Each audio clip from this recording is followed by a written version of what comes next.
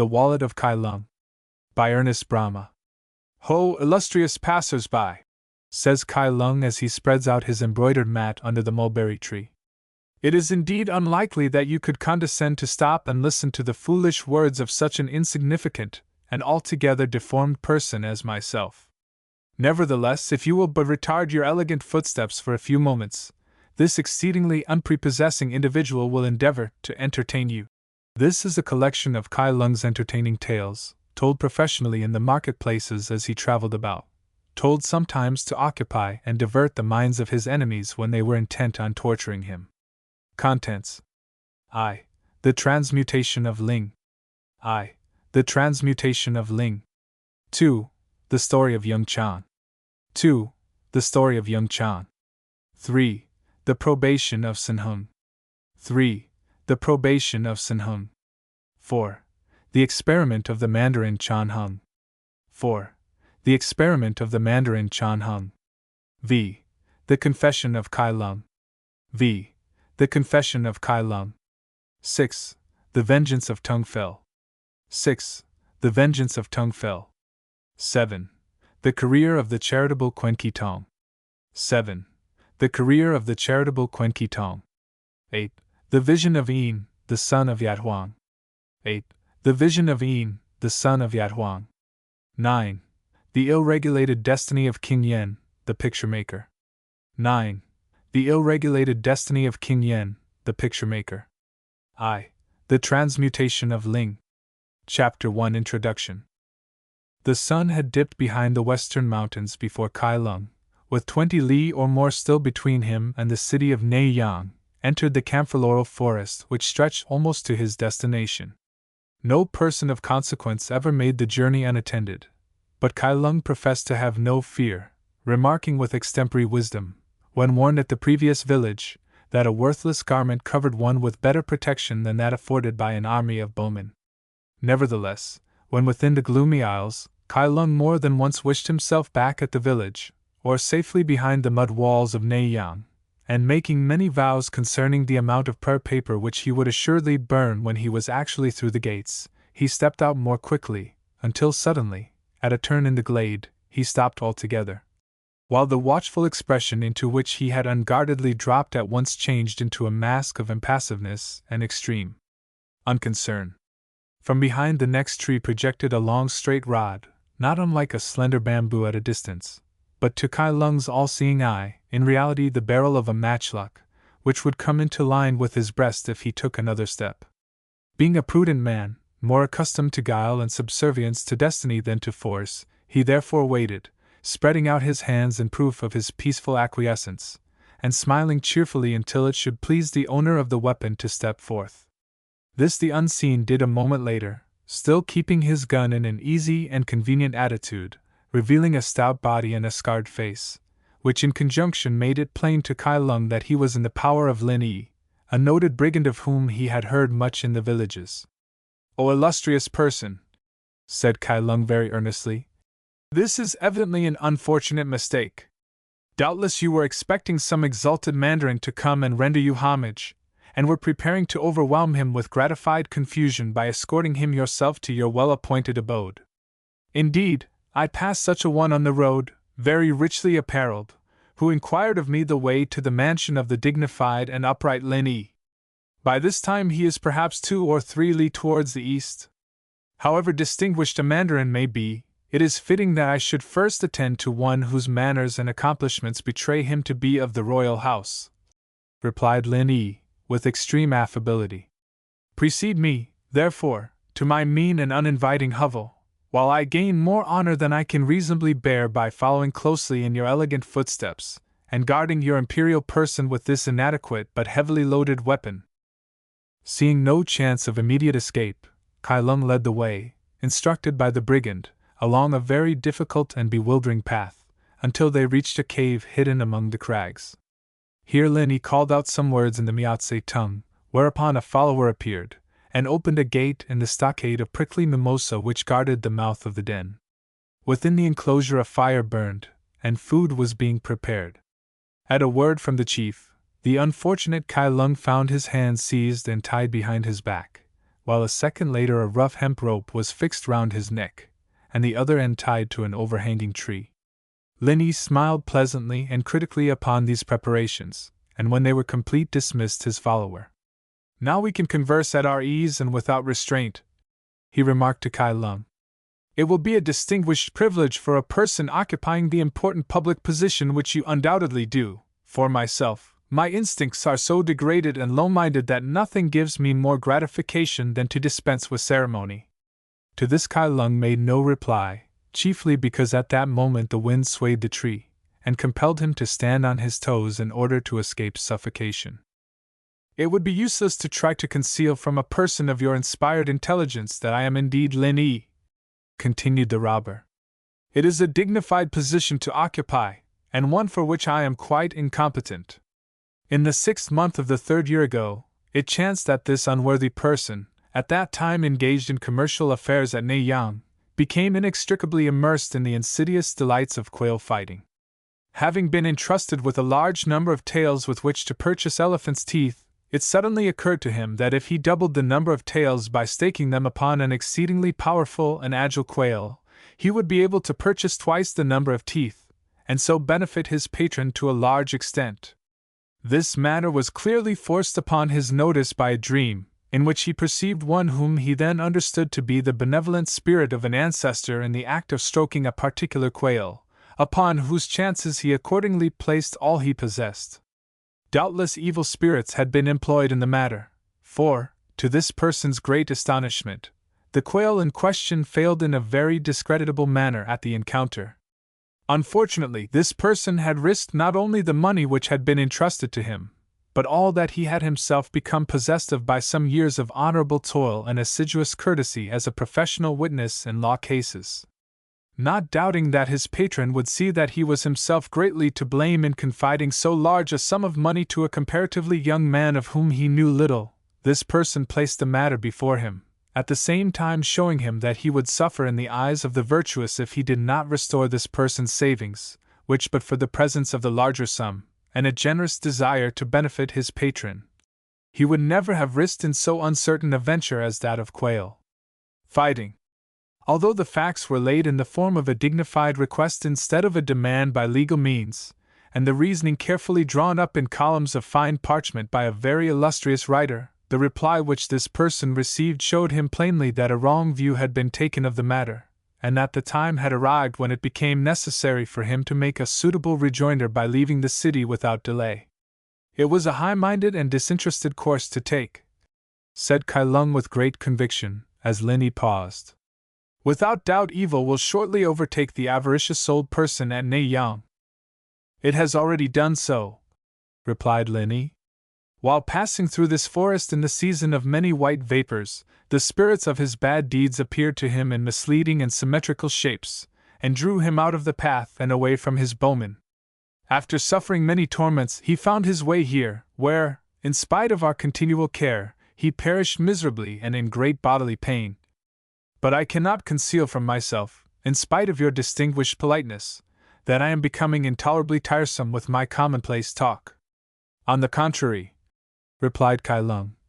"while listening to your voice I seem to hear the beating of many gongs of the finest and most polished brass." I floated in the middle air, and for the time I even became unconscious of the fact that this honorable appendage, though fashioned, as I perceive, out of the most delicate silk, makes it exceedingly difficult for me to breathe. Such a thing cannot be permitted," exclaimed Lin Yi, with some indignation, as with his own hands he slackened the rope and, taking it from Kai Lung's neck, fastened it around his ankle. "Now, in return for my uninviting confidences, shall not my senses be gladdened by a recital of the titles and honors borne by your distinguished family? Doubtless, at this moment many mandarins of the highest degree are anxiously awaiting your arrival at Neiyang, perhaps passing the time by outdoing one another and protesting the number of tails each would give rather than permit you to be tormented by firebrands, or even to lose a single ear." "Alas!" replied Kai Lung, "never was there a truer proverb than that which says it is a mark of insincerity of purpose to spend one's time in looking for the sacred emperor in the low-class tea-shops. Do mandarins or the friends of mandarins travel in mean garments and unattended?" Indeed, the person who is now before you is none other than the outcast Kai Lung, the storyteller, one of degraded habits and no very distinguished or reputable ancestors.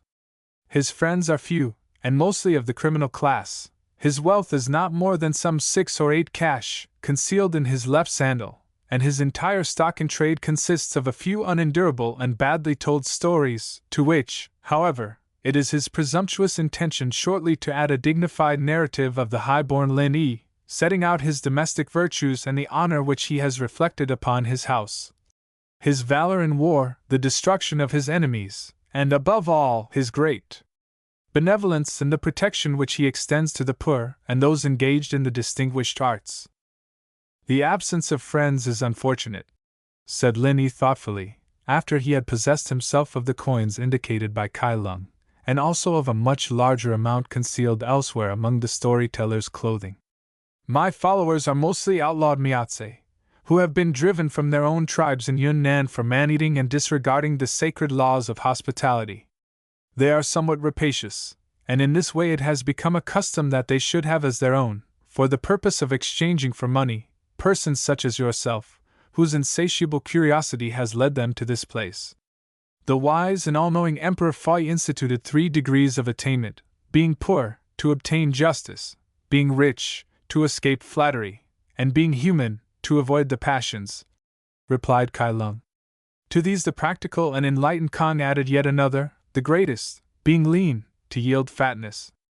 In such cases, observed the brigand,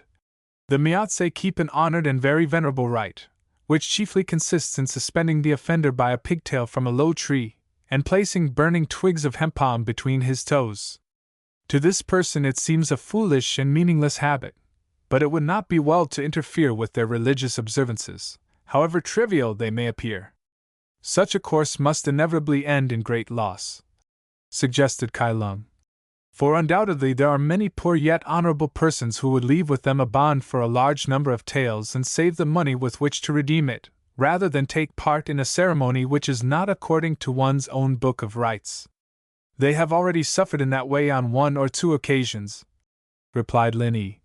So that such a proposal, no matter how nobly intended, would not gladden their faces. Yet they are simple and docile persons, and would, without doubt, be moved to any feeling you should desire by the recital of one of your illustrious stories. An intelligent and discriminating assemblage is more to a storyteller than much reward of cash from hands that conceal open mouths, replied Kai Lung with great feeling. Nothing would confer more pleasurable agitation upon this unworthy person than an opportunity of narrating his entire stock to them. If also the accomplished Lin Yi would bestow renown upon the occasion by his presence, no omen of good would be wanting. The pleasures of the city lie far behind me, said Lin Yi after some thought,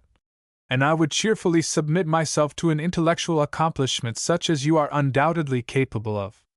But as we have necessity to leave this spot before the hour when the oak leaves change into night moths, one of your amiable stories will be the utmost we can strengthen our intellects with. Select which you will. In the meantime, food will be brought to refresh you after your benevolent exertions in conversing with a person of my vapid understanding. When you have partaken, or thrown it away as utterly unendurable, the time will have arrived, and this person, together with all his accomplices, will put themselves in a position to be subjected to all the most dignified emotions. Chapter 2. The story which I have selected for this gratifying occasion, said Kai Lung, when, an hour or so later, still pinioned, but released from the halter, he sat surrounded by the brigands, is entitled Good and Evil, and it is concerned with the adventures of one Ling, who bore the honorable name of Ho. The first, and indeed the greater, part of the narrative, as related by the venerable and accomplished writer of history Chao Tan, is taken up by showing how Ling was assuredly descended from an enlightened emperor of the race of Tsin. But as the no less omniscient Talon Hai proves beyond doubt that the person in question was in no way connected with any but a line of hereditary ape worshippers, who entered China from an unknown country many centuries ago, it would ill become this illiterate person to express an opinion on either side, and he will in consequence omit the first 17 books of the story, and only deal with the 3 which refer to the illustrious Ling himself. Ling was the youngest of 3 sons, and from his youth upwards proved to be of a mild and studious disposition. Most of his time was spent in reading the sacred books, and at an early age he found the worship of apes to be repulsive to his gentle nature, and resolved to break through the venerable traditions of his family by devoting his time to literary pursuits, and presenting himself for the public examinations at Canton. In this his resolution was strengthened by a rumor that an army of bowmen was shortly to be raised from the province in which he lived, so that if he remained he would inevitably be forced into an occupation which was even more distasteful to him than the one he was leaving. Having arrived at Canton, Ling's first care was to obtain particulars of the examinations, which he clearly perceived, from the unusual activity displayed on all sides, to be near at hand. On inquiring from passers-by, he received very conflicting information, for the persons to whom he spoke were themselves entered for the competition, and therefore naturally misled him in order to increase their own chances of success. Perceiving this, Ling determined to apply at once, although the light was past, to a mandarin who was concerned in the examinations, lest by delay he should lose his chance for the year. "It is an unfortunate event that so distinguished a person should have selected this day and hour on which to overwhelm us with his affable politeness," exclaimed the porter at the gate of the yamen, when Ling had explained his reason for going. "On such a day, in the reign of the virtuous Emperor Hu Chao, a very benevolent and unassuming ancestor of my good lord the Mandarin was destroyed by treachery, and ever since his family has observed the occasion by fasting and no music. This person would certainly be punished with death if he entered the inner room from any cause." At these words, Ling, who had been simply brought up, and chiefly in the society of apes, was going away with many expressions of self-reproach at selecting such a time, when the gatekeeper called him back. "I am overwhelmed with confusion at the position in which I find myself," he remarked, after he had examined his mind for a short time. "I may meet with an ungraceful and objectionable death if I carry out your estimable instructions, but I shall certainly merit and receive a similar fate if I permit so renowned and versatile a person to leave without a fitting reception. In such matters a person can only trust to the intervention of good spirits. If, therefore, you will permit this unworthy individual to wear, while making the venture, the ring which he perceives upon your finger, and which he recognizes as a very powerful charm against evil, misunderstandings, and extortion, he will go without fear." Overjoyed at the amiable porter's efforts on his behalf, Ling did as he was desired, and the other retired. Presently the door of the yamen was opened by an attendant of the house, and Ling bidden to enter. He was covered with astonishment to find that this person was entirely unacquainted with his name or purpose. "Alas!" said the attendant, when Ling had explained his object. "Well said the renowned and inspired Ting Fo, when struck by a thunderbolt it is unnecessary to consult the book of dates as to the precise meaning of the omen. At this moment my noble-minded master is engaged in conversation with all the most honorable and refined persons in Canton, while singers and dancers of a very expert and nimble order have been sent for. The entertainment will undoubtedly last far into the night, and to present myself even with the excuse of your graceful and delicate inquiry would certainly result in very objectionable consequences to this person. It is indeed a day of unprepossessing circumstances," replied Ling, and after many honorable remarks concerning his own intellect and appearance, and those of the person to whom he was speaking, he had turned to leave when the other continued. "Ever since your dignified presence illumined this very ordinary chamber, this person has been endeavoring to bring to his mind an incident which occurred to him last night, while he slept. Now it has come back to him with a diamond clearness, and he is satisfied that it was as follows. While he floated in the middle air a benevolent spirit in the form of an elderly and toothless vampire appeared, leading by the hand a young man, of elegant personality.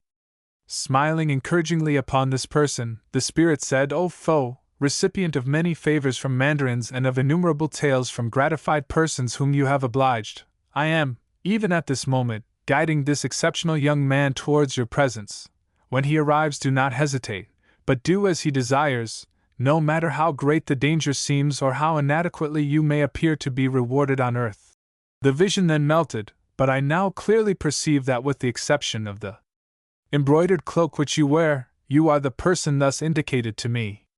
Remove your cloak, therefore, in order to give the amiable spirit no opportunity of denying the fact, and I will advance your wishes, for, as the book of verses indicates, the person who patiently awaits a sign from the clouds for many years, and yet fails to notice the earthquake at his feet, is devoid of intellect. Convinced that he was assuredly under the especial protection of the deities, and that the end of his search was in view, Ling gave his rich cloak to the attendant, and was immediately shown into another room, where he was left alone. After a considerable space of time the door opened, and there entered a person whom Ling at first supposed to be the Mandarin. Indeed, he was addressing him by his titles when the other interrupted him. Do not distress your incomparable mind by searching for honorable names to apply to so inferior a person as myself,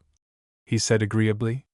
The mistake is, nevertheless, very natural, for, however miraculous it may appear, this unseemly individual, who is in reality merely a writer of spoken words, is admitted to be exceedingly like the dignified Mandarin himself, though somewhat stouter, clad in better garments, and it is said, less obtuse of intellect.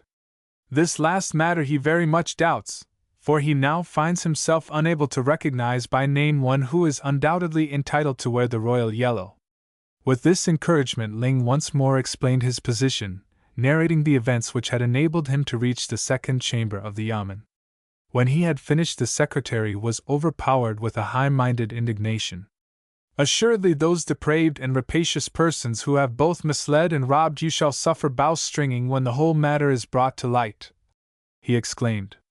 The noble Mandarin neither fasts nor receives guests, for, indeed, he has slept since the sun went down. This person would unhesitatingly break his slumber for so commendable a purpose were it not for a circumstance of intolerable unavoidableness. It must not even be told in a low breath beyond the walls of the yamen, but my benevolent and high-born lord is in reality a person of very miserly instinct, and nothing will call him from his natural sleep but the sound of tails shaken beside his bed. In an unexpected manner it comes about that this person is quite unsupplied with anything but thin printed papers of 1,000 taels each, and these are quite useless for the purpose. It is unendurable that so obliging a person should be put to such inconvenience on behalf of one who will certainly become a public laughing-stock at the examinations, said Ling, with deep feeling, and taking from a concealed spot in his garments a few taels, he placed them before the secretary for the use he had indicated. Ling was again left alone for upwards of 2 strokes of the gong, and was on the point of sleep when the secretary returned with an expression of dignified satisfaction upon his countenance. Concluding that he had been successful in the manner of awakening the Mandarin, Ling was opening his mouth for a polite speech, which should contain a delicate allusion to the taels, when the secretary warned him, by affecting a sudden look of terror, that silence was exceedingly desirable, and at the same time opened another door and indicated to Ling that he should pass through.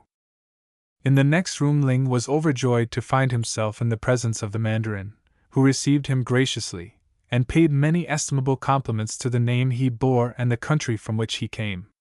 When at length Ling tore himself from this enchanting conversation, and explained the reason of his presence, the Mandarin at once became a prey to the widest and most melancholy emotions, even plucking 2 hairs from his pigtail to prove the extent and conscientiousness of his grief.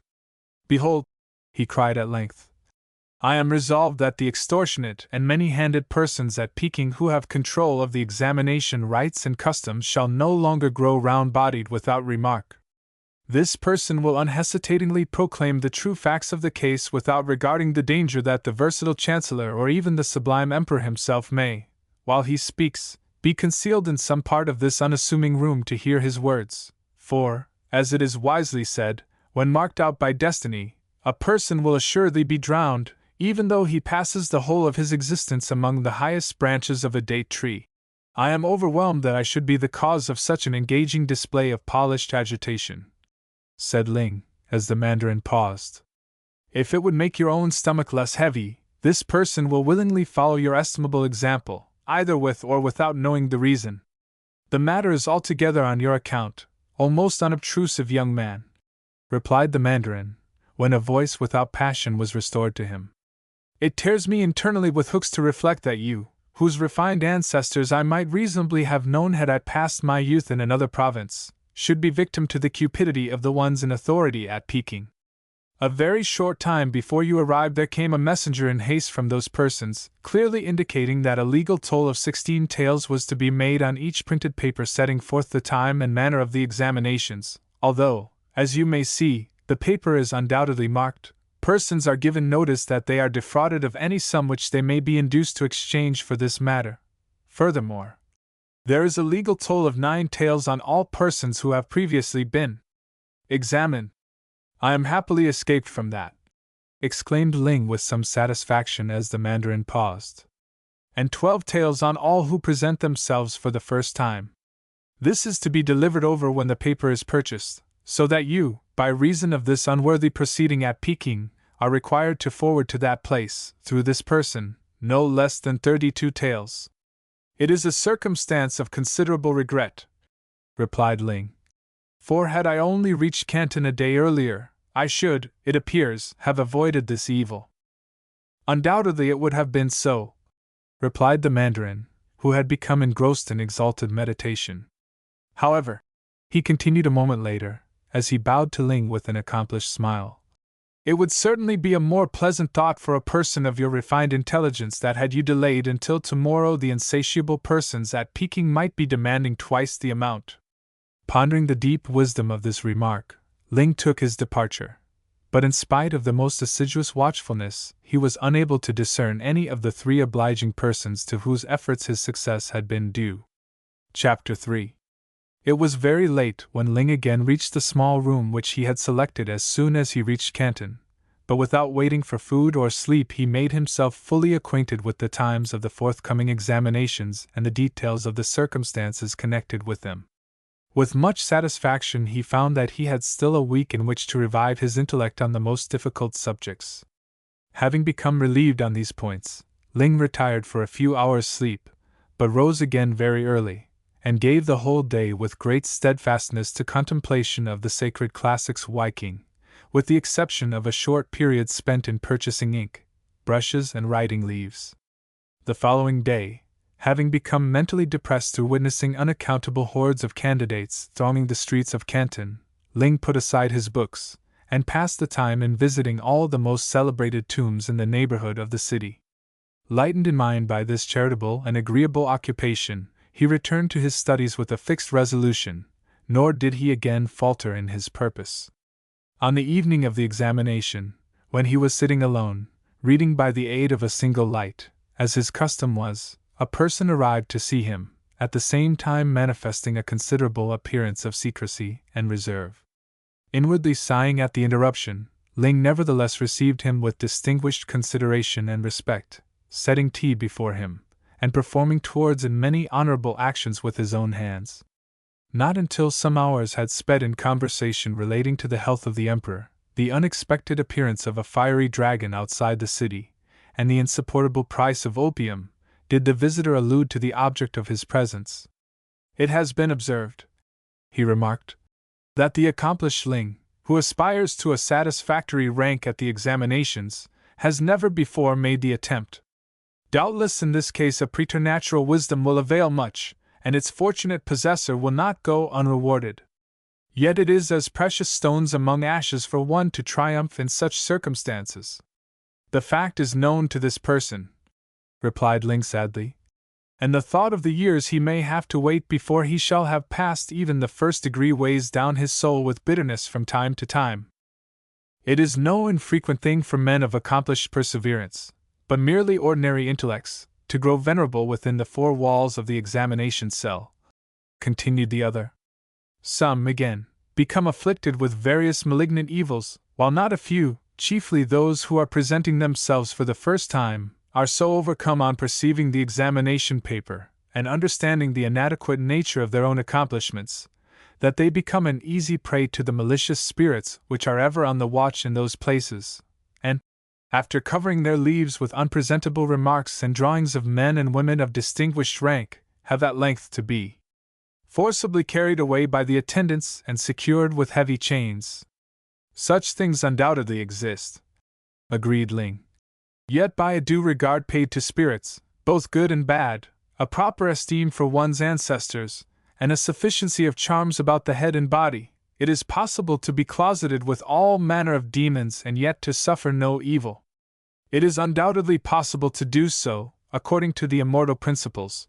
admitted the stranger. But it is not an undertaking in which a refined person would take intelligent pleasure. As the proverb says, he is a wise and enlightened suppliant who seeks to discover an honorable mandarin, but he is a fool who cries out, "I have found one."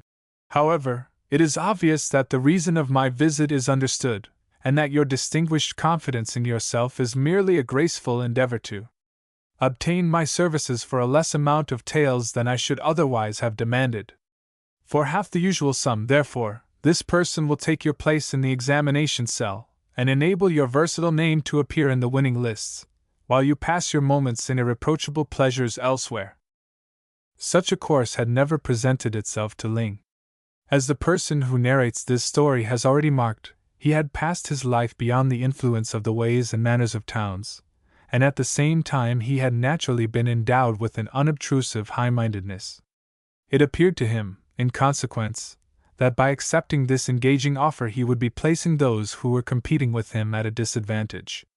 This person clearly sees that it is a difficult matter for him to explain how this could be, as Ling would undoubtedly reward the services of the one who took his place, nor would the number of the competitors be in any way increased. Yet in such a way the thing took shape before his eyes. Knowing, however, that few persons would be able to understand this action, and being desirous of not injuring the estimable emotions of the obliging person who had come to him, Ling made a number of polished excuses in declining, hiding the true reason within himself. In this way he earned the powerful malignity of the person in question, who would not depart until he had effected a number of very disagreeable prophecies connected with unpropitious omens and internal torments, all of which undoubtedly had a great influence on Ling's life beyond that time. Each day of the examination found Ling alternately elated or depressed, according to the length and style of the essay which he had written while enclosed in his solitary examination cell. The trials each lasted a complete day, and long before the 15 days which composed the full examination were passed, Ling found himself half regretting that he had not accepted his visitor's offer, or even reviling the day on which he had abandoned the hereditary calling of his ancestors. However, when, after all was over, he came to deliberate with himself on his chances of attaining a degree, he could not disguise from his own mind that he had well-formed hopes. He was not conscious of any undignified errors, and in reply to several questions, he had been able to introduce curious knowledge which he possessed by means of his exceptional circumstances. Knowledge which it was unlikely that any other candidate would have been able to make himself master of. At length the day arrived on which the results were to be made public, and Ling, together with all the other competitors and many distinguished persons, attended at the great hall of intellectual colored lights to hear the reading of the lists. 8,000 candidates had been examined, and from this number less than 200 were to be selected for appointments. Amid a most distinguished silence the winning names were read out. Waves of most undignified but inevitable emotion passed over those assembled as the list neared its end, and the chances of success became less at each spoken word, and then, finding that his was not among them, together with the greater part of those present, he became a prey to very inelegant thoughts, which were not lessened by the refined cries of triumph of the successful persons. Among this confusion the one who had read the list was observed to be endeavoring to make his voice known, whereupon, in the expectation that he had omitted a name, the tumult was quickly subdued by those who again had pleasurable visions. "There was among the candidates one of the name of Ling,"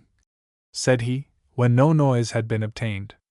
"The written leaves produced by this person are of a most versatile and conflicting order, so that, indeed, the accomplished examiners themselves are unable to decide whether they are very good or very bad. In this matter, therefore, it is clearly impossible to place the expert and inimitable Ling among the foremost, as his very uncertain success may have been brought about with the assistance of evil spirits, nor would it be safe to pass over his efforts without reward, as he may be under the protection of powerful but exceedingly ill-advised deities. The estimable Ling is told to appear again at this place after the gong has been struck 3 times, when the matter will have been looked at from all round." At this announcement there arose another great tumult, several crying out that assuredly their written leaves were either very good or very bad,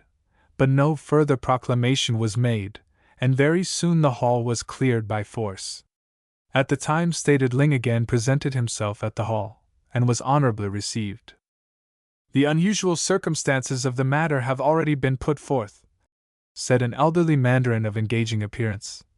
"so that nothing remains to be made known except the end of our despicable efforts to come to an agreeable conclusion. In this we have been made successful, and now desire to notify the result. A very desirable and not unremunerative office, rarely bestowed in this manner, is lately vacant, and taking into our minds the circumstances of the event, and the fact that Ling comes from a province very esteemed for the warlike instincts of its inhabitants, we have decided to appoint him commander of the valiant and bloodthirsty band of archers now stationed at Saichao, in the province of Hunan. We have spoken. Let 3 guns go off in honor of the noble and invincible Ling, now and henceforth a commander in the ever-victorious army of the sublime emperor, brother of the sun and moon, and upholder of the 4 corners of the world." Chapter 4. Many hours passed before Ling, now more downcast in mind than the most unsuccessful student in Canton, returned to his room and sought his couch of dried rushes. All his efforts to have his distinguished appointment set aside had been without avail, and he had been ordered to reach Saichao within a week. As he passed through the streets, elegant processions in honor of the winners met him at every corner, and drove him into the outskirts for the object of quietness.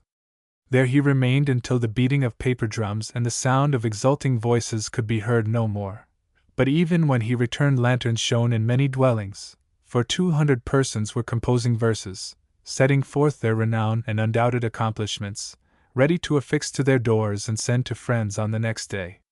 Not giving any portion of his mind to this desirable act of behavior, Ling flung himself upon the floor, and finding sleep unattainable, plunged himself into profound meditation of a very uninviting order. "Without doubt," he exclaimed, "evil can only arise from evil, and as this person has always endeavored to lead a life in which his devotions have been equally divided between the sacred emperor, his illustrious parents, and his venerable ancestors, the fault cannot lie with him. Of the excellence of his parents he has full knowledge. Regarding the emperor, it might not be safe to conjecture. It is therefore probable that some of his ancestors were persons of abandoned manner and inelegant habits, to worship whom results in evil rather than good. Otherwise, how could it be that one whose chief delight lies in the passive contemplation of the 4 books and the 5 classics, should be selected by destiny to fill a position calling for great personal courage and an aggressive nature? Assuredly it can only end in a mean and insignificant death, perhaps not even followed by burial." In this manner of thought he fell asleep, and after certain very base and impressive dreams, from which good omens were altogether absent, he awoke, and rose to begin his preparations for leaving the city. After 2 days spent chiefly in obtaining certain safeguards against treachery and the bullets of foemen, purchasing opium and other gifts with which to propitiate the soldiers under his charge, and in consulting well-disposed witches and readers of the future, he set out, and by traveling in extreme discomfort, reached Saichao within 5 days. During his journey he learned that the entire province was engaged in secret rebellion, several towns, indeed, having declared against the imperial army without reserve. Those persons to whom Ling spoke described the rebels, with respectful admiration, as fierce and unnaturally skillful in all methods of fighting, revengeful and merciless towards their enemies, very numerous and above the ordinary height of human beings, and endowed with qualities which made their skin capable of turning aside every kind of weapon. Furthermore, he was assured that a large band of the most abandoned and best trained was at that moment in the immediate neighborhood of Saichao. Ling was not destined long to remain in any doubt concerning the truth of these matters, for as he made his way through a dark cypress wood, a few li from the houses of Saichao, the sounds of a confused outcry reached his ears, and on stepping aside to a hidden glade some distance from the path, he beheld a young and elegant maiden of incomparable beauty being carried away by 2 persons of most repulsive and undignified appearance, whose dress and manner clearly betrayed them to be rebels of the lowest and worst paid type. At this sight Ling became possessed of feelings of a savage yet agreeable order, which until that time he had not conjectured to have any place within his mind, and without even pausing to consider whether the planets were in favorable positions for the enterprise to be undertaken at that time, he drew his sword, and ran forward with loud cries. Unsettled in their intentions at this unexpected action, the two persons turned and advanced upon Ling with whirling daggers, discussing among themselves whether it would be better to kill him at the first blow or to take him alive, and, when the day had become sufficiently cool for the full enjoyment of the spectacle, submit him to various objectionable tortures of so degraded a nature that they were rarely used in the army of the emperor except upon the persons of barbarians. Observing that the maiden was not bound, Ling cried out to her to escape and seek protection within the town, adding, with a magnanimous absence of vanity, "Should this person chance to fall, the repose which the presence of so lovely and graceful a being would undoubtedly bring to his departing spirit would be outbalanced by the unendurable thought that his commonplace efforts had not been sufficient to save her from the two evilly disposed individuals who are, as he perceives, at this moment, neglecting no means within their power to accomplish his destruction." Accepting the discernment of these words, the maiden fled, first bestowing a look upon Ling which clearly indicated an honorable regard for himself, a high-minded desire that the affair might end profitably on his account, and an amiable hope that they should meet again, when these subjects could be expressed more clearly between them. In the meantime Ling had become at a disadvantage, for the time occupied in speaking and in making the necessary number of bows in reply to her entrancing glance had given the other persons an opportunity of arranging their charms and sacred written sentences to greater advantage, and of occupying the most favorable ground for the encounter. Nevertheless, so great was the force of the new emotion which had entered into Ling's nature that, without waiting to consider the dangers or the best method of attack, he rushed upon them, waving his sword with such force that he appeared as though surrounded by a circle of very brilliant fire. In this way he reached the rebels, who both fell unexpectedly at one blow, they, indeed, being under the impression that the encounter had not commenced in reality, and that Ling was merely menacing them in order to inspire their minds with terror and raise his own spirits. However much he regretted this act of the incident which he had been compelled to take, Ling could not avoid being filled with intellectual joy at finding that his own charms and omens were more distinguished than those possessed by the rebels, none of whom, as he now plainly understood, he need fear. Examining these things within his mind, and reflecting on the events of the past few days, by which he had been thrown into a class of circumstances greatly differing from anything which he had ever sought, Ling continued his journey, and soon found himself before the southern gate of Saichao. Entering the town, he at once formed the resolution of going before the Mandarin for warlike deeds and arrangements, so that he might present, without delay, the papers and seals which he had brought with him from Canton. "The noble Mandarin Li Qin?" replied the first person to whom Ling addressed himself. "It would indeed be a difficult and hazardous conjecture to make concerning his sacred person. By chance he is in the strongest and best concealed cellar in Saichao, unless the sumptuous attractions of the deepest dry well have induced him to make a short journey." And with a look of great unfriendliness at Ling's dress and weapons, this person passed on. "Doubtless he is fighting single-handed against the armed men by whom the place is surrounded," said another. "Or perhaps he is constructing an underground road from the Yamen to Peking, so that we may all escape when the town is taken. All that can be said with certainty is that the heaven-sent and valorous Mandarin has not been seen outside the walls of his well-fortified residence since the trouble arose. But, as you carry a sword of conspicuous excellence, you will doubtless be welcome." Upon making a third attempt Ling was more successful, for he inquired of an aged woman, who had neither a reputation for keen and polished sentences to maintain, nor any interest in the acts of the Mandarin or of the rebels. From her he learned how to reach the Yamen, and accordingly turned his footsteps in that direction. When at length he arrived at the gate, Ling desired his tablets to be carried to the Mandarin with many expressions of an impressive and engaging nature, nor did he neglect to reward the porter. It was therefore with the expression of a misunderstanding mind that he received a reply setting forth that Li Qin was unable to receive him. In great doubt he prevailed upon the porter, by means of a still larger reward, again to carry in his message, and on this occasion an answer in this detail was placed before him. "Li Qin," he was informed, "is indeed awaiting the arrival of one Ling, a noble and valiant commander of bowmen. He is given to understand, it is true, that a certain person claiming the same honored name is standing in somewhat undignified attitudes at the gate, but he is unable in any way to make these two individuals meet within his intellect. He would further remind all persons that the refined observances laid down by the wise and exalted Board of Rites and Ceremonies have a marked and irreproachable significance when the country is in a state of disorder, the town surrounded by rebels, and every breathing space of time of more than ordinary value. Overpowered with becoming shame at having been connected with so unseemly a breach of civility, for which his great haste had in reality been accountable, Ling hastened back into the town, and spent many hours endeavoring to obtain a chair of the requisite color in which to visit the mandarin. In this he was unsuccessful, until it was at length suggested to him that an ordinary chair, such as stood for hire in the streets of Sichao, would be acceptable if covered with blue paper. Still in some doubt as to what the nature of his reception would be, Ling had no choice but to take this course, and accordingly he again reached the yamen in such a manner, carried by two persons whom he had obtained for the purpose. While yet hardly at the residence, a salute was suddenly fired. All the gates and doors were, without delay, thrown open with embarrassing and hospitable profusion, and the mandarin himself passed out, and would have assisted Ling to step down from his chair had not that person, clearly perceiving that such a course would be too great an honor, evaded him by an unobtrusive display of versatile dexterity.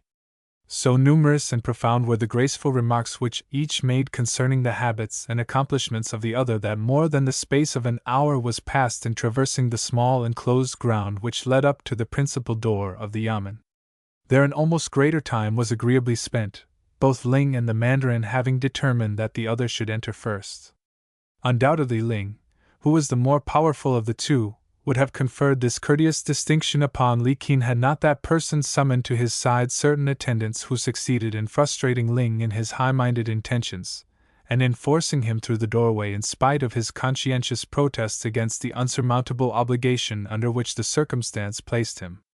Conversing in this intellectual and dignified manner, the strokes of the gong passed unheeded. Tea had been brought into their presence many times, and night had fallen before the mandarin allowed Ling to refer to the matter which had brought him to the place, and to present his written papers and seals.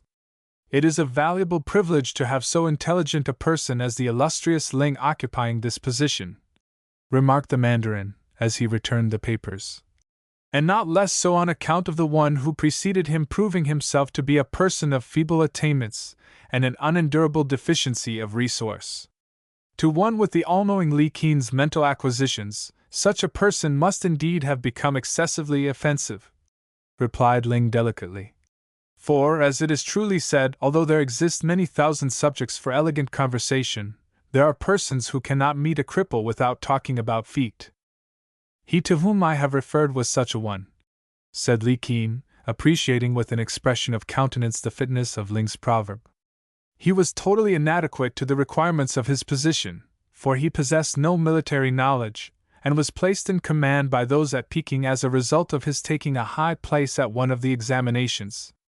But more than this, although his 3 years of service were almost completed, I was quite unsuccessful in convincing him that an unseemly degradation probably awaited him unless he could furnish me with the means with which to propitiate the persons in authority at Peking.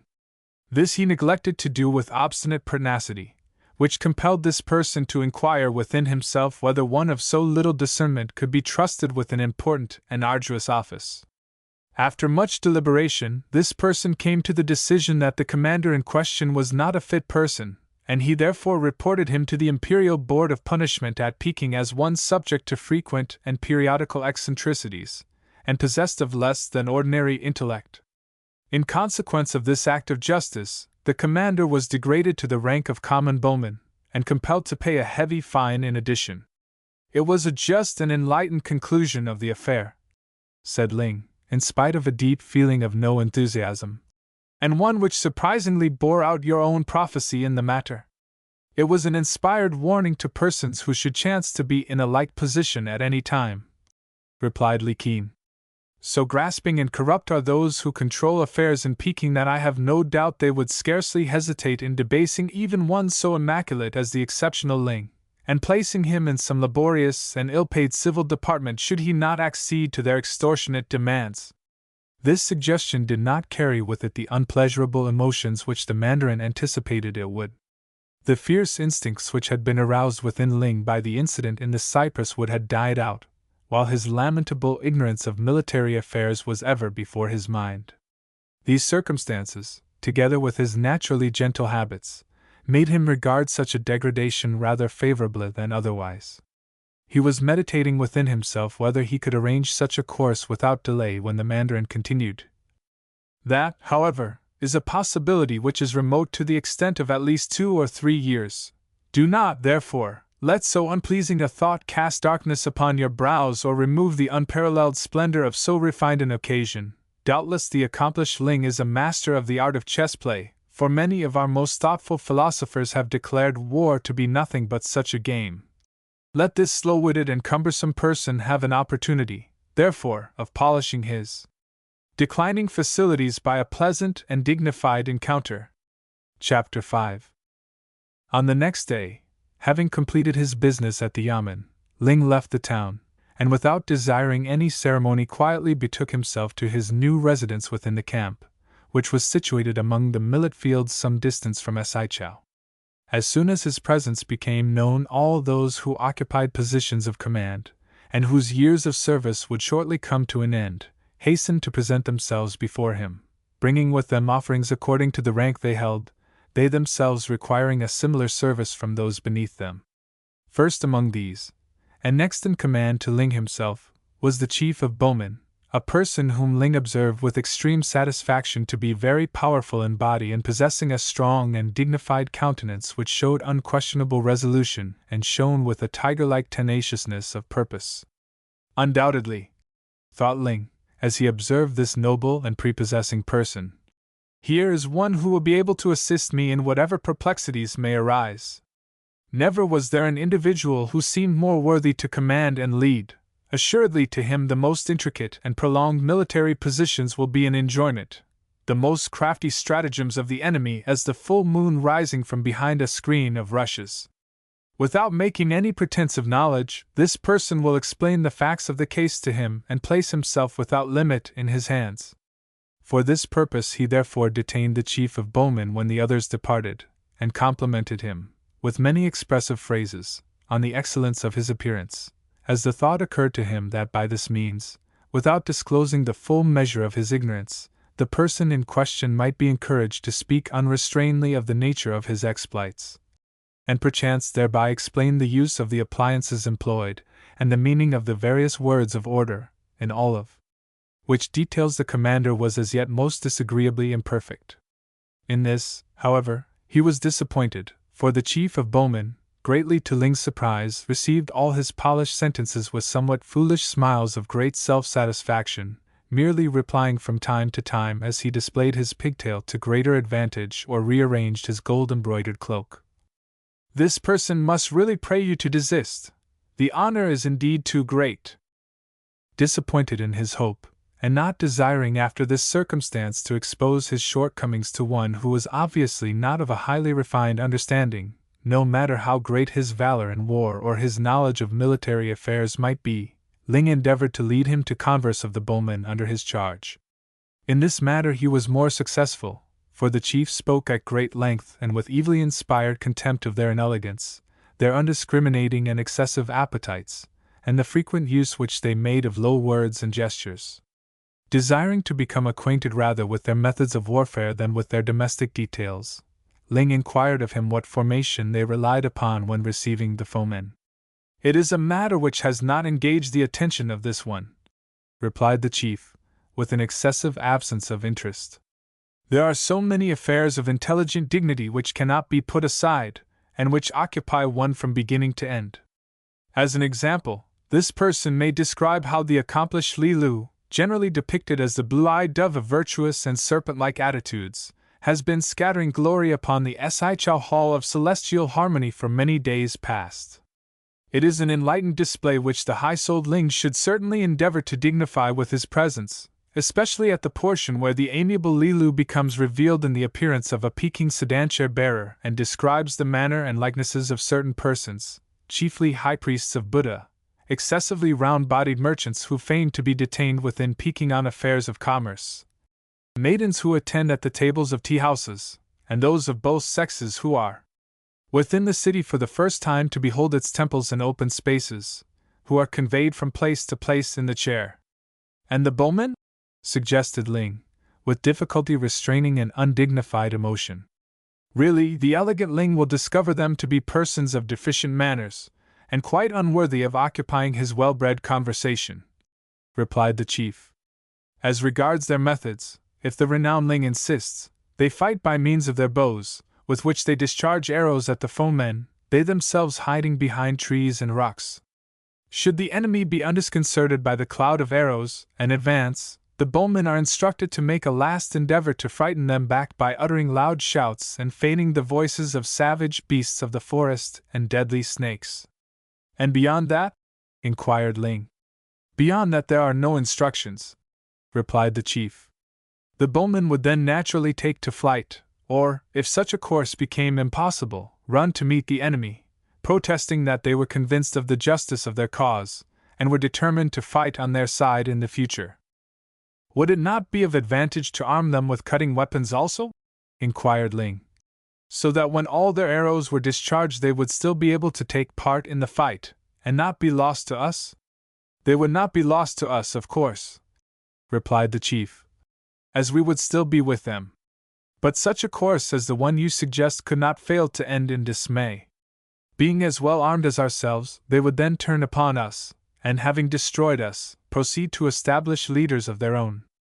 As Ling and the chief of bowmen conversed in this enlightened manner, there arose a great outcry from among the tents, and presently there entered to them a spy who had discovered a strong force of the enemy not more than 10 or 12 li away, who showed every indication of marching shortly in the direction of Saichao.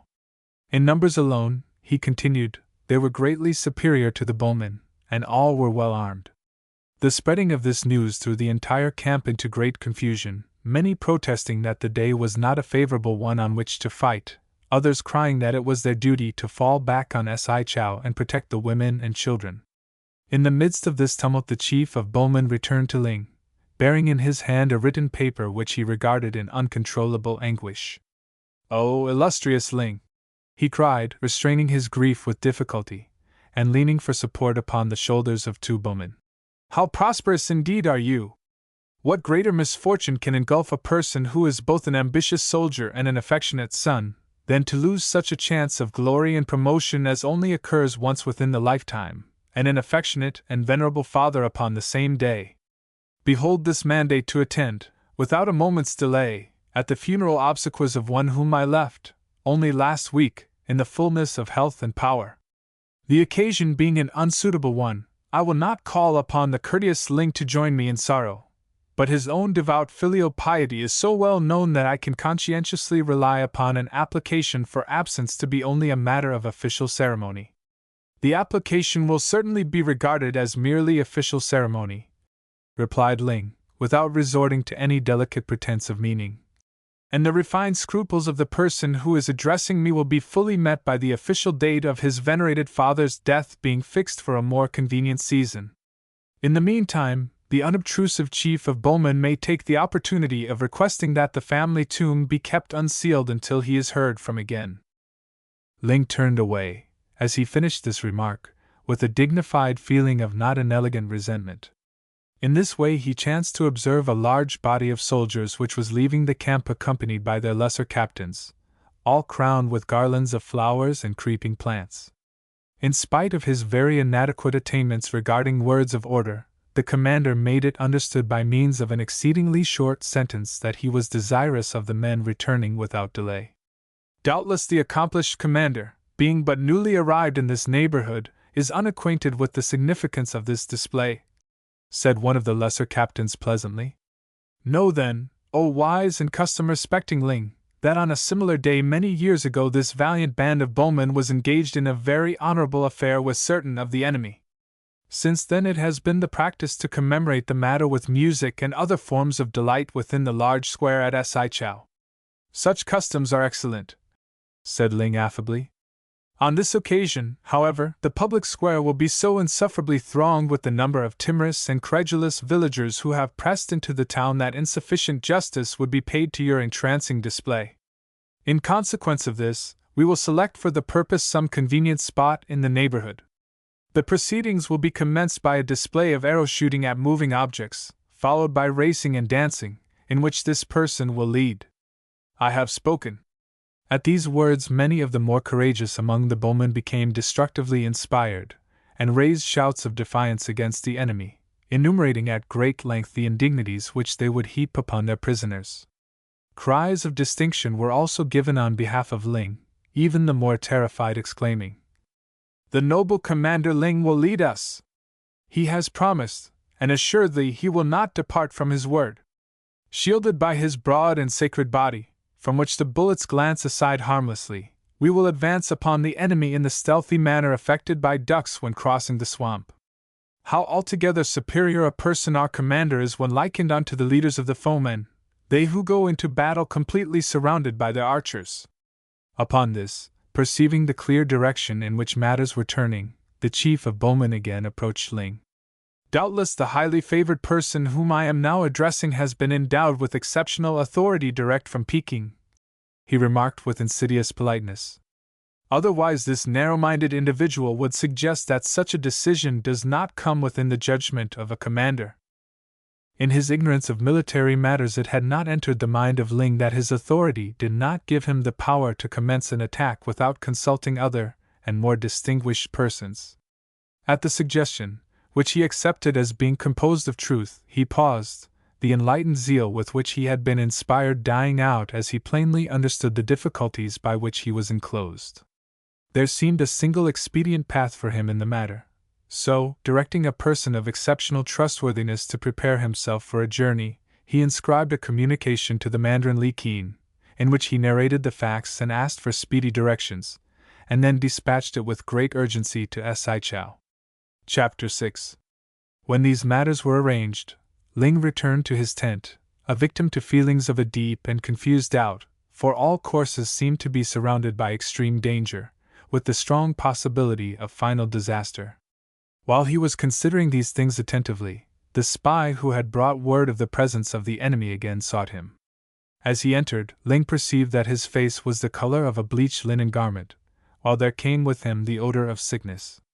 "There are certain matters which this person has not made known," he said, having first expressed a request that he might not be compelled to stand while he conversed. "The bowmen are as an inferior kind of jackal, and they who lead them are pigs, but this person has observed that the heaven-sent commander has internal organs like steel hardened in a white fire and polished by running water. For this reason he will narrate to him the things he has seen, things at which the lesser ones would undoubtedly perish in terror without offering to strike a blow." "Speak," said Ling, "without fear and without concealment." "In numbers the rebels are as 3-to-1 with the bowmen, and are, in addition, armed with matchlocks and other weapons. This much I have already told," said the spy. "Yesterday they entered the village of Qi without resistance, as the dwellers there were all peaceable persons, who gain a living from the fields, and who neither understood nor troubled about the matters between the rebels and the army. Relying on the promises made by the rebel chiefs, the villagers even welcomed them, as they had been assured that they came as buyers of their corn and rice. Today not a house stands in the street of Qi, not a person lives. The men they slew quickly, or held for torture, as they desired at the moment, the boys they hung from the trees as marks for their arrows. Of the women and children this person, who has since been subject to several attacks of fainting and vomiting, desires not to speak. The wells of Qi are filled with the bodies of such as had the good fortune to be warned in time to slay themselves. The cattle drag themselves from place to place on their 4 feet. The fish in the Hunkiang are dying, for they cannot live on water thickened into blood. All these things this person has seen." When he had finished speaking, Ling remained in deep and funereal thought for some time. In spite of his mild nature, the words which he had heard filled him with an inextinguishable desire to slay in hand-to-hand fighting. He regretted that he had placed the decision of the matter before Li Qin. If only this person had a mere handful of brave and expert warriors, he would not hesitate to fall upon those savage and barbarous characters, and either destroy them to the last one, or let his band suffer a like fate,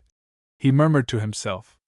The return of the messenger found him engaged in reviewing the bowmen, and still in this mood, so that it was with a commendable feeling of satisfaction, no less than virtuous contempt, that he learned of the Mandarin's journey to Peking as soon as he understood that the rebels were certainly in the neighborhood. The wise and ornamental Li Qin is undoubtedly consistent in all matters, said Ling, with some refined bitterness. The only information regarding his duties which this person obtained from him chanced to be a likening of war to skillful chess play, and to this end the accomplished person in question has merely availed himself of a common expedient which places him at the remote side of the divine emperor. Yet this act is not unwelcome, for the responsibility of deciding what course is to be adopted now clearly rests with this person. He is, as those who are standing by may perceive, of under the usual height, and of no particular mental or bodily attainments. But he has eaten the rice of the emperor, and wears the imperial sign embroidered upon his arm. Before him are encamped the enemies of his master and of his land, and in no way will he turn his back upon them. Against brave and skillful men, such as those whom this person commands, rebels of a low and degraded order are powerless, and are, moreover, openly forbidden to succeed by the 42nd mandate in the sacred book of arguments. Should it have happened that into this assembly any person of a perfidious or uncourageous nature has gained entrance by guile, and has not been detected and driven forth by his outraged companions, as would certainly occur if such a person were discovered, I, Ling, commander of bowmen, make an especial and well-considered request that he shall be struck by a molten thunderbolt if he turns to flight or holds thoughts of treachery. Having thus addressed and encouraged the soldiers, Ling instructed them that each one should cut and fashion for himself a graceful but weighty club from among the branches of the trees around, and then returned to the tents for the purpose of receiving food and rice spirit. When noon was past, allowing such time as would enable him to reach the camp of the enemy an hour before darkness, Ling arranged the bowmen in companies of convenient numbers, and commenced the march, sending forward spies, who were to work silently and bring back tidings from every point. In this way he penetrated to within a single li of the ruins of Qi, being informed by the spies that no outposts of the enemy were between him and that place. Here the first rest was made to enable the more accurate and bold spies to reach them with trustworthy information regarding the position and movements of the camp. With little delay there returned the one who had brought the earliest tidings, bruised and torn with his successful haste through the forest, but wearing a complacent and well-satisfied expression of countenance. Without hesitation or waiting to demand money before he would reveal his knowledge, he at once disclosed that the greater part of the enemy were rejoicing among the ruins of Qi, they having discovered there a quantity of opium and a variety of liquids, while only a small guard remained in the camp with their weapons ready. At these words Ling sprang from the ground in gladness, so great was his certainty of destroying the invaders utterly. It was, however, with less pleasurable emotions that he considered how he should effect the matter, for it was in no way advisable to divide his numbers into two bands. Without any feeling of unendurable conceit, he understood that no one but himself could hold the bowmen before an assault, however weak. In a similar manner, he determined that it would be more advisable to attack those in the village first. These he might have reasonable hopes of cutting down without warning the camp, or, in any event, before those from the camp arrived. To assail the camp first would assuredly, by the firing, draw upon them those from the village, and in whatever evil state these might arrive, they would, by their numbers, terrify the bowmen, who without doubt would have suffered some loss from the matchlocks. Waiting for the last light of day, Ling led on the men again, and sending forward some of the most reliable, surrounded the place of the village silently, and without detection.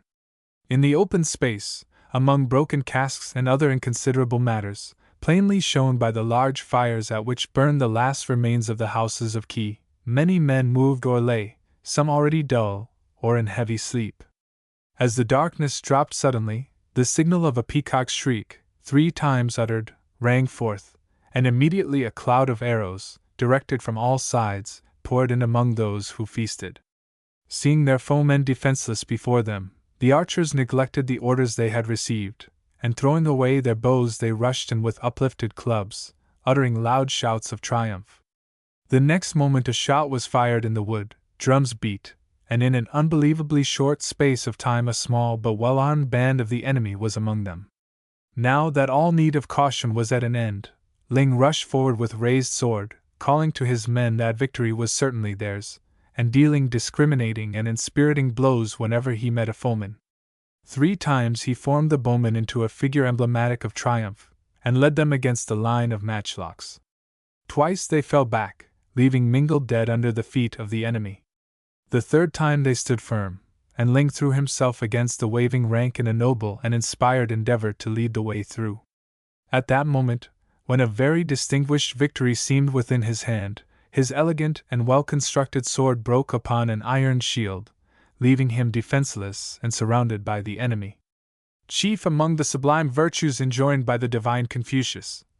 began Ling, folding his arms and speaking in an unmoved voice, is an intelligent submission.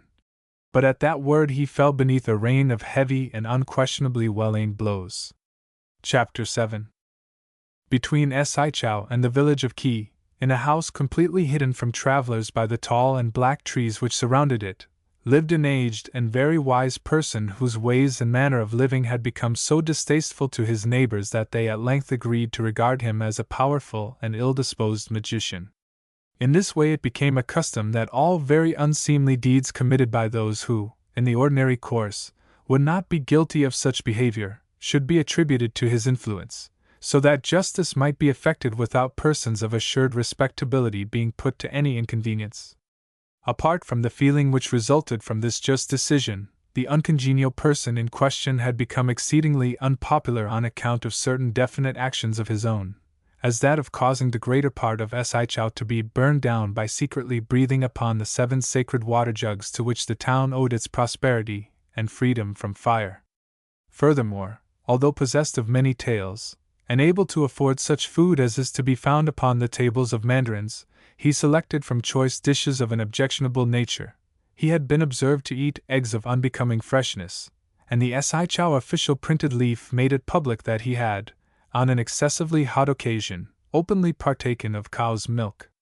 It is not a matter for wonder, therefore, that when unnaturally loud thunder was heard in the neighborhood of Saichao, the more ignorant and credulous persons refused to continue in any description of work until certain ceremonies connected with rice spirit, and the adherence to a reclining position for some hours, had been conscientiously observed as a protection against evil. Not even the most venerable person in Saichao could remember the time when the magician had not lived there, and as there existed no written record narrating the incident, it was with well-founded probability that he was said to be incapable of death. Contrary to the most general practice, although quite unmarried, he had adopted no son to found a line which would worship his memory in future years, but had instead brought up and caused to be educated in the most difficult varieties of embroidery a young girl, to whom he referred, for want of a more suitable description, as the daughter of his sister, although he would admit without hesitation, when closely questioned, that he had never possessed a sister, at the same time, however, alluding with some pride to many illustrious brothers, who had all obtained distinction in various employments. Few persons of any high position penetrated into the house of the magician, and most of these retired with an elegant haste on perceiving that no domestic altar embellished the great hall. Indeed, not to make concealment of the fact, the magician was a person who had entirely neglected the higher virtues in an avaricious pursuit of wealth. In that way all his time and a very large number of taels had been expended, testing results by means of the 4 elements, and putting together things which had been inadequately arrived at by others. It was confidently asserted in Saichao that he possessed every manner of printed leaf which had been composed in whatsoever language, and all the most precious charms, including many snake skins of more than ordinary rarity, and the fawn of a black wolf which had been stung by 7 scorpions. On the death of his father the magician had become possessed of great wealth, yet he contributed little to the funeral obsequies, nor did any suggestion of a durable and expensive nature conveying his enlightened name and virtues down to future times cause his face to become gladdened. In order to preserve greater secrecy about the enchantments which he certainly performed, he employed only 2 persons within the house, one of whom was blind and the other deaf. In this ingenious manner he hoped to receive attention and yet be unobserved, the blind one being unable to see the nature of the incantations which he undertook, and the deaf one being unable to hear the words. In this, however, he was unsuccessful, as the 2 persons always contrived to be present together, and to explain to one another the nature of the various matters afterwards. But as they were of somewhat deficient understanding, the circumstance was unimportant. It was with more uneasiness that the magician perceived one day that the maiden whom he had adopted was no longer a child. As he desired secrecy above all things until he should have completed the one important matter for which he had labored all his life, he decided with extreme unwillingness to put into operation a powerful charm towards her, which would have the effect of diminishing all her attributes until such time as he might release her again.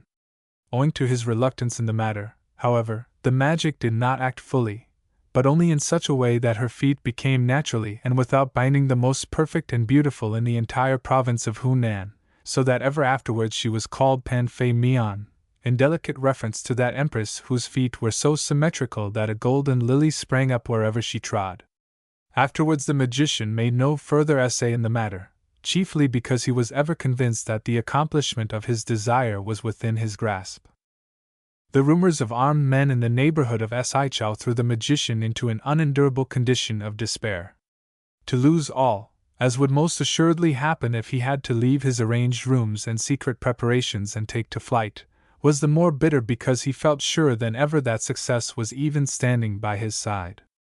The very subtle liquid, which would mix itself into the component parts of the living creature which drank it, and by an insidious and harmless process so work that, when the spirit departed, the flesh would become resolved into a figure of pure and solid gold of the finest quality, had engaged the refined minds of many of the most expert individuals of remote ages.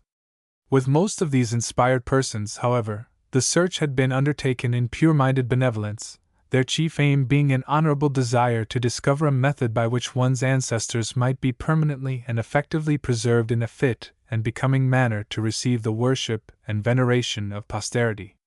Yet, in spite of these amiable motives, and of the fact that the magician merely desired the possession of the secret to enable him to become excessively wealthy, the affair had been so arranged that it should come into his possession. The matter which concerned Mian in the dark wood,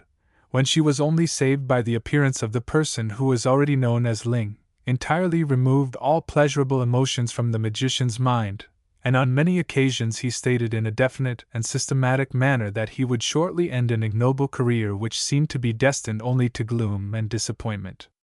In this way an important misunderstanding arose, for when, 2 days later, during the sound of matchlock firing, the magician suddenly approached the presence of Mian with an uncontrollable haste and an entire absence of dignified demeanor, and fell dead at her feet without expressing himself on any subject whatever, she deliberately judged that in this manner he had carried his remark into effect. Nor did the closed vessel of yellow liquid which he held in his hand seem to lead away from this decision. In reality, the magician had fallen owing to the heavy and conflicting emotions which success had engendered in an intellect already greatly weakened by his continual disregard of the higher virtues. For the bottle, indeed, contained the perfection of his entire life's study, the very expensive and 3 times purified gold liquid. On perceiving the magician's condition, Mian at once called for the 2 attendants, and directed them to bring from an inner chamber all the most effective curing substances, whether in the form of powder or liquid. When these proved useless, no matter in what way they were applied, it became evident that there could be very little hope of restoring the magician, yet so courageous and grateful for the benefits which she had received from the person in question was Mian, that, in spite of the uninviting dangers of the enterprise, she determined to journey to Qi to invoke the assistance of a certain person who was known to be very successful in casting out malicious demons from the bodies of animals, and from casks and barrels, in which they frequently took refuge, to the great detriment of the quality of the liquid placed therein. Not without many hidden fears, Mian set out on her journey, greatly desiring not to be subjected to an encounter of a nature similar to the one already recorded, for in such a case she could hardly again hope for the inspired arrival of the one whom she now often thought of in secret as the well-formed and symmetrical young sword-user. Nevertheless, an event of equal significance was destined to prove the wisdom of the well-known remark concerning thoughts which are occupying one's intellect and the unexpected appearance of a very formidable evil spirit, for as she passed along, quickly yet with so dignified a motion that the moss received no impression beneath her footsteps, she became aware of a circumstance which caused her to stop by imparting to her mind two definite and greatly dissimilar emotions. In a grassy and open space, on the verge of which she stood, lay the dead bodies of 17 rebels, all disposed in very degraded attitudes, which contrasted strongly with the easy and becoming position adopted by the 18th, one who bore the unmistakable emblems of the imperial army. In this brave and noble-looking personage Mian at once saw her preserver, and not doubting that an inopportune and treacherous death had overtaken him, she ran forward and raised him in her arms, being well assured that however indiscreet such an action might appear in the case of an ordinary person, the most select maiden need not hesitate to perform so honorable a service in regard to one whose virtues had by that time undoubtedly placed him among the 3,000 pure ones. Being disturbed in this providential manner, Ling opened his eyes, and faintly murmuring, "O sainted and adorable Kunyam, goddess of charity, intercede for me with Buddha!" he again lost possession of himself in the middle air. At this remark, which plainly proved Ling to be still alive, in spite of the fact that both the maiden and the person himself had thoughts to the contrary, Mian found herself surrounded by a variety of embarrassing circumstances, among which occurred a remembrance of the dead magician and the wise person at Qi whom she had set out to summon. But on considering the various natural and sublime laws which bore directly on the alternative before her, she discovered that her plain destiny was to endeavor to restore the breath in the person who was still alive rather than engage on the very unsatisfactory chance of attempting to call it back to the body from which it had so long been absent. Having been inspired to this conclusion, which, when she later examined her mind, she found not to be repulsive to her own inner feelings, Mian returned to the house with dexterous speed, and calling together the two attendants, she endeavored by means of signs and drawings to explain to them what she desired to accomplish. Succeeding in this after some delay, for the persons in question, being very illiterate and narrow-minded, were unable at first to understand the existence of any recumbent male person other than the dead magician, whom they thereupon commenced to bury in the garden with expressions of great satisfaction at their own intelligence in comprehending Mian's meaning so readily. They all journeyed to the wood, and bearing Ling between them, they carried him to the house without further adventure. Chapter 8. It was in the month of hot dragon breaths, many weeks after the fight in the woods of Qi, that Ling again opened his eyes to find himself in an unknown chamber, and to recognize in the one who visited him from time to time the incomparable maiden whose life he had saved in the cypress glade. Not a day had passed in the meanwhile on which Mian had neglected to offer sacrifices to Changcheng, the deity interested in drugs and healing substances, nor had she wavered in her firm resolve to bring Ling back to an ordinary existence even when the attendants had protested that the person in question might without impropriety be sent to the restoring establishment of the last chance. So little did his hope of recovering rest upon the efforts of living beings. After he had beheld Mian's face and understood the circumstances of his escape and recovery, Ling quickly shook off the evil vapors which had held him down so long, and presently he was able to walk slowly in the courtyard and in the shady paths of the wood beyond, leaning upon Mian for the support he still required. "O graceful one," he said on such an occasion, when little stood between him and the full powers which he had known before the battle, "there is a matter which has been pressing upon this person's mind for some time past. It is as dark after light to let the thoughts dwell around it, yet the thing itself must inevitably soon be regarded, for in this life one's actions are forever regulated by conditions which are either of one's own seeking nor within one's power of controlling." At these words all brightness left Mian's manner, for she at once understood that Ling referred to his departure, of which she herself had lately come to think with unrestrained agitation. "O Ling!" she exclaimed at length,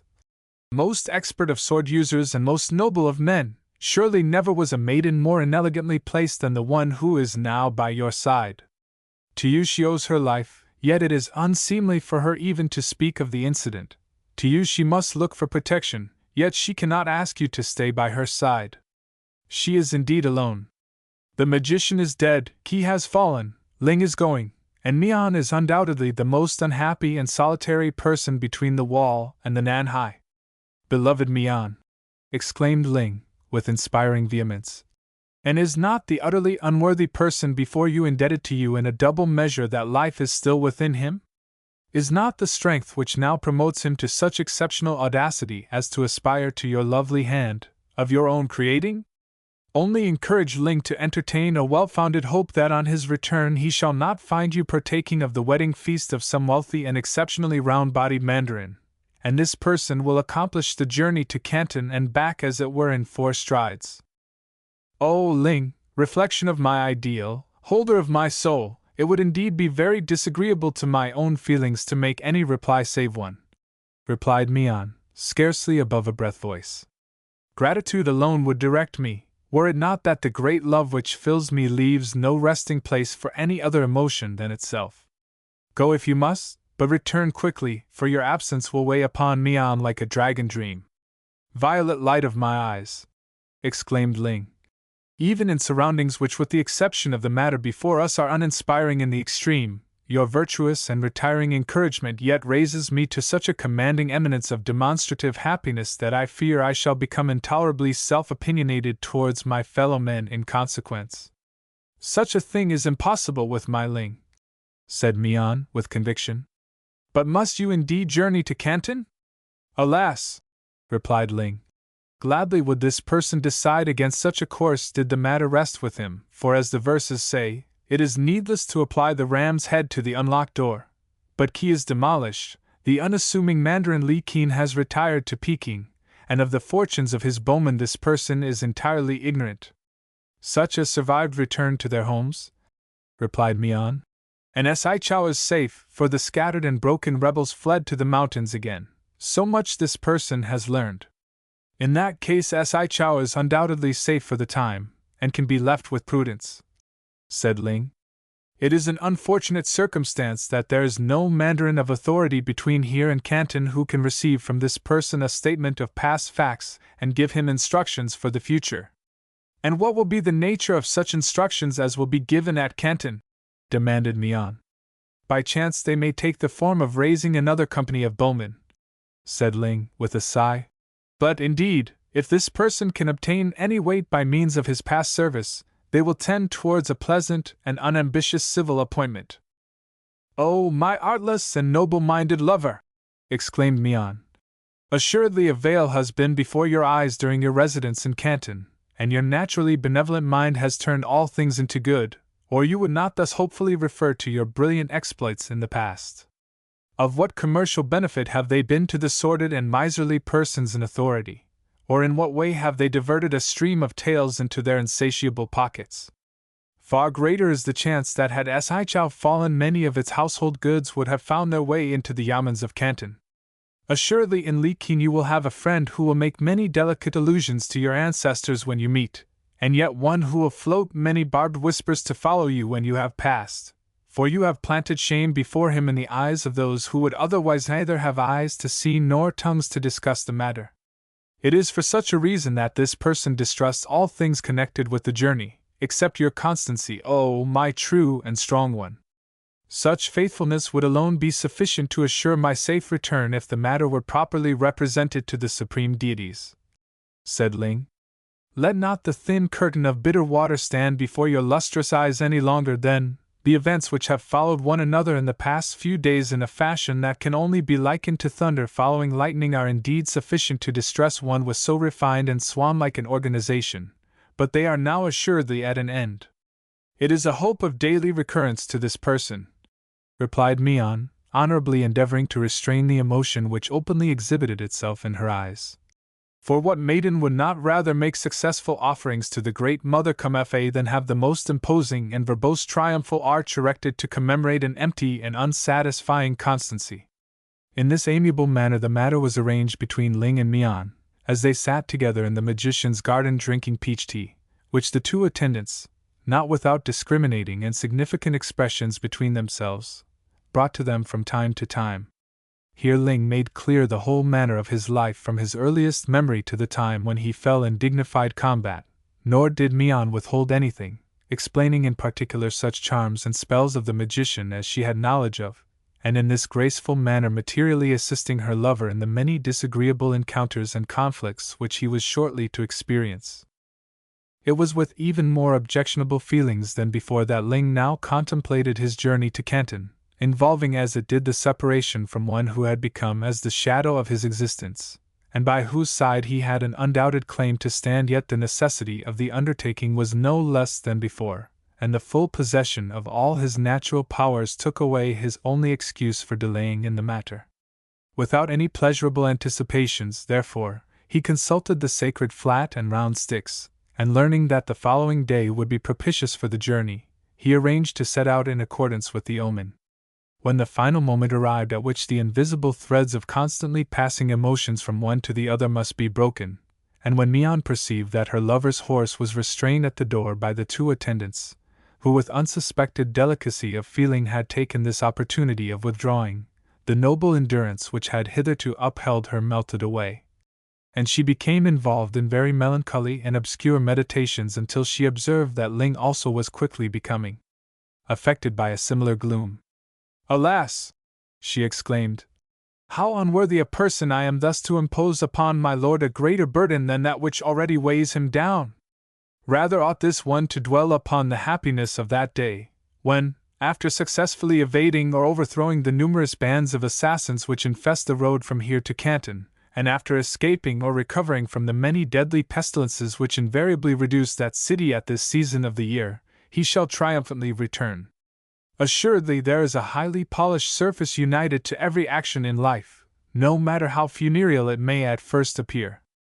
Indeed, there are many incidents compared with which death itself is welcome, and to this end Mian has reserved a farewell gift."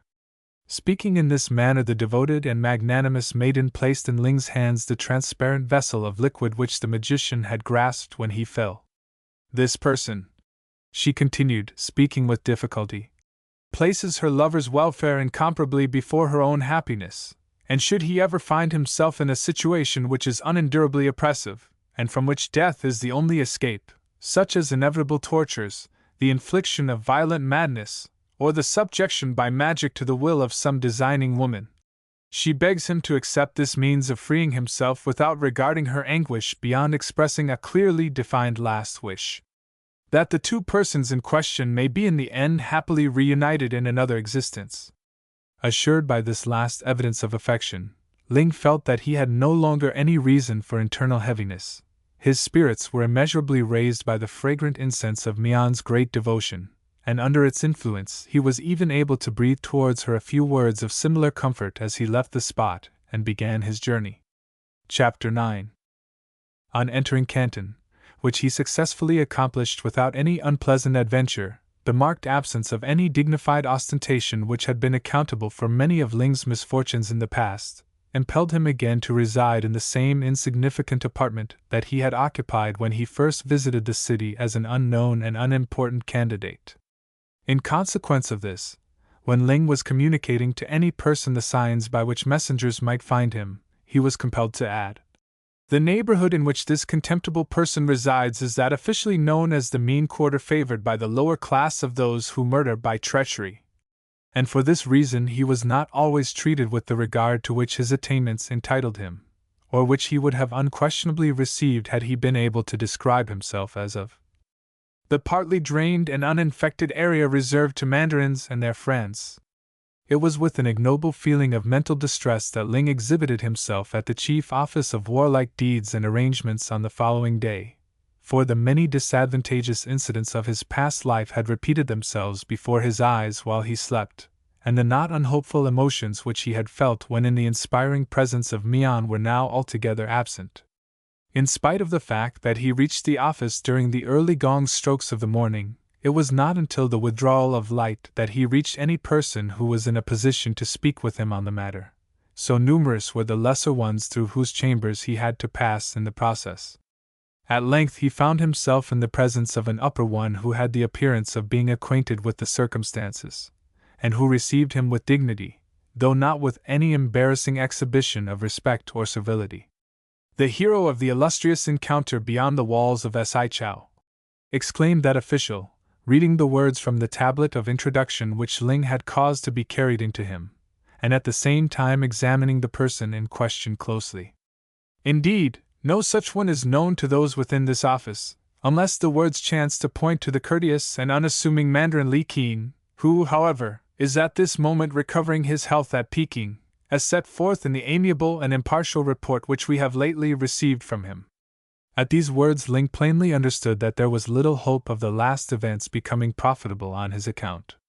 Did not the report to which allusion has been made bear reference to one Ling, commander of the archers, who thrice led on the fighting men, and who was finally successful in causing the rebels to disperse towards the mountains? He asked, in a voice which somewhat trembled.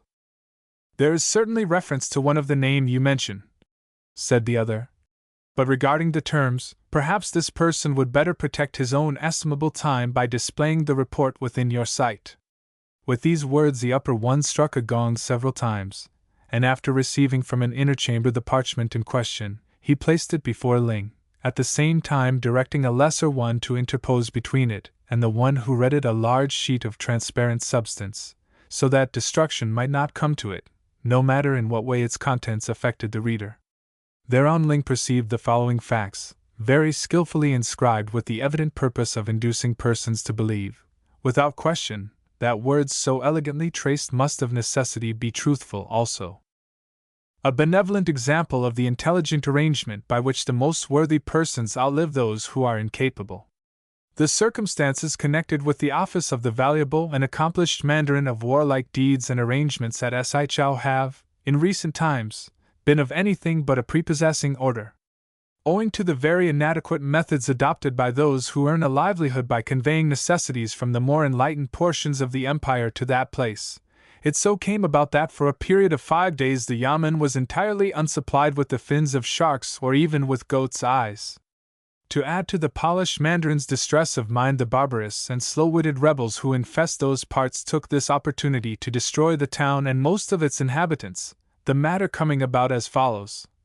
The feeble and commonplace person named Ling who commands the bowmen had but recently been elevated to that distinguished position from a menial and degraded occupation, for which, indeed, his stunted intellect more aptly fitted him, and being in consequence very greatly puffed out in self-gratification, he became an easy prey to the cunning of the rebels, and allowed himself to be beguiled into a trap, paying for this contemptible stupidity with his life. The town of Sichao was then attacked, and being in this manner left defenseless through the weakness, or treachery, of the person Ling, who had contrived to encompass the entire destruction of his unyielding company, it fell after a determined and irreproachable resistance, the Mandarin Li Qin being told, as, covered with the blood of the foemen, he was dragged away from the thickest part of the unequal conflict by his followers, that he was the last person to leave the town. On his way to Peking with news of this valiant defense, the Mandarin was joined by the chief of bowmen, who had understood and avoided the very obvious snare into which the stagnant-minded commander had led his followers, in spite of disinterested advice to the contrary. For this intelligent perception, and for general nobility of conduct when in battle, the versatile chief of bowmen is by this written paper strongly recommended to the dignity of receiving the small medal embellishment of valor. It has been suggested to the Mandarin Li Qin that the bestowal of the crystal button would only be a fit and graceful reward for his indefatigable efforts to uphold the dignity of the sublime emperor. But to all such persons the Mandarin has sternly replied that such a proposal would more fitly originate from the renowned and valuable office of warlike deeds and arrangements. He well knowing that the wise and engaging persons who conduct that indispensable and well-regulated department are gracefully voracious in their efforts to reward merit, even when it is displayed, as in the case in question, by one who from his position will inevitably soon be urgently petitioning in a like manner on their behalf. When Ling had finished reading this elegantly arranged but exceedingly misleading parchment, he looked up with eyes from which he vainly endeavored to restrain the signs of undignified emotion, and said to the upper one, "It is difficult employment for a person to refrain from unendurable thoughts when his unassuming and really conscientious efforts are represented in a spirit of no satisfaction, yet in this matter the very expert Li Qin appears to have gone beyond himself. The commander Ling, who is herein represented as being slain by the enemy, is, indeed, the person who is standing before you, And all the other statements are in a like exactness.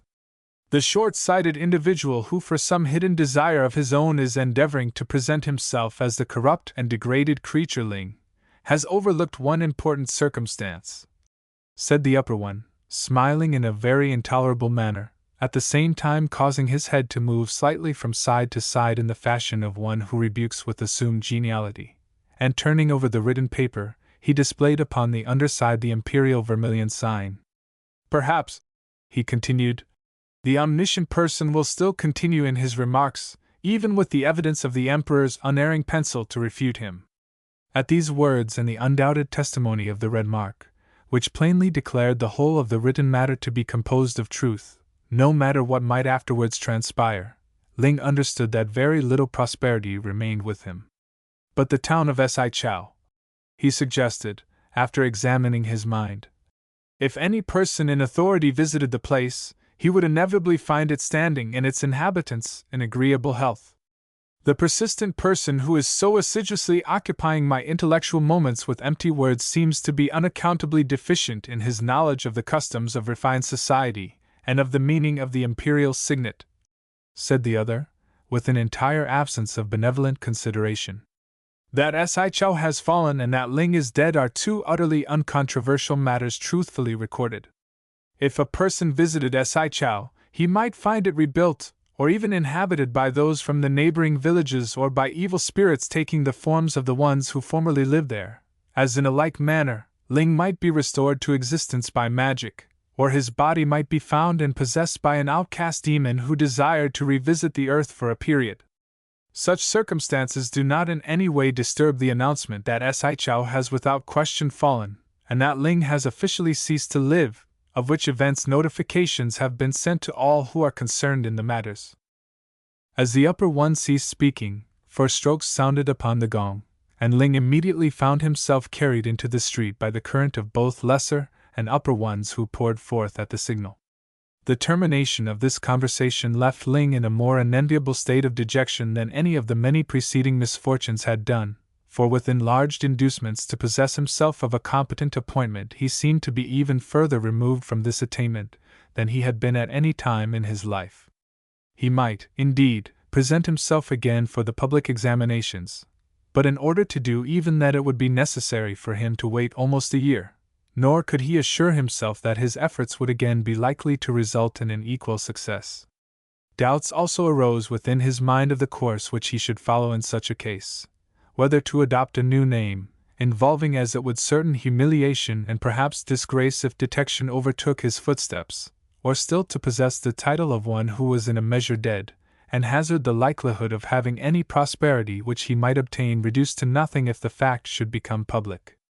As Ling reflected upon such details, he found himself without intention before the house of a wise person who had become very wealthy by advising others on all matters,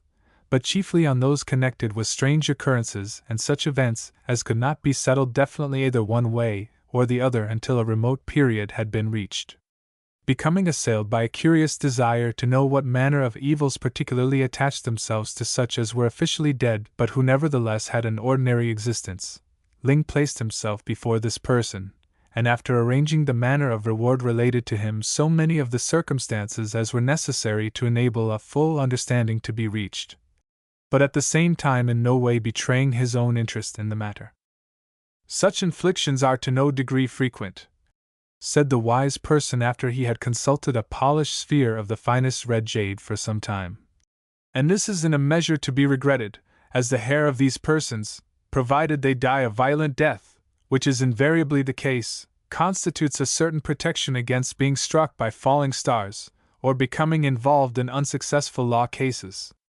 The persons in question can be recognized with certainty in the public ways by the unnatural pallor of their faces and by the general repulsiveness of their appearance, but as they soon take refuge in suicide, unless they have the fortune to be removed previously by accident, it is an infrequent matter that one is gratified by the sight.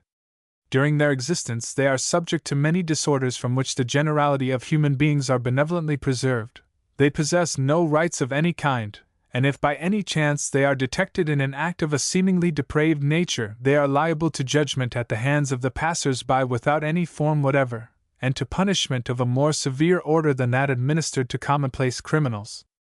There are many other disadvantages affecting such persons when they reach the middle air, of which the chief. This person is immeasurably indebted for such a clear explanation of the position, interrupted Ling, who had a feeling of not desiring to penetrate further into the detail. But as he perceives a line of anxious ones eagerly waiting at the door to obtain advice and consolation from so expert and amiable a wizard, he will not make himself uncongenial any longer with his very feeble topics of conversation. By this time Ling plainly comprehended that he had been marked out from the beginning, perhaps for all the knowledge which he had to the opposite effect, from a period in the life of a far-removed ancestor, to be an object of marked derision and the victim of all manner of malevolent demons in whatever actions he undertook. In this condition of understanding his mind turned gratefully to the parting gift of Mian, whom he had now no hope of possessing, for the intolerable thought of uniting her to so objectionable a being as himself would have been dismissed as utterly inelegant even had he been in a manner of living to provide for her adequately, which itself seemed clearly impossible. Disregarding all similar emotions, therefore, he walked without pausing to his abode, and stretching his body upon the rushes, drank the entire liquid unhesitatingly, and prepared to pass beyond with a tranquil mind entirely given up to thoughts and images of Mian. Chapter 10. Upon a certain occasion, the particulars of which have already been recorded, Ling had judged himself to have passed into the form of a spirit on beholding the ethereal form of Mian bending over him.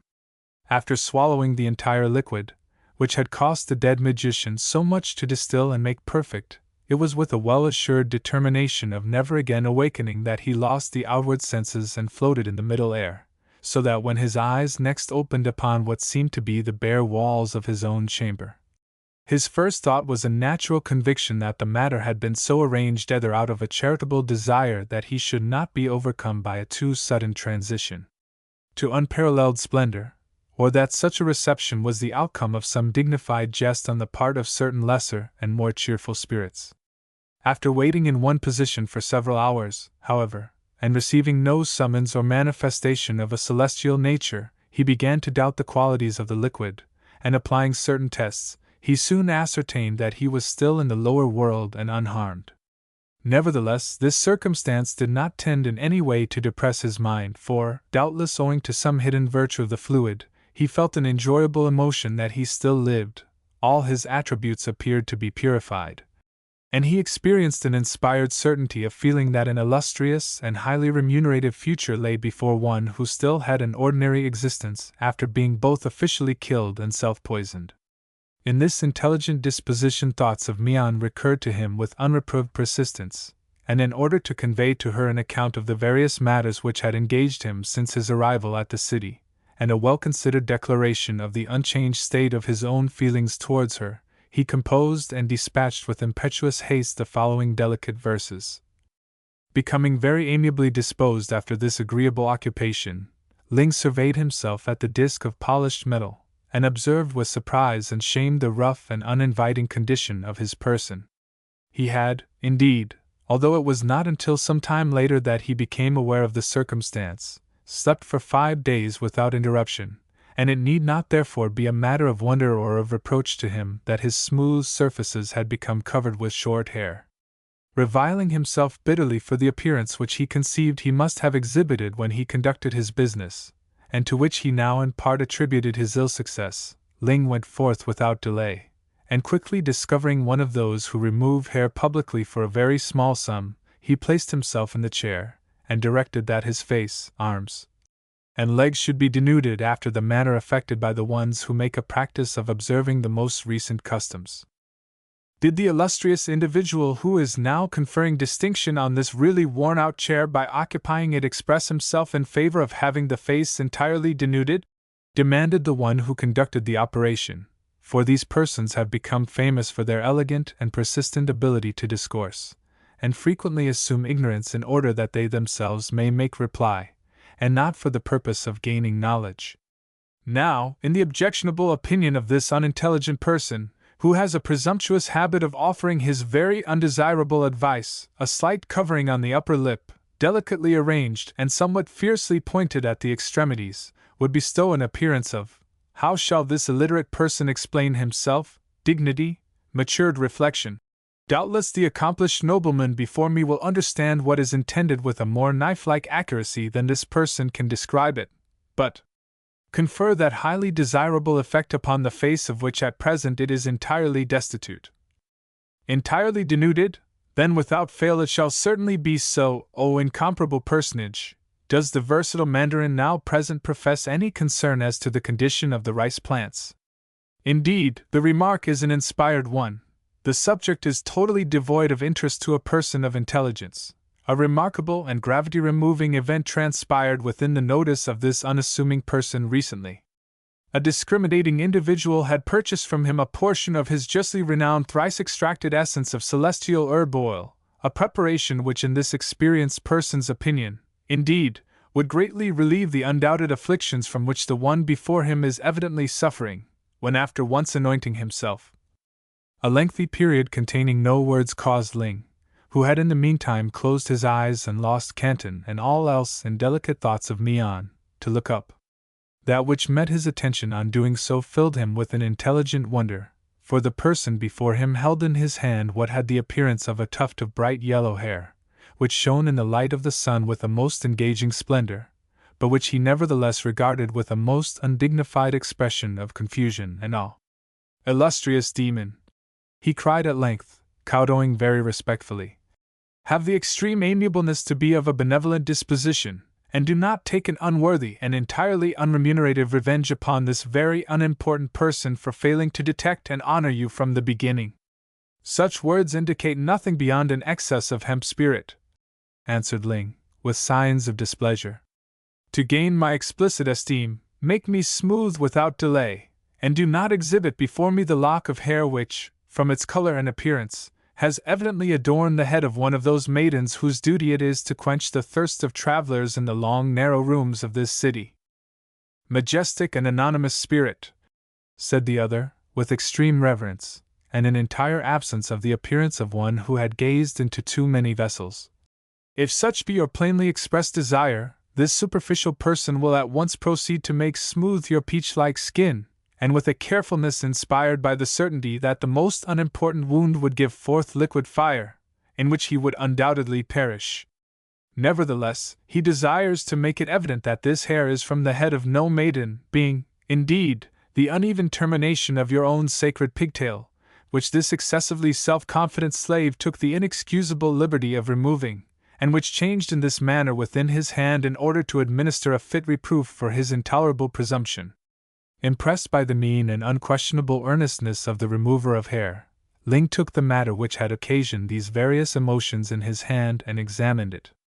His amazement was still greater when he perceived that, in spite of the fact that it presented every appearance of having been cut from his own person, none of the qualities of hair remained in it. It was hard and wire-like, possessing, indeed, both the nature and the appearance of a metal. As he gazed fixedly and with astonishment, there came back into the remembrance of Ling certain obscure and little understood facts connected with the limitless wealth possessed by the Yellow Emperor, of which the great gold lifelike image in the Temple of Internal Symmetry at Peking alone bears witness now, and of his lost secret. Many very forcible prophecies and omens in his own earlier life, of which the rendering and accomplishment had hitherto seemed to be dark and incomplete, passed before him, and various matters which Mian had related to him concerning the habits and speech of the magician took definite form within his mind. Deeply impressed by the exact manner in which all these circumstances fitted together, one into another, Ling rewarded the person before him greatly beyond his expectation, and hurried without delay to his own chamber. Chapter 11. For many hours Ling remained in his room, examining in his mind all passages, either in his own life or in the lives of others, which might by any chance have influence on the event before him. In this thorough way he became assured that the competition and its results, his journey to Saichao with the encounter in the cypress wood, the flight of the incapable and treacherous Mandarin, and the Battle of Qi, were all, down to the matter of the smallest detail, parts of a symmetrical and complete scheme, tending to his present condition. Cheered and upheld by this proof of the fact that very able deities were at work on his behalf, he turned his intellect from the entrancing subject to a contemplation of the manner in which his condition would enable him to frustrate the uninventive villainies of the obstinate person Li Qin, and to provide a suitable house and mode of living to which he would be justified in introducing Mian, after adequate marriage ceremonies had been observed between them. In this endeavor he was less successful than he had imagined would be the case, for when he had first fully understood that his body was of such a substance that nothing was wanting to transmute it into fine gold but the absence of the living spirit, he had naturally, and without deeply examining the detail, assumed that so much gold might be considered to be in his possession. Now, however, a very definite thought arose within him that his own wishes and interests would have been better secured had the benevolent spirits who undertook the matter placed the secret within his knowledge in such a way as to enable him to administer the fluid to some very heavy and inexpensive animal, so that the issue which seemed inevitable before the enjoyment of the riches could be entered upon should not have touched his own comfort so closely. To a person of Ling's refined imagination it could not fail to be a subject of internal reproach that while he would become the most precious dead body in the world, his value in life might not be very honorably placed even by the most complimentary one who should require his services. Then came the thought, which, however degraded, he found himself unable to put quite beyond him, that if in the meantime he were able to gain a sufficiency for Mian and himself, even her pure and delicate love might not be able to bear so offensive a test as that of seeing him grow old and remain intolerably healthy, perhaps with advancing years actually becoming lighter day by day, and thereby lessening in value before her eyes, when the natural infirmities of age and the presence of an ever increasing posterity would make even a moderate amount of tales of inestimable value. No doubt remained in Ling's mind that the process of frequently making smooth his surfaces would yield an amount of gold enough to suffice for his own needs, but a brief consideration of the matter convinced him that this source would be inadequate to maintain an entire household even if he continually denuded himself to an almost ignominious extent. As he fully weighed these varying chances, the certainty became more clear to him with every thought that for the virtuous enjoyment of Mian's society one great sacrifice was required of him. This act, it seemed to be intimated, would without delay provide for an affluent and lengthy future, and at the same time would influence all the spirits, even those who had been hitherto evilly disposed towards him, in such a manner that his enemies would be removed from his path by a process which would expose them to public ridicule, and he would be assured in founding an illustrious and enduring line. To accomplish this successfully necessitated the loss of at least the greater part of one entire member, and for some time the disadvantages of going through an existence with only a single leg or arm seemed more than a sufficient price to pay even for the definite advantages which would be made over to him in return. This unworthy thought, however, could not long withstand the memory of Mian's steadfast and high-minded affection, and the certainty of her enlightened gladness at his return even in the imperfect condition which he anticipated. Nor was there absent from his mind a dimly understood hope that the matter did not finally rest with him, but that everything which he might be inspired to do was in reality only a portion of the complete and arranged system into which he had been drawn, and in which his part had been assigned to him from the beginning without power for him to deviate, no matter how much to the contrary the thing should appear. As no advantage would be gained by making any delay, Ling at once sought the most favorable means of putting his resolution into practice, and after many skillful and insidious inquiries he learned of an accomplished person who made a consistent habit of cutting off limbs which had become troublesome to their possessors either through accident or disease. Furthermore, he was said to be of a sincere and charitable disposition, and many persons declared that on no occasion had he been known to make use of the helpless condition of those who visited him in order to extort money from them. Coming to the ill-considered conclusion that he would be able to conceal within his own breast the true reason for the operation, Ling placed himself before the person in question, and exhibited the matter to him so that it would appear as though his desires were promoted by the presence of a small but persistent sprite which had taken its abode within his left thigh,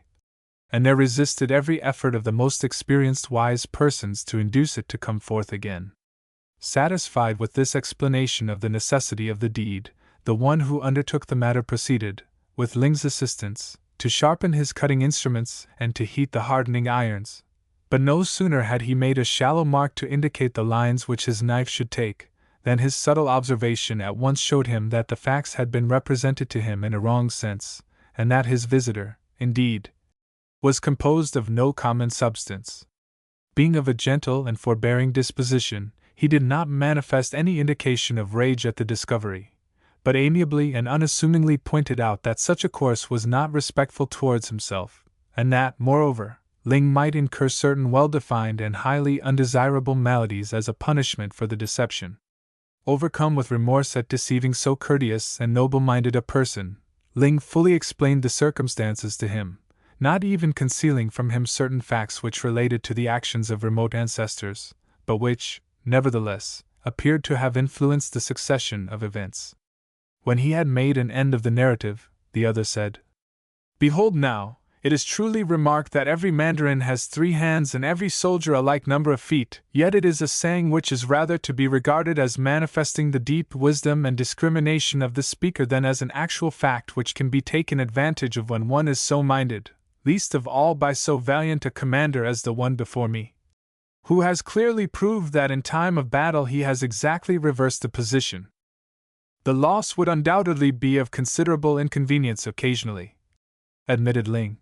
"Yet none the less the sage remark of Huai Mei Shan, when actually in the embrace of a voracious and powerful wild animal, the desirability of leaving a limb is not a matter to be subjected to lengthy consideration, is undoubtedly a valuable guide for general conduct.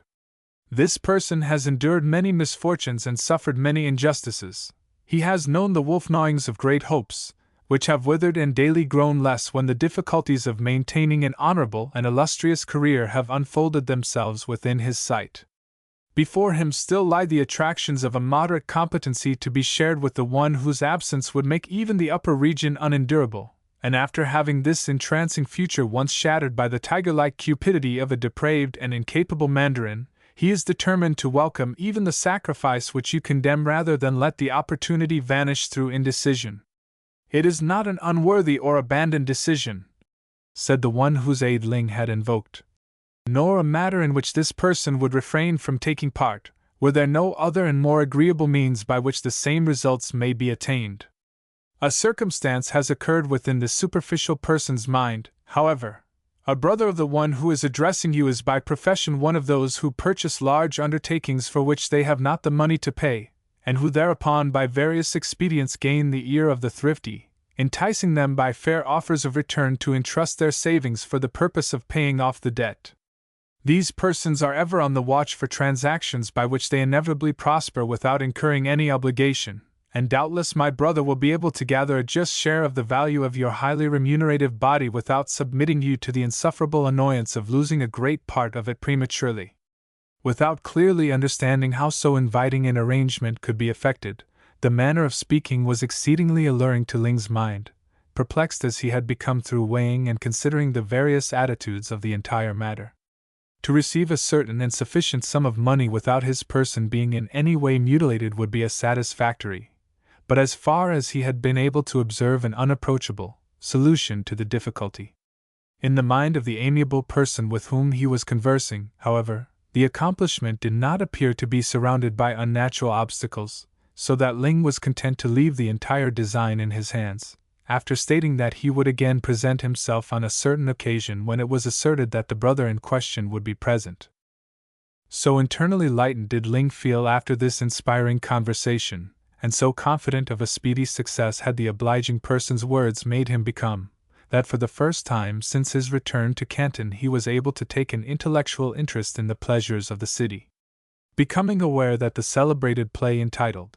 "The Precious Lamp of Spotted Butterfly Temple" was in process of being shown at the Tea Garden of Rainbow Lights and Voices, he purchased an entrance, and after passing several hours in this conscientious enjoyment, returned to his chamber, and passed a night untroubled by any manifestations of an unpleasant nature. Chapter 12. Chan Xiechun, the brother of the one to whom Ling had applied in his determination, was confidently stated to be one of the richest persons in Canton. So great was the number of enterprises in which he had possessions, that he himself was unable to keep an account of them, and it was asserted that upon occasions he had run through the streets, crying aloud that such an undertaking had been the subject of most inferior and uninviting dreams and omens, a custom observed by those who wish a venture ill, whereas upon returning and consulting his written parchments,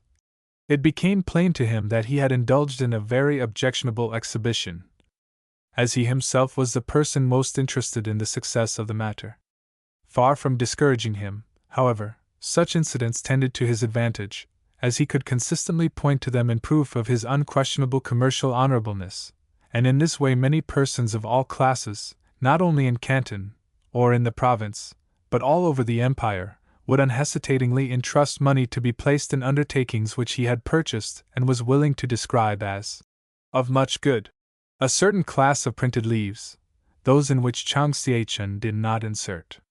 purchased mentions of his forthcoming ventures or verses recording his virtues, in return for buying many examples of the printed leaf containing them, took frequent occasion of reminding persons that Chang Hsieh-chun owed the beginning of his prosperity to finding a written parchment connected with a mandarin of exalted rank and a low caste attendant at the tea house among the paper heaps, which it was at that time his occupation to assort into various departments according to their quality and commercial value. Such printed leaves freely and unhesitatingly predicted that the day on which he would publicly lose face was incomparably nearer than that on which the imperial army would receive its back pay, and in a quaint and gravity-removing manner advised him to protect himself against an obscure but inevitable poverty by learning the accomplishment of chair-carrying, an occupation for which his talents and achievements fitted him in a high degree, they remarked.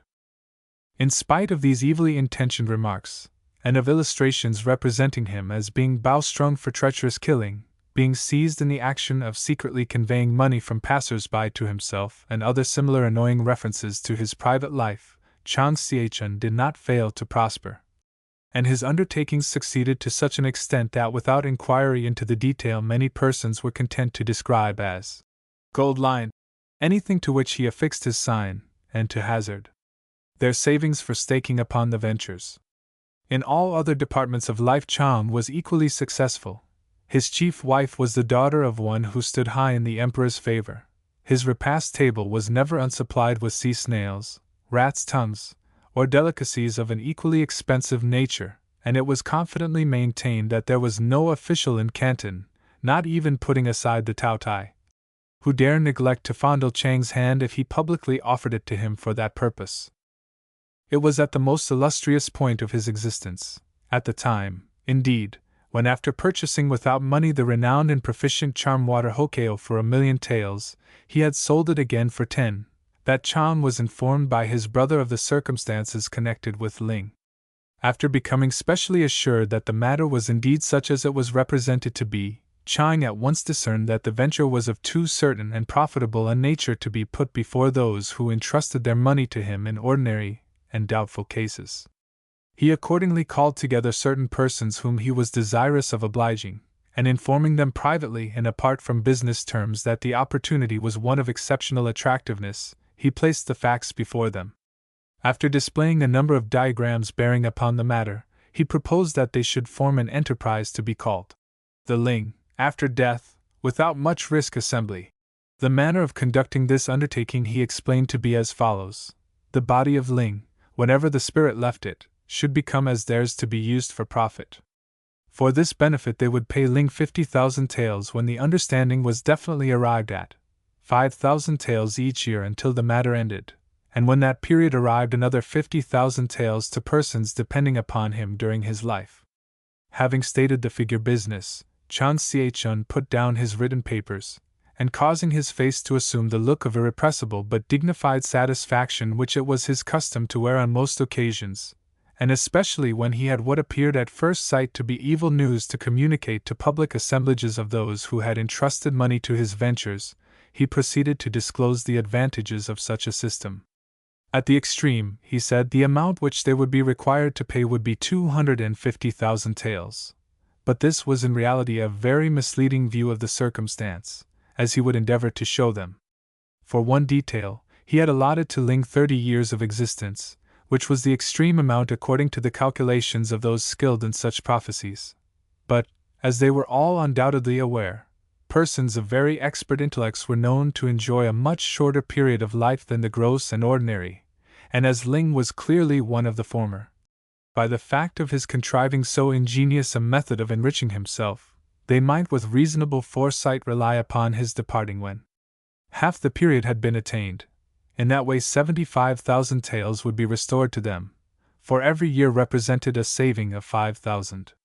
Another agreeable contemplation was that of the last sum, for by such a time they would have arrived at the most pleasurable part of the enterprise. 1,000,000 taels worth of pure gold would be displayed before them, and the question of the final 50,000 could be disposed of by cutting off an arm or half a leg. Whether they adopted that course, or decided to increase their fortunes by exposing so exceptional and symmetrical a wonder to the public gaze in all the principal cities of the empire, was a circumstance which would have to be examined within their minds when the time approached.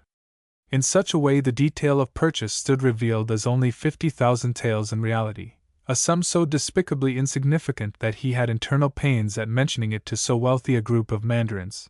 and he had not yet made clear to them that each year they would receive gold to the amount of almost 1,000 taels.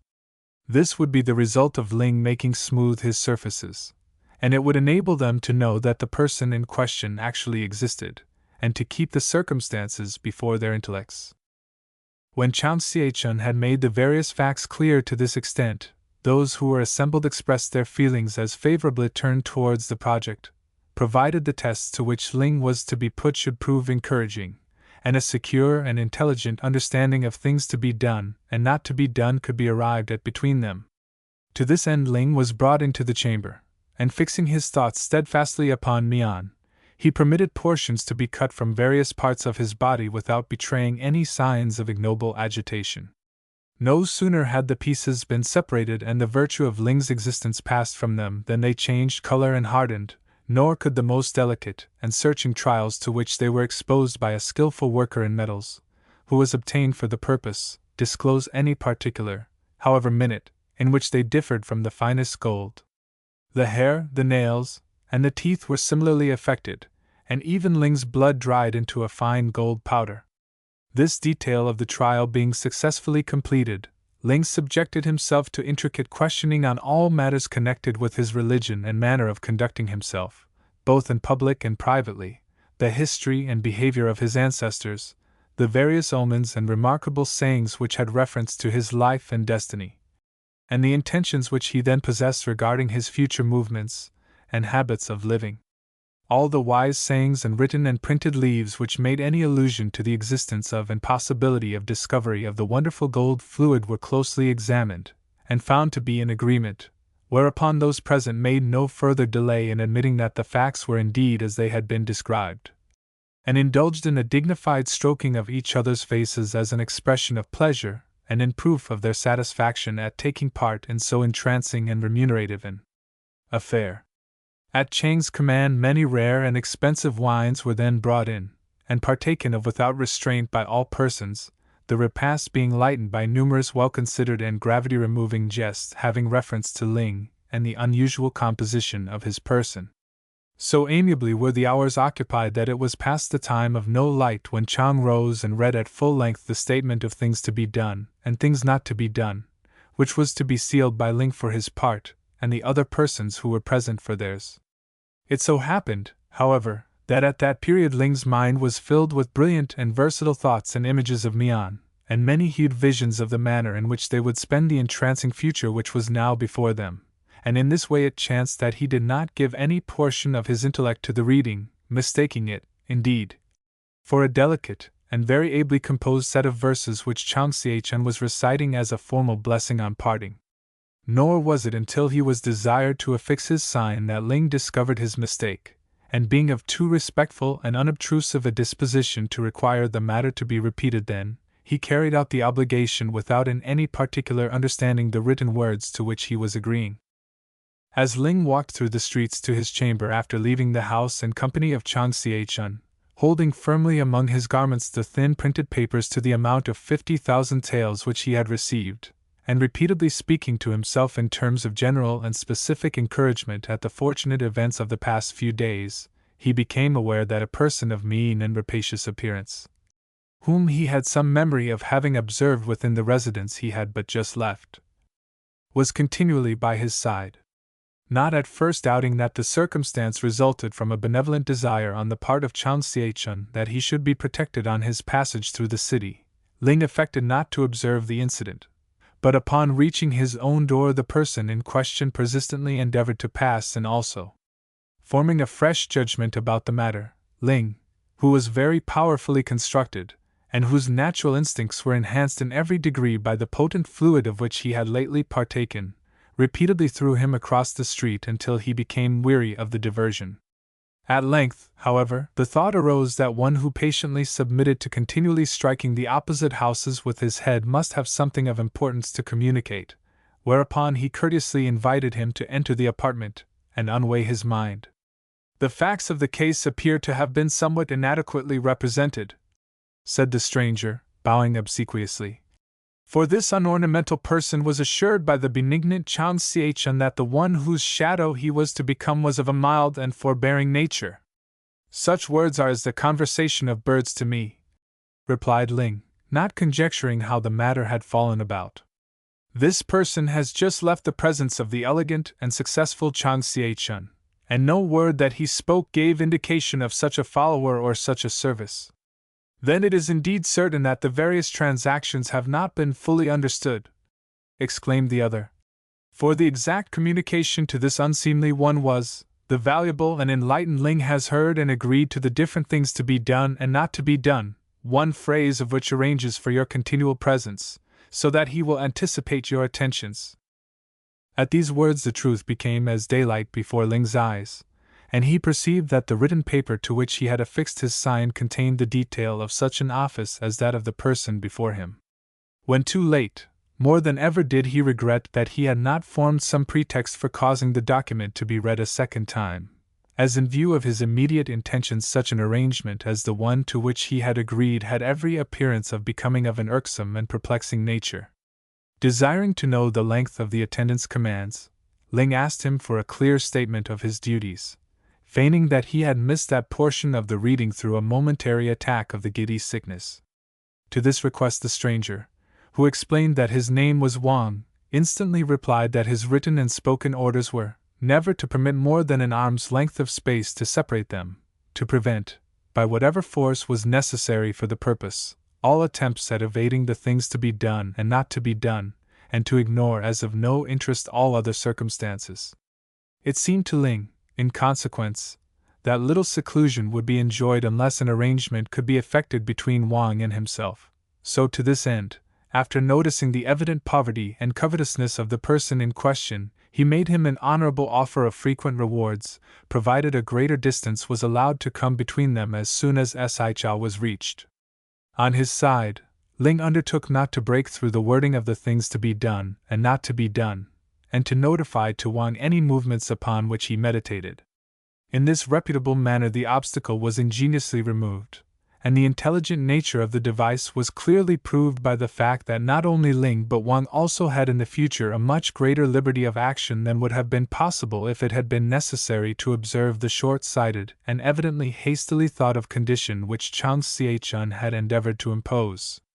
Chapter 13.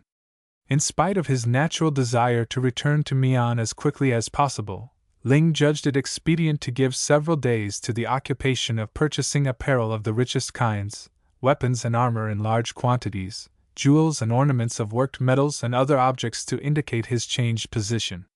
Nor did he neglect actions of a pious and charitable nature, for almost his first care was to arrange with the chief ones at the Temple of Benevolent Intentions that each year, on the day corresponding to that on which he drank the gold fluid, a sumptuous and well-constructed coffin should be presented to the most deserving poor and aged person within that quarter of the city in which he had resided. When these preparations were completed, Ling set out with an extensive train of attendants, but riding on before, accompanied only by Wang, he quickly reached Sichao without adventure. The meeting between Ling and Mian was affecting to such an extent that the blind and deaf attendants wept openly without reproach, notwithstanding the fact that neither could become possessed of more than a half of the occurrence. Eagerly the two reunited ones examined each other's features to discover whether the separation had brought about any change in the beloved and well-remembered lines. Ling discovered upon Mian the shadow of an anxious care at his absence, while the disappointments and trials which Ling had experienced in Canton had left traces which were plainly visible to Mian's penetrating gaze. In such an entrancing occupation the time was to them without hours until a feeling of hunger recalled them to lesser matters, when a variety of very select foods and liquids was placed before them without delay. After this elegant repast had been partaken of, Mian, supporting herself upon Ling's shoulder, made a request that he would disclose to her all the matters which had come under his observation both within the city and during his journey to and from that place. Upon this encouragement, Ling proceeded to unfold his mind, not withholding anything which appeared to be of interest, no matter how slight. When he had reached Canton without any perilous adventure, Mian breathed more freely. As he recorded the interview at the Office of Warlike Deeds and Arrangements, she trembled at the insidious malignity of the evil person Li Qin. The conversation with the wise reader of the future concerning the various states of such as be officially dead almost threw her into the rigid sickness, from which, however, the wonderful circumstance of the discovered properties of the gold fluid quickly recalled her. But to Ling's great astonishment, no sooner had he made plain the exceptional advantages which he had derived from the circumstances, and the nature of the undertaking at which he had arrived with Chang Xie-chun, than she became a prey to the most intolerable and unrestrained anguish. "Oh, my devoted but excessively ill-advised lover!" she exclaimed wildly, and in tones which clearly indicated that she was inspired by every variety of affectionate emotion.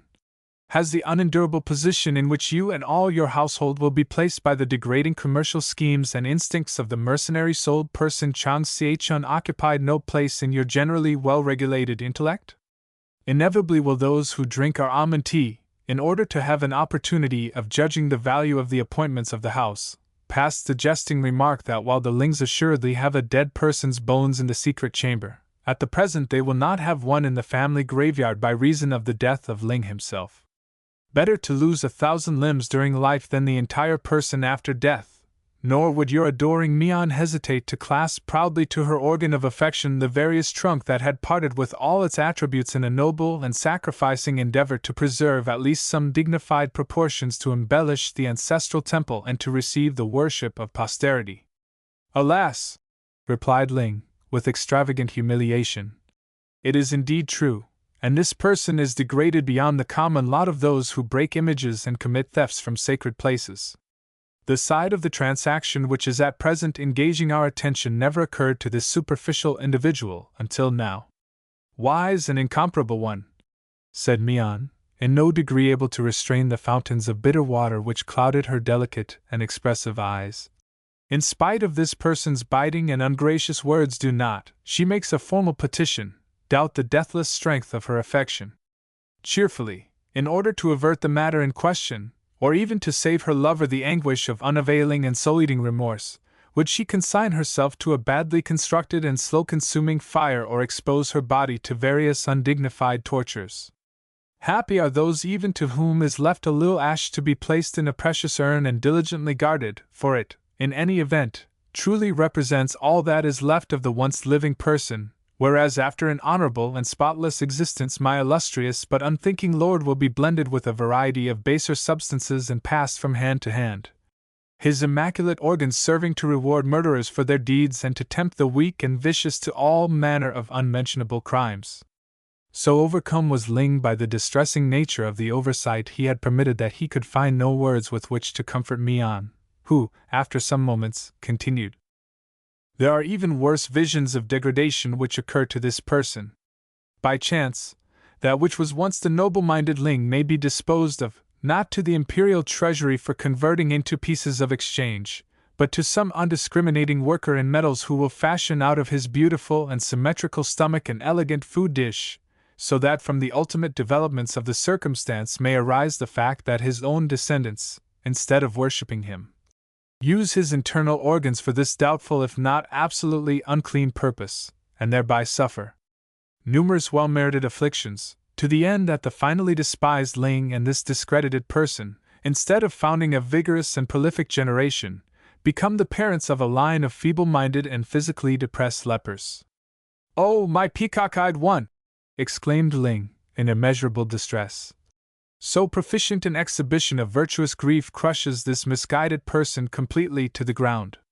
Rather would he uncomplainingly lose his pigtail than such a course, said a discordant voice, as the unpresentable person Wang stepped forth from behind a hanging curtain, where, indeed, he had stood concealed during the entire conversation. Is especially forbidden by the 23rd detail of the things to be done and not to be done. What new adversity is this? Cried Mian, pressing to Ling with a still closer embrace. Having disposed of your incomparable body after death, surely an adequate amount of liberty and seclusion remains to us during life. Nevertheless, interposed the dog-like Wang, the refined person in question must not attempt to lose or to dispose of his striking and invaluable pigtail, for by such an action he would be breaking through his spoken and written word whereby he undertook to be ruled by the things to be done and not to be done, and he would also be robbing the ingenious-minded Chang Xiechun. Alas! Lamented the unhappy Ling.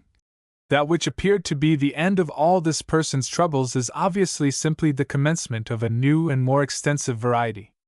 Understand, O conscientious but exceedingly inopportune Wang, that the words which passed from this person's mouth did not indicate a fixed determination, but merely served to show the unfeigned depth of his emotion. Be content that he has no intention of evading the definite principles of the things to be done and not to be done, and in the meantime honor this commonplace establishment by retiring to the hot and ill-ventilated chamber, and there partaking of a suitable repast which shall be prepared without delay. When Wang had departed, which he did with somewhat unseemly haste, Ling made an end of recording his narrative, which Mian's grief had interrupted. In this way he explained to her the reason of Wang's presence, and assured her that by reason of the arrangement he had made with that person, his near existence would not be so unsupportable to them as might at first appear to be the case. While they were still conversing together, and endeavoring to divert their minds from the objectionable facts which had recently come within their notice, an attendant entered and disclosed that the train of servants and merchandise which Ling had preceded on the journey was arriving. At this fresh example of her lover's consistent thought for her, Mian almost forgot her recent agitation, and eagerly lending herself to the entrancing occupation of unfolding and displaying the various objects, her brow finally lost the last trace of sadness. Greatly beyond the imaginings of anticipation were the expensive articles with which Ling proudly surrounded her, and in examining and learning the cost of the set jewels and worked metals, the ornamental garments for both persons, the wood and paper appointments for the house, even incenses, perfumes, spices and rare viands had not been forgotten. The day was quickly and profitably spent. When the hour of sunset arrived, Ling, having learned that certain preparations which he had commanded were fully carried out, took Mian by the hand and led her into the chief apartment of the house, where were assembled all the followers and attendants, even down to the illiterate and superfluous Wang. In the center of the room upon a table of the finest ebony stood a vessel of burning incense, some dishes of the most highly esteemed fruit, and an abundance of old and very sweet wine. Before these emblems Ling and Mian placed themselves in an attitude of deep humiliation, and formally expressed their gratitude to the chief deity for having called them into existence, to the cultivated earth for supplying them with the means of sustaining life, to the emperor for providing the numerous safeguards by which their persons were protected at all times,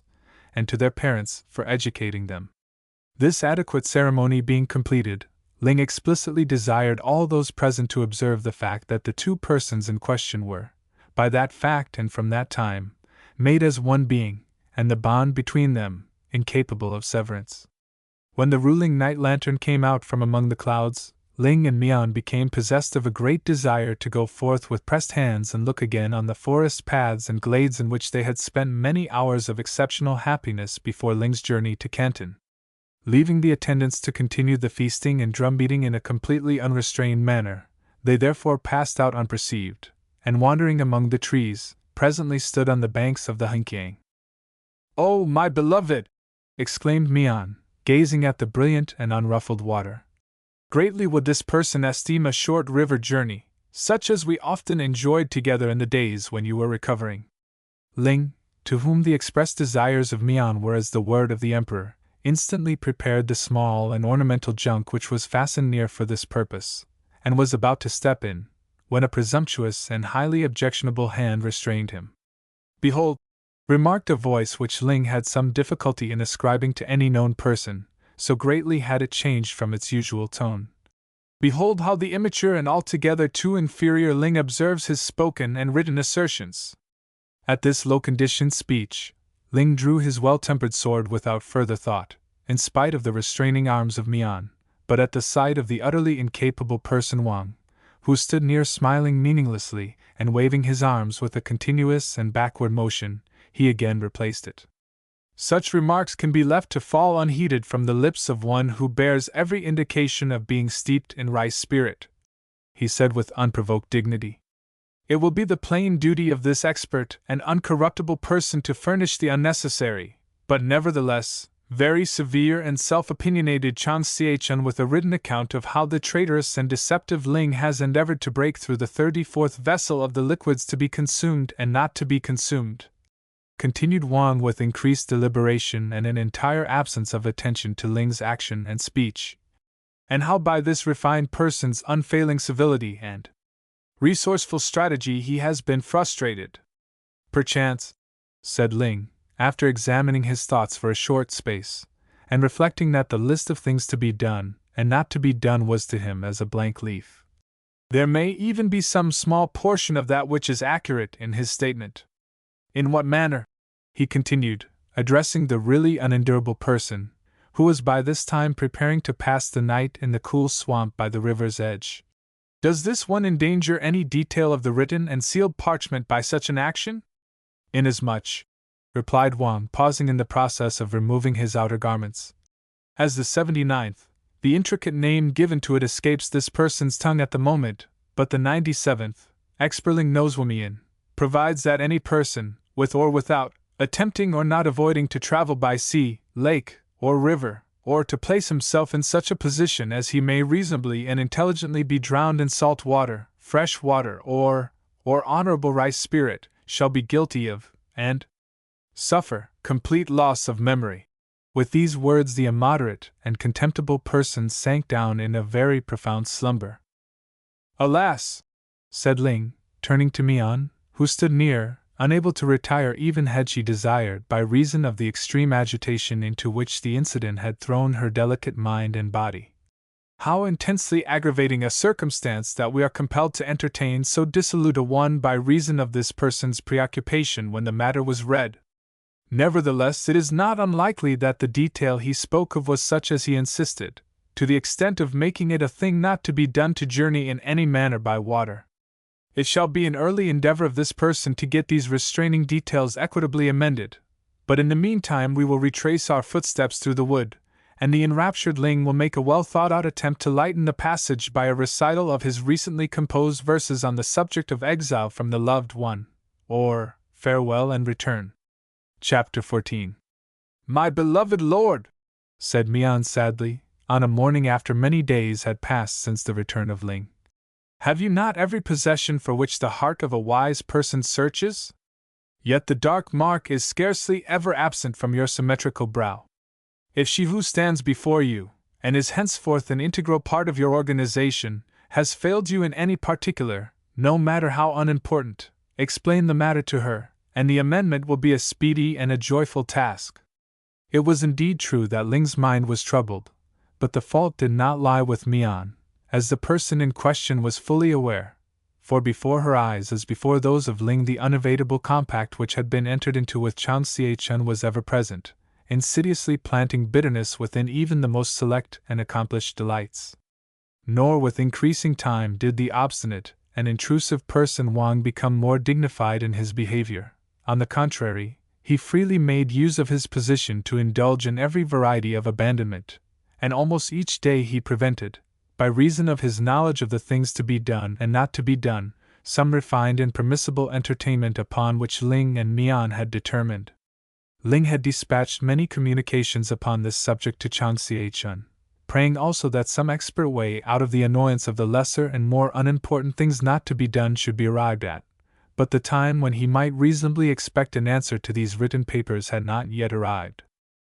It was about this period that intelligence was brought to Ling from the villages on the road to Peking, how Li Qin, having secretly ascertained that his yamen was standing and his goods uninjured, had determined to return, and was indeed at that hour within 100 li of Sichao. Furthermore, he had repeatedly been understood to pronounce clearly that he considered Ling to be the head and beginning of all his inconveniences, and to declare that the first act of justice which he should accomplish on his return would be to submit the person in question to the most unbearable tortures, and then cause him to lose his head publicly as an outrager of the settled state of things and an enemy of those who loved tranquility. Not doubting that Li Qin would endeavor to gain an advantage by treachery if the chance presented itself, Ling determined to go forth to meet him, and without delay settle the entire disturbance in one well-chosen and fatally destructive encounter. To this end, rather than disturb the placid mind of Mian, to whom the thought of the engagement would be weighted with many disquieting fears, he gave out that he was going upon an expedition to surprise and capture certain fish of a very delicate flavor, and attended by only 2 persons, he set forth in the early part of the day. Some hours later, owing to an ill-considered remark on the part of the deaf attendant, to whom the matter had been explained in an imperfect light, Mian became possessed of the true facts of the case, and immediately all the pleasure of existence went from her. She despaired of ever again beholding Ling in an ordinary state, and mournfully reproached herself for the bitter words which had risen to her lips when the circumstance of his condition and the arrangement with Chang Xiechun first became known to her. After spending an interval in a polished lament at the manner in which things were inevitably tending, the thought occurred to Mian whether by any means in her power she could influence the course and settled method of affairs. In this situation the memory of the person Wang, and the fact that on several occasions he had made himself objectionable when Ling had proposed to place himself in such a position that he incurred some very remote chance of death by drowning or by fire, recurred to her. Subduing the natural and pure-minded repulsion which she invariably experienced at the mere thought of so debased an individual, she sought for him, and discovering him in the act of constructing cardboard figures of men and animals, which it was his custom to dispose skillfully in little frequented paths for the purpose of enjoying the sudden terror of those who passed by, she quickly put the matter before him, urging him, by some means, to prevent the encounter, which must assuredly cost the life of the one whom he had so often previously obstructed from incurring the slightest risk. By no means, exclaimed Wang, when he at length understood the full meaning of the project. It would be a most unpresentable action for this commonplace person to interfere in so honorable an undertaking. Had the priceless body of the intrepid Ling been in any danger of disappearing, as, for example, by drowning or being consumed in fire, the nature of the circumstance would have been different. As the matter exists, however, there is every appearance that the far-seeing Chang Xiechun will soon reap the deserved reward of his somewhat speculative enterprise, and to that end this person will immediately procure a wooden barrier and the services of 4 robust carriers, and proceed to the scene of the conflict. Deprived of even this hope of preventing the encounter, Mian betook herself in extreme dejection to the secret room of the magician, which had been unopened since the day when the 2 attendants had searched for substances to apply to their master, and there she diligently examined every object in the remote chance of discovering something which might prove of value in averting the matter in question. Not anticipating that the true reason of his journey would become known to Mian, Ling continued on his way without haste, and passing through Sichao before the sun had risen, entered upon the great road to Peking. At a convenient distance from the town he came to a favorable piece of ground where he decided to await the arrival of Li Qin, spending the time profitably in polishing his already brilliant sword, and making observations upon the nature of the spot and the condition of the surrounding omens, on which the success of his expedition would largely depend. As the sun reached the highest point in the open sky the sound of an approaching company could be plainly heard, but at the moment when the chair of the mandarin appeared within the sight of those who waited, the great luminary, upon which all portents depend directly or indirectly, changed to the color of new-drawn blood and began to sink towards the earth. Without any misgivings, therefore, Ling disposed his 2 attendants in the wood, with instructions to step forth and aid him if he should be attacked by overwhelming numbers, while he himself remained in the way. As the chair approached, the mandarin observed a person standing alone, and thinking that it was one who, hearing of his return, had come out of the town to honor him, he commanded the bearers to pause. Thereupon, stepping up to the opening, Ling struck the deceptive and incapable Li Qin on the cheek, at the same time crying in a full voice, "Come forth, O traitorous and 2-stomached mandarin! for this person is very desirous of assisting you in the fulfillment of your boastful words. Here is a most irreproachable sword which will serve excellently to cut off this person's undignified head. Here is a waist cord which can be tightened around his breast, thereby producing excruciating pains over the entire body." At the knowledge of who the one before him was, and when he heard the words which unhesitatingly announced Ling's fixed purpose, Li Qin first urged the carriers to fall upon Ling and slay him, and then, perceiving that such a course was exceedingly distasteful to their natural tendencies, to take up the chair and save him by flight. But Ling in the meantime engaged their attention, and fully explained to them the treacherous and unworthy conduct of Li Qin, showing them how his death would be a just retribution for his ill-spent life, and promising them each a considerable reward in addition to their arranged payment when the matter in question had been accomplished.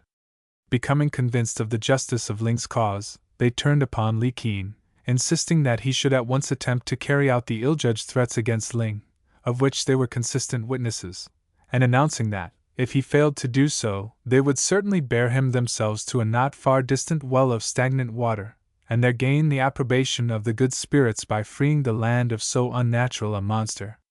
Seeing only a dishonorable death on either side, Li Qin drew his sword, and made use of every artifice of which he had knowledge in order to disarm Ling, or to take him at a disadvantage. In this he was unsuccessful, for Ling, who was by nature a very expert sword user, struck him repeatedly, until he at length fell in an expiring condition, remarking with his last words that he had indeed been a narrow-minded and extortionate person during his life, and that his death was an enlightened act of celestial accuracy. Directing Wang and his 4 hired persons, who had in the meantime arrived, to give the body of the mandarin an honorable burial in the deep of the wood, Ling rewarded and dismissed the chairbearers, and without delay proceeded to Saichao, where he charitably distributed the goods and possessions of Li Qin among the poor of the town. Having in this able and conscientious manner completely proved the misleading nature of the disgraceful statements which the mandarin had spread abroad concerning him, Ling turned his footsteps towards Mian, whose entrancing joy at his safe return was judged by both persons to be a sufficient reward for the mental distress with which their separation had been accompanied. Chapter 15. After the departure of Ling from Canton, the commercial affairs of Changxiechun began, from a secret and undetectable cause, to assume an ill-regulated condition. No venture which he undertook maintained a profitable attitude, so that many persons who in former times had been content to display the printed papers setting forth his name and virtues in an easily seen position in their receiving rooms, now placed themselves daily before his house in order to accuse him of using their tales in ways which they themselves had not sufficiently understood, and for the purpose of warning passers-by against his inducements. It was in vain that Chang proposed new undertakings, each of an infallibly more prosperous nature than those before. The persons who had hitherto supported him were all entrusting their money to one named Peng Su, who required millions where Chang had been content with thousands, and who persistently insisted on greeting the sacred emperor as an equal. In this unenviable state Chang's mind continually returned to thoughts of Ling, whose lifeless body would so opportunely serve to dispel the embarrassing perplexities of existence which were settling thickly about him. Urged forward by a variety of circumstances which placed him in an entirely different spirit from the honorable bearing which he had formerly maintained, he now closely examined all the papers connected with the matter, to discover whether he might not be able to effect his purpose with an outward exhibition of law forms. While engaged in this degrading occupation, a detail came to his notice which caused him to become very amiably disposed and confident of success. Proceeding with the matter, he caused a well-supported report to be spread about that Ling was suffering from a wasting sickness, which, without in any measure shortening his life, would cause him to return to the size and weight of a newly born child, and being by these means enabled to secure the entire matter of the Ling, after death, without much risk assembly. At a very small outlay, he did so, and then, calling together a company of those who hire themselves out for purposes of violence, journeyed to Saichao. Ling and Mian were seated together at a table in the great room, examining a vessel of some clear liquid, when Changxiechun entered with his armed ones, in direct opposition to the general laws of ordinary conduct and the rulings of hospitality. At the sight, which plainly indicated a threatened display of violence, Ling seized his renowned sword, which was never far distant from him, and prepared to carry out his spoken vow that any person overstepping a certain mark on the floor would assuredly fall. "Put away your undoubtedly competent weapon, O Ling," said Chang, who was desirous that the matter should be arranged if possible without any loss to himself. "For such a course can be honorably adopted when it is taken into consideration that we are as 20 to 1, and have, moreover, the appearance of being inspired by law forms. There are certain matters of allowed justice which overrule all other law forms," replied Ling, taking a sure hold of his sword grasp. "Explain, for your part, O obviously double-dealing Chang Xiechun, from whom this person only recently parted on terms of equality and courtesy, why you come not with an agreeable face and a peaceful following, but with a countenance which indicates both violence and terror, and accompanied by many whom this person recognizes as the most outcast and degraded from the narrow and evil-smelling ways of Canton. In spite of your blustering words," said Chang, with some attempt at an exhibition of dignity, "this person is endowed by every right, and comes only for the obtaining, by the help of this expert and proficient gathering, should such a length become necessary, of his just claims. Understand that in the time since the venture was arranged this person has become possessed of all the property of the Ling, after death, without much risk assembly, and thereby he is competent to act fully in the matter. It has now come within his attention that the one Ling to whom the particulars refer is officially dead, and as the written and sealed document clearly undertook that the person's body was to be delivered up for whatever use the assembly decided whenever death should possess it, this person has now come for the honorable carrying out of the undertaking." At these words the true nature of the hidden contrivance into which he had fallen descended upon Ling like a heavy and unavoidable thunderbolt. Nevertheless, being by nature and by reason of his late exploits fearless of death, except for the sake of the loved one by his side, he betrayed no sign of discreditable emotion at the discovery. "In such a case," he replied, with an appearance of entirely disregarding the danger of the position, "the complete parchment must be of necessity overthrown, for if this person is now officially dead, he was equally so at the time of sealing, and arrangements entered into by dead persons have no actual existence." "That is a matter which has never been efficiently decided," admitted Chang Xiechun, with no appearance of being thrown into a state of confusion at the suggestion. "And doubtless the case in question can by various means be brought in the end before the court of final settlement at Peking, where it may indeed be judged in the manner you assert. But as such a process must infallibly consume the wealth of a province and the years of an ordinary lifetime, and as it is this person's unmoved intention to carry out his own view of the undertaking without delay, such speculations are not matters of profound interest." Upon this Chang gave certain instructions to his followers, who thereupon prepared to advance. Perceiving that the last detail of the affair had been arrived at, Ling threw back his hanging garment, and was on the point of rushing forward to meet them, when Mian, who had maintained a possessed and reliant attitude throughout, pushed towards him the vessel of pure and sparkling liquid with which they had been engaged when so presumptuously broken in upon, at the same time speaking to him certain words in an outside language. A new and heaven-sent confidence immediately took possession of Ling, and striking his sword against the wall with such irresistible force that the entire chamber trembled and the feeble-minded assassin shrank back in unrestrained terror, he leapt upon the table, grasping in one hand the open vessel. "Behold the end, O most uninventive and slow-witted Chang Xiechun!" he cried in a dreadful and awe-compelling voice. "As a reward for your faithless and traitorous behavior, learn how such avaricious-minded incompetence turns and fastens itself upon the vitals of those who beget it.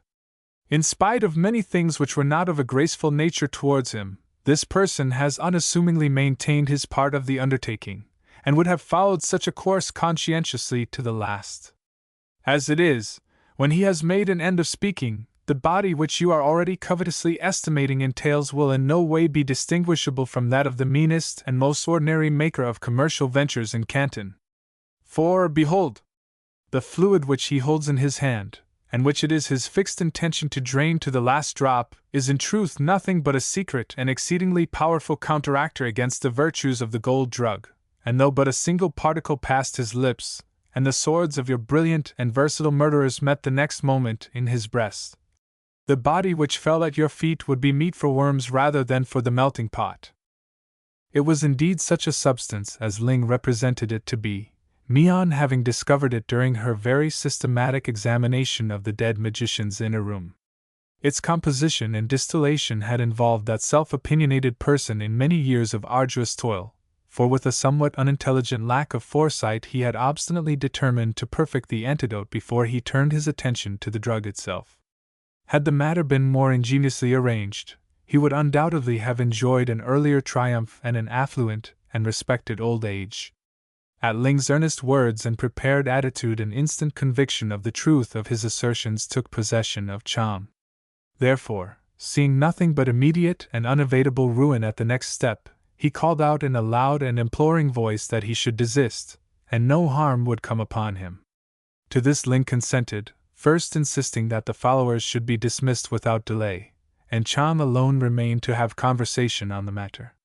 By this just act the lower parts of Canton were greatly purified, for the persons in question being driven forth into the woods, mostly perished by encounters with wild animals, or at the hands of the enraged villagers, to whom Ling had by this time become greatly endeared. When the usual state had been restored, Ling made clear to Chang the altered nature of the conditions to which he would alone agree. "It is a noble-minded and magnanimous proposal on your part, and one to which this misguided person had no claim," admitted Chang, as he affixed his seal to the written undertaking and committed the former parchment to be consumed by fire. By this arrangement it was agreed that Ling should receive only 1/2 of the yearly payment which had formerly been promised, and that no sum of taels should become due to those depending on him at his death. In return for these valuable allowances, there were to exist no details of things to be done and not to be done, Ling merely giving an honorable promise to observe the matter in a just spirit, while, most esteemed of all, only a portion of his body was to pass to Cham when the end arrived, the upper part remaining to embellish the family altar and receive the veneration of posterity. As the great sky lantern rose above the trees and the time of no noise fell upon the woods, a flower-laden pleasure junk moved away from its restraining cords, and without any sense of motion, gently bore Ling and Mian between the sweet-smelling banks of the Hunkiang. Presently Mian drew from beneath her flowing garment an instrument of stringed wood, and touching it with a quick but delicate stroke, like the flight and pausing of a butterfly, told in well-balanced words a refined narrative of two illustrious and noble-looking persons, and how, after many disagreeable evils and unendurable separations, they entered upon a destined state of earthly prosperity and celestial favor. When she made an end of the verses, Ling turned the junk's head by one well-directed stroke of the paddle, and prepared by using similar means to return to the place of mooring. "Indeed," he remarked, ceasing for a moment to continue this skillful occupation, "the words which you have just spoken might, without injustice, be applied to the two persons who are now conversing together. For after suffering misfortunes and wrongs beyond an appropriate portion, they have now reached that period of existence when a tranquil and contemplative future is assured to them. In this manner is the sage and matured utterance of the inspired philosopher Nian Tzu again proved, that the life of every person is largely composed of two varieties of circumstances which together build up his existence, the good and the evil." Chapter 16. When Kai Lung, the storyteller, made an end of speaking, he was immediately greeted with a variety of delicate and pleasing remarks. All persons who had witnessed the matter, down even to the lowest type of Miatse, who by reason of their obscure circumstances had been unable to understand the meaning of a word that had been spoken, maintaining that Kai Lung's accomplishment of continuing for upwards of 3 hours without a pause had afforded an entertainment of a very high and refined order. While these polished sayings were being composed, together with many others of a similar nature, Lin suddenly leapt to his feet with a variety of highly objectionable remarks concerning the ancestors of all those who were present, and declaring that the story of Ling was merely a well-considered stratagem to cause them to forget the expedition which they had determined upon, for by that time it should have been completely carried out. It was undoubtedly a fact that the hour spoken of for the undertaking had long passed, Lin having completely overlooked the speed of time in his benevolent anxiety that the polite and valorous Ling should in the end attain to a high and remunerative destiny. In spite of Kai Lung's consistent denials of any treachery, he could not but be aware that the incident tended greatly to his disadvantage in the eyes of those whom he had fixed a desire to conciliate, nor did his well-intentioned offer that he would without hesitation repeat the display for a like number of hours affect his amiable purpose. How the complication would finally have been determined without interruption is a matter merely of imagination, for at that moment an outpost, who had been engaged in guarding the secrecy of the expedition, threw himself into the enclosure in a torn and breathless condition, having run through the forest many li in a winding direction for the explicit purpose of warning Lin Yi that his intentions had become known, and that he and his followers would undoubtedly be surprised and overcome if they left the camp. At this intimation of the eminent service which Kai Lung had rendered them, the nature of their faces towards him at once changed completely, those who only a moment before had been demanding his death particularly hailing him as their inspired and unobtrusive protector, and in all probability, indeed, a virtuous and benignant spirit in disguise. Bending under the weight of offerings which Lin Yi and his followers pressed upon him, together with many clearly set out desires for his future prosperity, and assured of their unalterable protection on all future occasions, Kai Lung again turned his face towards the lanterns of Neiyang. Far down the side of the mountain they followed his footsteps, now by a rolling stone, now by a snapping branch of yellow pine. Once again they heard his voice, cheerfully repeating to himself, "Among the highest virtues of a pure existence." But beyond that point the gentle forest breath bore him away. 2. The Story of Young Chang. "Ho, illustrious passers-by," said Kai Lung, the storyteller, as he spread out his embroidered mat under the mulberry tree.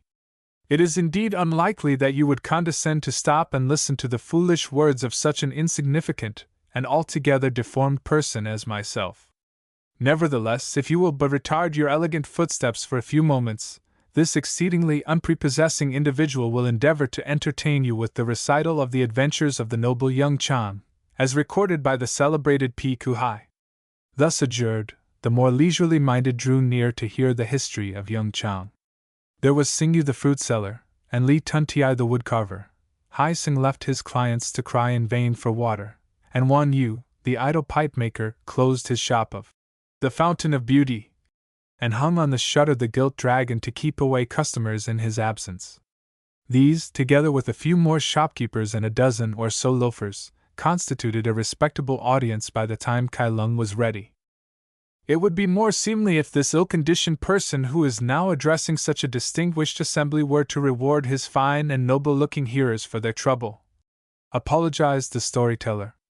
But, as the book of verses says, the meaner the slave, the greater the lord, and it is, therefore, not unlikely that this majestic concourse will reward the despicable efforts of their servant by handfuls of coins till the air appears as though filled with swarms of locusts in the season of much heat. In particular, there is among this august crowd of mandarins one Wan Yu, who has departed on 3 previous occasions without bestowing the reward of a single cash.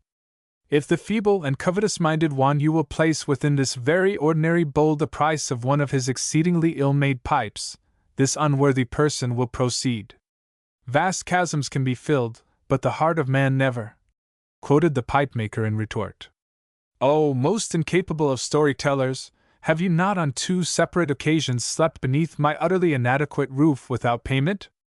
But he, nevertheless, deposited 3 cash in the bowl, and drew nearer among the front row of the listeners. "It was during the reign of the enlightened Emperor Tsing Nung," began Kai Lung, without further introduction, "that there lived at a village near Honan a wealthy and avaricious maker of idols, named Ti Hung. So skillful had he become in the making of clay idols that his fame had spread for many li round, and idol sellers from all the neighboring villages, and even from the towns, came to him for their stock. No other idol maker between Honan and Nanking employed so many clay gatherers or so many modelers. Yet, with all his riches, his avarice increased till at length he employed men whom he called agents and travelers, who went from house to house selling his idols and extolling his virtues in verses composed by the most illustrious poets of the day.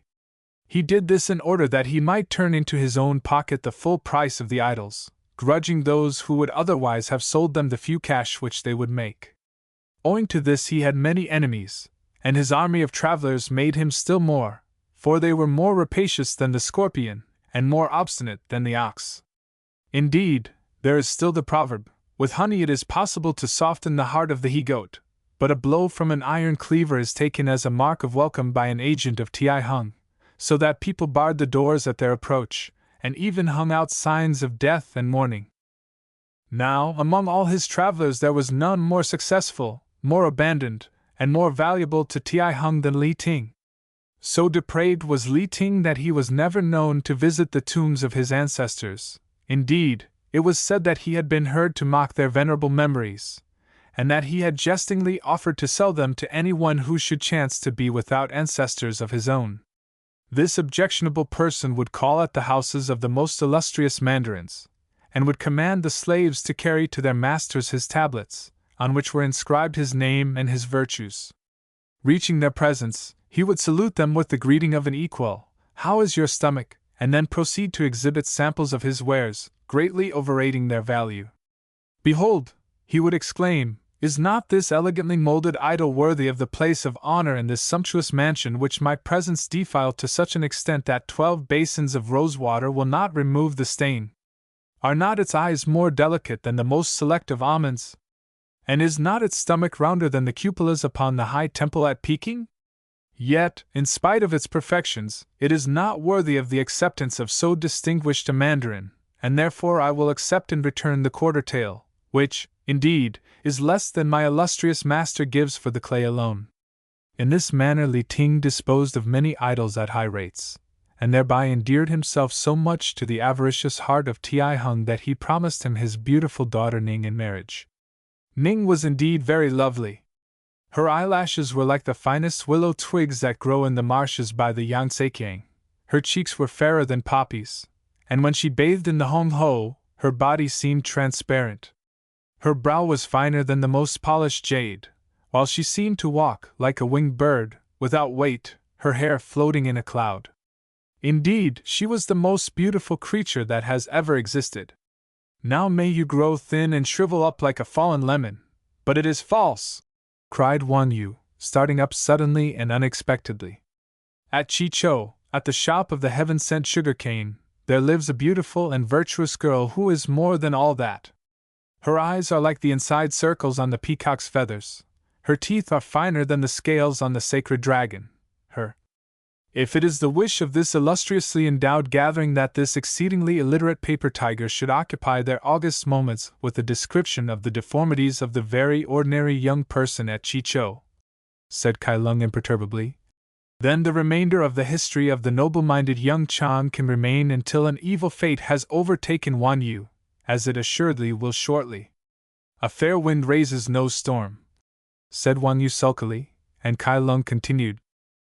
"Such loveliness could not escape the evil eye of Li Ting, and accordingly, as he grew in favor with Ti Hung, he obtained his consent to the drawing up of the marriage contracts. More than this, he had already sent to Ning 2 bracelets of the finest gold, tied together with a scarlet thread, as a betrothal present. But, as the proverb says, the good bee will not touch the faded flower, and Ning, although compelled by the second of the 5 great principles to respect her father, was unable to regard the marriage with anything but abhorrence. Perhaps this was not altogether the fault of Li Ting, for on the evening of the day on which she had received his present, she walked in the rice fields, and sitting down at the foot of a funereal cypress, whose highest branches pierced the middle air, she cried aloud, "I cannot control my bitterness. Of what use is it that I should be called the white pigeon among golden lilies, if my beauty is but for the hog-like eyes of the exceedingly objectionable Li Ting? Ah, young Chang, my unfortunate lover! What evil spirit pursues you that you cannot pass your examination for the 2nd degree? My noble-minded but ambitious boy, why were you not content with an agricultural, or even a manufacturing career and happiness? By aspiring to a literary degree, you have placed a barrier wider than the Wang Hai between us. As the earth seems small to the soaring swallow, so shall insuperable obstacles be overcome by the heart worn smooth with a fixed purpose," said a voice beside her, and young Chang stepped from behind the cypress tree, where he had been waiting for Ning. "Oh, one more symmetrical than the chrysanthemum," he continued, "I shall yet, with the aid of my ancestors, pass the 2nd degree, and even obtain a position of high trust in the public office at Peking. And in the meantime, pouted Ning, I shall have partaken of the wedding cake of the utterly unpresentable Li Ting, and she exhibited the bracelets which she had that day received. Alas, said young Chang, there are times when one is tempted to doubt even the most efficacious and violent means. I had hoped that by this time Li Ting would have come to a sudden and most unseemly end, for I have drawn up and affixed in the most conspicuous places notifications of his character, similar to the one here. Ning turned, and beheld fastened to the trunk of the cypress an exceedingly elegantly written and composed notice, which Young read to her as follows. Let the distinguished inhabitants of this district observe the exceedingly ungraceful walk and bearing of the low person who calls himself Li Ting. Truthfully, it is that of a dog in the act of being dragged to the river because his sores and diseases render him objectionable in the house of his master.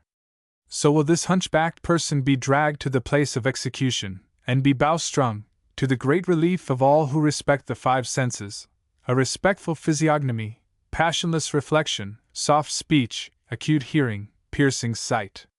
He hopes to attain to the red button and the peacock's feather, but the right hand of the deity itches, and Li Ting will assuredly be removed suddenly.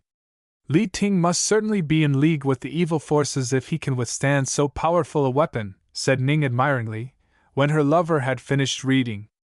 Even now he is starting on a journey, nor will he return till the first day of the month when the sparrows go to the sea and are changed into oysters. Perhaps the fate will overtake him while he is away. If not, said Young, taking up her words as she paused, then I have yet another hope.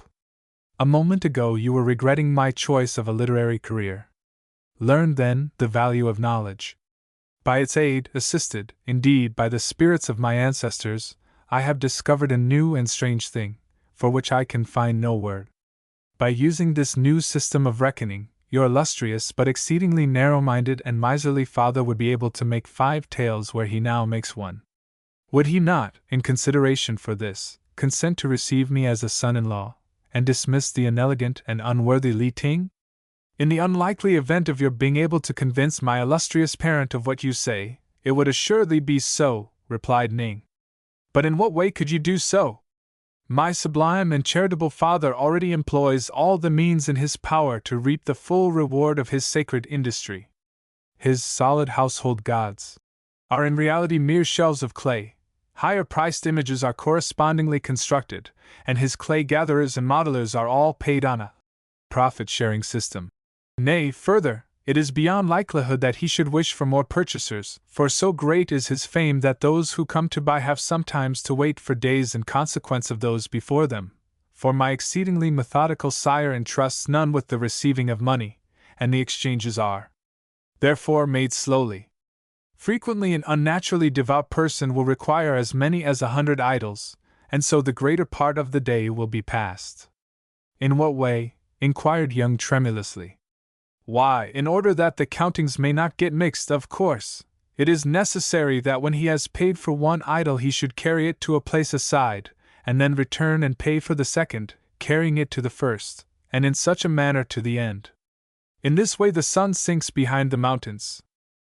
But, said Young, his voice thick with his great discovery, if he could pay for the entire quantity at once, then it would take but 100th part of the time, and so more idols could be sold.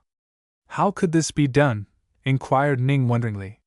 Surely it is impossible to conjecture the value of so many idols.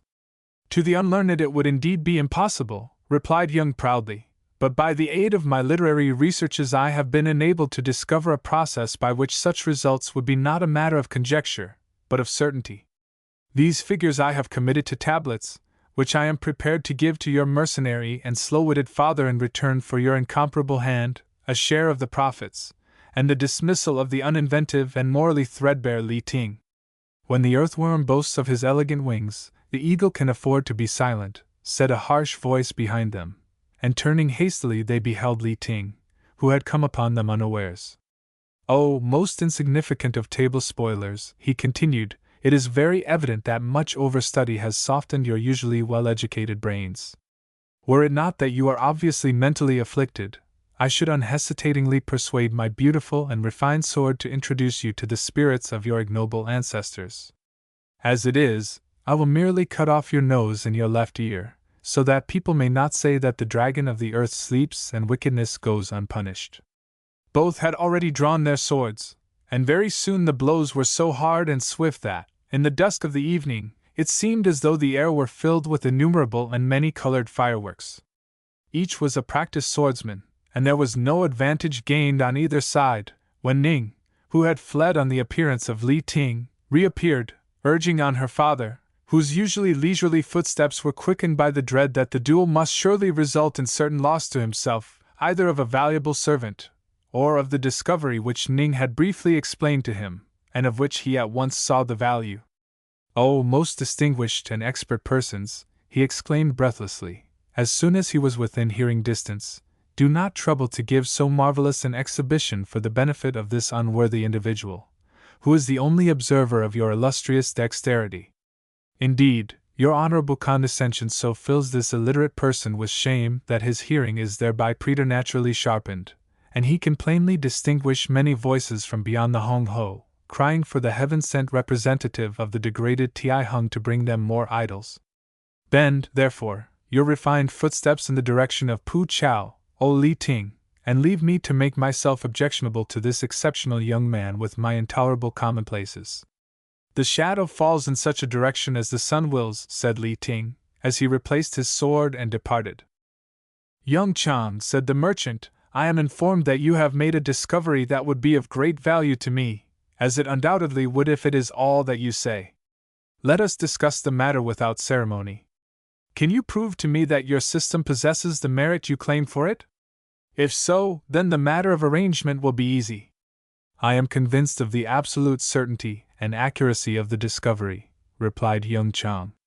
"It is not as though it were an ordinary matter of human intelligence, for this was discovered to me as I was worshipping at the tomb of my ancestors. The method is regulated by a system of squares, triangles, and cubes. But as the practical proof might be long, and as I hesitate to keep your adorable daughter out in the damp night air, may I not call at your inimitable dwelling in the morning, when we can go into the matter thoroughly? I will not weary this intelligent gathering, each member of which doubtless knows all the books on mathematics off by heart, with a recital of the means by which young Chang proved to Ti Hung the accuracy of his tables and the value of his discovery of the multiplication table, which till then had been undreamt of," continued the storyteller. "It is sufficient to know that he did so, and that Ti Hung agreed to his terms, only stipulating that Li Ting should not be made aware of his dismissal until he had returned and given in his accounts. The share of the profits that Young was to receive was cut down very low by Ti Hung, but the young man did not mind that, as he would live with his father-in-law for the future. With the introduction of this new system, the business increased like a river at flood time. All rivals were left far behind, and Ti Hung put out this sign: 'Good morning! Have you worshipped one of Ti Hung's refined 99 cash idols?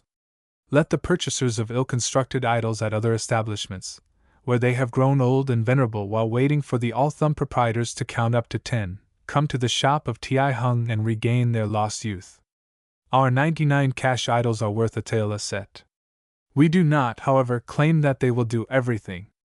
The 99 cash idols of Ti Hung will not, for example, purify linen, but even the most contented and frozen-brained person cannot be happy until he possesses one.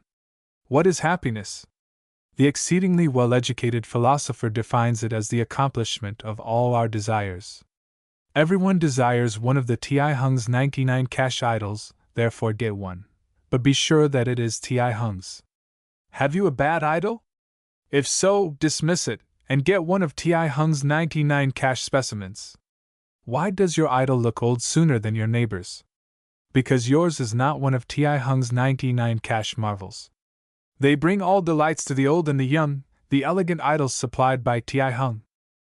N.B. The Great Sacrifice Idol, 45 cash, delivered carriage-free in quantities of not less than 12, at any temple, on the evening before the sacrifice.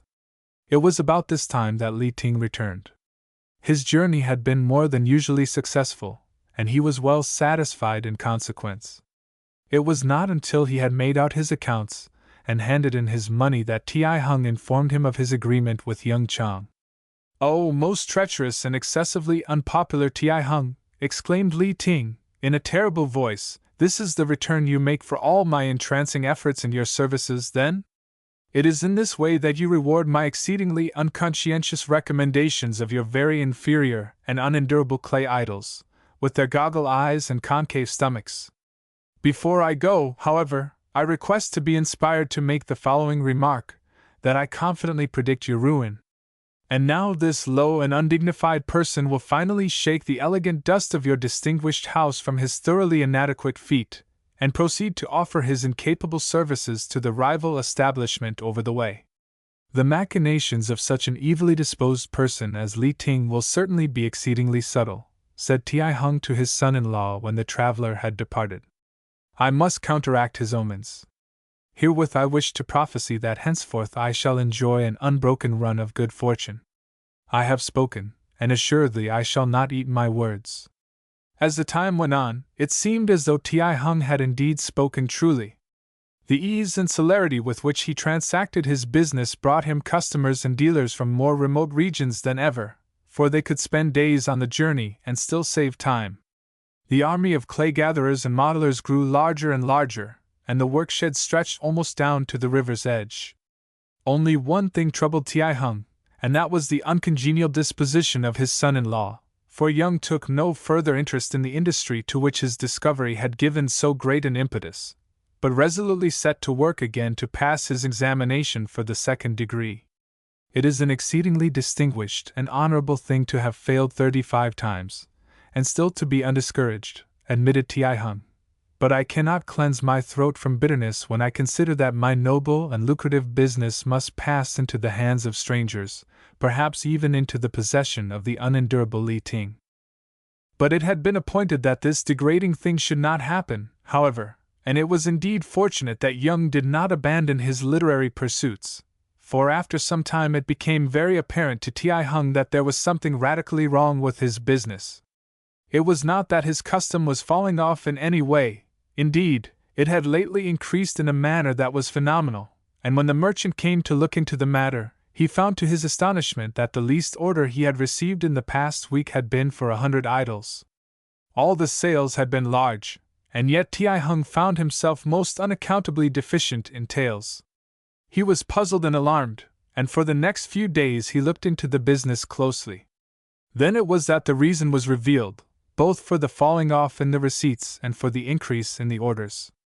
The calculations of the unfortunate young Chang were correct up to 100, but at that number he had made a gigantic error, which, however, he was never able to detect and rectify, with the result that all transactions above that point worked out at a considerable loss to the seller. It was in vain that the panic-stricken Ti Hung goaded his miserable son-in-law to correct the mistake. It was equally in vain that he tried to stem the current of his enormous commercial popularity. He had competed for public favor, and he had won it, and every day his business increased till ruin grasped him by the pigtail. Then came an order from one firm at Peking for 5 millions of the 99 cash idols, and at that Ti Hung put up his shutters, and sat down in the dust. "Behold," he exclaimed, "in the course of a lifetime there are many very disagreeable evils that may overtake a person. He may offend the sacred dragon, and be in consequence reduced to a fine dry powder, or he may incur the displeasure of the benevolent and pure-minded emperor, and be condemned to death by roasting. He may also be troubled by demons or by the disturbed spirits of his ancestors, or be struck by thunderbolts. Indeed, there are numerous annoyances, but they become as heaven-sent blessings in comparison to a self-opinionated and more than ordinarily weak-minded son-in-law. Of what avail is it that I have habitually sold one idol for the value of 100? The very objectionable man in possession sits in my delectable summer-house, and the unavoidable legal documents settle around me like a flock of pigeons. It is indeed necessary that I should declare myself to be in voluntary liquidation, and make an assignment of my book debts for the benefit of my creditors. Having accomplished this, I will proceed to the well-constructed tomb of my illustrious ancestors, and having kowtowed at their incomparable shrines, I will put an end to my distinguished troubles with this exceedingly well-polished sword. The wise man can adapt himself to circumstances as water takes the shape of the vase that contains it, said the well-known voice of Li Ting. Let not the lion and the tiger fight at the bidding of the jackal. by combining our forces all may be well with ye yet. Assist me to dispose of the entirely superfluous young Chang and to marry the elegant and symmetrical Ning, and in return I will allot to you a portion of my not inconsiderable income. However high the tree, the leaves fall to the ground, and your hour has come at last, O detestable Li Ting, said Young, who had heard the speakers and crept upon them unperceived. As for my distinguished and immaculate father-in-law, doubtless the heat has affected his indefatigable brains, or he would not have listened to your contemptible suggestion. For yourself, draw. Both swords flashed, but before a blow could be struck the spirits of his ancestors hurled Li Ting lifeless to the ground, to avenge the memories that their unworthy descendant had so often reviled. So perish all the enemies of young Chang, said the victor. And now, my venerated but exceedingly short-sighted father-in-law, learn how narrowly you have escaped making yourself exceedingly objectionable to yourself. I have just received intelligence from Peking that I have passed the 2nd degree, and have in consequence been appointed to a remunerative position under the government. This will enable us to live in comfort, if not in affluence, and the rest of your engaging days can be peacefully spent in flying kites. 3. The probation of Sin Hung. It is an undoubted fact that this person has not realized the direct remunerative advantage which he confidently anticipated, remarked the idle and discontented pipemaker Wan Yu, as, with a few other persons of similar inclination, he sat in the shade of the great mulberry tree at Wuwei, waiting for the evil influence of certain very mysterious sounds, which had lately been heard, to pass away before he resumed his occupation. When the seemingly proficient and trustworthy Kai Lung first made it his practice to journey to Wuwei, and narrate to us the doings of persons of all classes of life, he continued, it seemed to this one that by closely following the recital of how mandarins obtained their high position, and exceptionally rich persons their wealth, he must, in the end, inevitably be rendered competent to follow in their illustrious footsteps. Yet, in how entirely contrary a direction has the whole course of events tended! In spite of the honorable intention which involved a frequent absence from his place of commerce, those who journeyed thither with the set purpose of possessing one of his justly famed opium pipes so perversely regarded the matter that, after 2 or 3 fruitless visits, they deliberately turned their footsteps towards the workshop of the inelegant Mingyo, whose pipes are confessedly greatly inferior to those produced by the person who is now speaking. Nevertheless, the rapacious Kai Lung, to whose influence the falling off in custom was thus directly attributable, persistently declined to bear any share whatever in the loss which his profession caused, and, indeed, regarded the circumstance from so grasping and narrow-minded a point of observation that he would not even go to the length of suffering this much persecuted one to join the circle of his hearers without on every occasion making the customary offering. In this manner a well-intentioned pursuit of riches has insidiously led this person within measurable distance of the bolted dungeon for those who do not meet their just debts, while the only distinction likely to result from his assiduous study of the customs and methods of those high in power is that of being publicly bowstrung as a warning to others. Manifestedly the pointed finger of the unreliable Kai Lung is a very treacherous guide. It is related, said a dispassionate voice behind them, that a person of limited intelligence, on being assured that he would certainly one day enjoy an adequate competence if he closely followed the industrious habits of the thrifty bee, spent the greater part of his life in anointing his thighs with the yellow powder which he laboriously collected from the flowers of the field.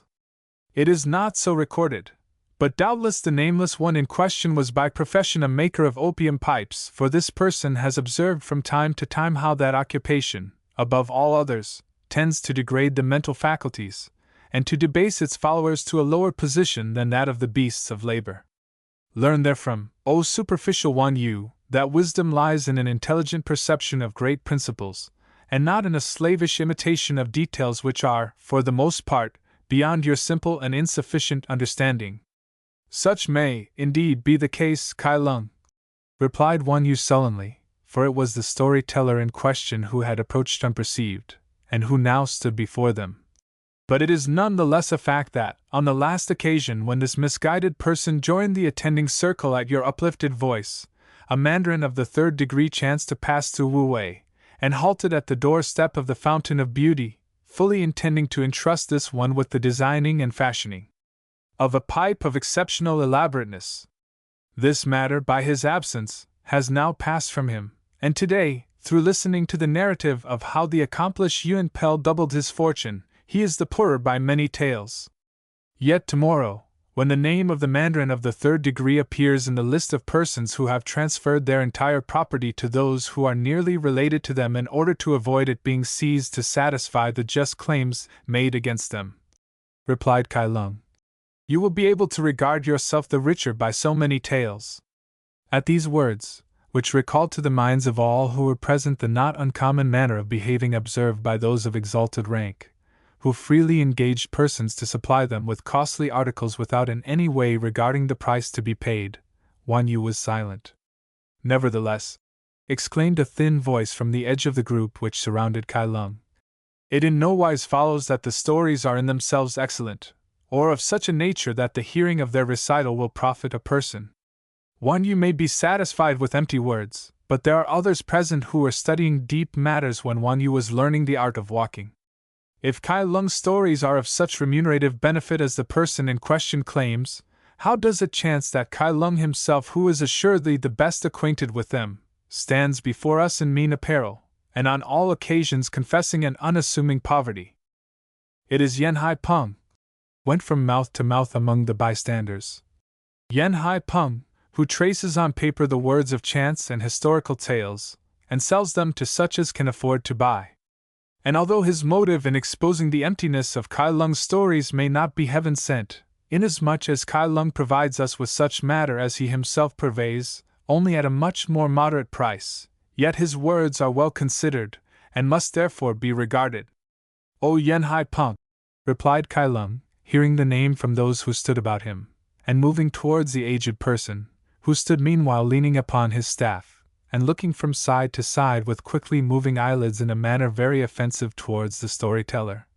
Your just remark shows you to be a person of exceptional wisdom, even as your well-bowed legs prove you to be one of great bodily strength, for justice is ever obvious and wisdom hidden, and they who build structures for endurance discard the straight and upright and insist upon such an arch as you so symmetrically exemplify. Speaking in this conciliatory manner, Kai Lung came up to Yen Hai Peng, and taking between his fingers a disc of thick polished crystal, which the aged and short-sighted chant writer used for the purpose of magnifying and bringing nearer the letters upon which he was engaged, and which hung around his neck by an embroidered cord, the storyteller held it aloft, crying aloud, observe closely, and presently it will be revealed and made clear how the apparently very conflicting words of the wise Yen Hai Peng, and those of this unassuming but nevertheless conscientious person who is now addressing you, are, in reality, as one great truth. With this assurance Kai Lung moved the crystal somewhat, so that it engaged the sun's rays, and concentrated them upon the uncovered crown of the unsuspecting and still objectionably engaged person before him. Without a moment's pause, Yen Hai Peng leapt high into the air, repeatedly pressing his hand to the spot thus selected and crying aloud, evil dragons and thunderbolts! But the touch was as hot as a scar left by the uncut nail of the sublime Buddha. Yet the crystal, remarked Kai Lung composedly, passing it into the hands of those who stood near, is as cool as the innermost leaves of the riverside sycamore, they declared. Kai Lung said nothing further, but raised both his hands above his head, as if demanding their judgment. Thereupon a loud shout went up on his behalf, for the greater part of them loved to see the manner in which he brushed aside those who would oppose him, and the sight of the aged person Yen Hai Peng leaping far into the air had caused them to become exceptionally amused, and, in consequence, very amiably disposed towards the one who had afforded them the entertainment. The story of Sin Hung, began Kai Lung, when the discussion had terminated in the manner already recorded,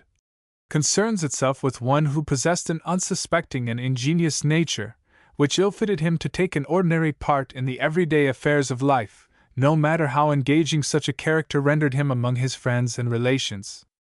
Having at an early age been entrusted with a burden of rice and other produce from his father's fields to dispose of in the best possible manner at a neighboring mart, and having completed the transaction in a manner extremely advantageous to those with whom he trafficked but very intolerable to the one who had sent him, it at once became apparent that some other means of gaining a livelihood must be discovered for him. Beyond all doubt, said his father, after considering the matter for a period, it is a case in which one should be governed by the wise advice and example of the Mandarin Puchao. Illustrious sire, exclaimed Sun Hun, who chanced to be present, the illiterate person who stands before you is entirely unacquainted with the one to whom you have referred. Nevertheless, he will, as you suggest, at once set forth, and journeying with all speed to the abode of the estimable Puchao, solicit his experience and advice. Unless a more serious loss should be occasioned, replied the father coldly, there is no necessity to adopt so extreme a course. The benevolent Mandarin in question existed at a remote period of the Tang dynasty, and the incident to which an allusion has been made arose in the following way. To the public court of the enlightened Puchao there came one day a youth of very inferior appearance and hesitating manner, who besought his explicit advice, saying,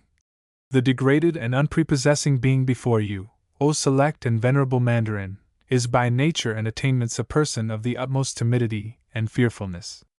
From this cause life itself has become a detestable observance in his eyes, for those who should be his companions of both sexes hold him in undisguised contempt, making various unendurable allusions to the color and nature of his internal organs whenever he would endeavor to join them. Instruct him, therefore, the manner in which this cowardice may be removed, and no service in return will be esteemed too great." "There is a remedy," replied the benevolent Mandarin, without any hesitation whatever, "which if properly carried out is efficacious beyond the possibility of failure. Certain component parts of your body are lacking, and before the desired result can be obtained these must be supplied from without. Of all courageous things the tiger is the most fearless, and in consequence it combines all those ingredients which you require. Furthermore, as the teeth of the tiger are the instruments with which it accomplishes its vengeful purpose, there reside the essential principles of its inimitable courage. Let the person who seeks instruction in the matter, therefore, do as follows: taking the teeth of a full-grown tiger as soon as it is slain, and before the essences have time to return into the body, he shall grind them to a powder, and mixing the powder with a portion of rice, consume it.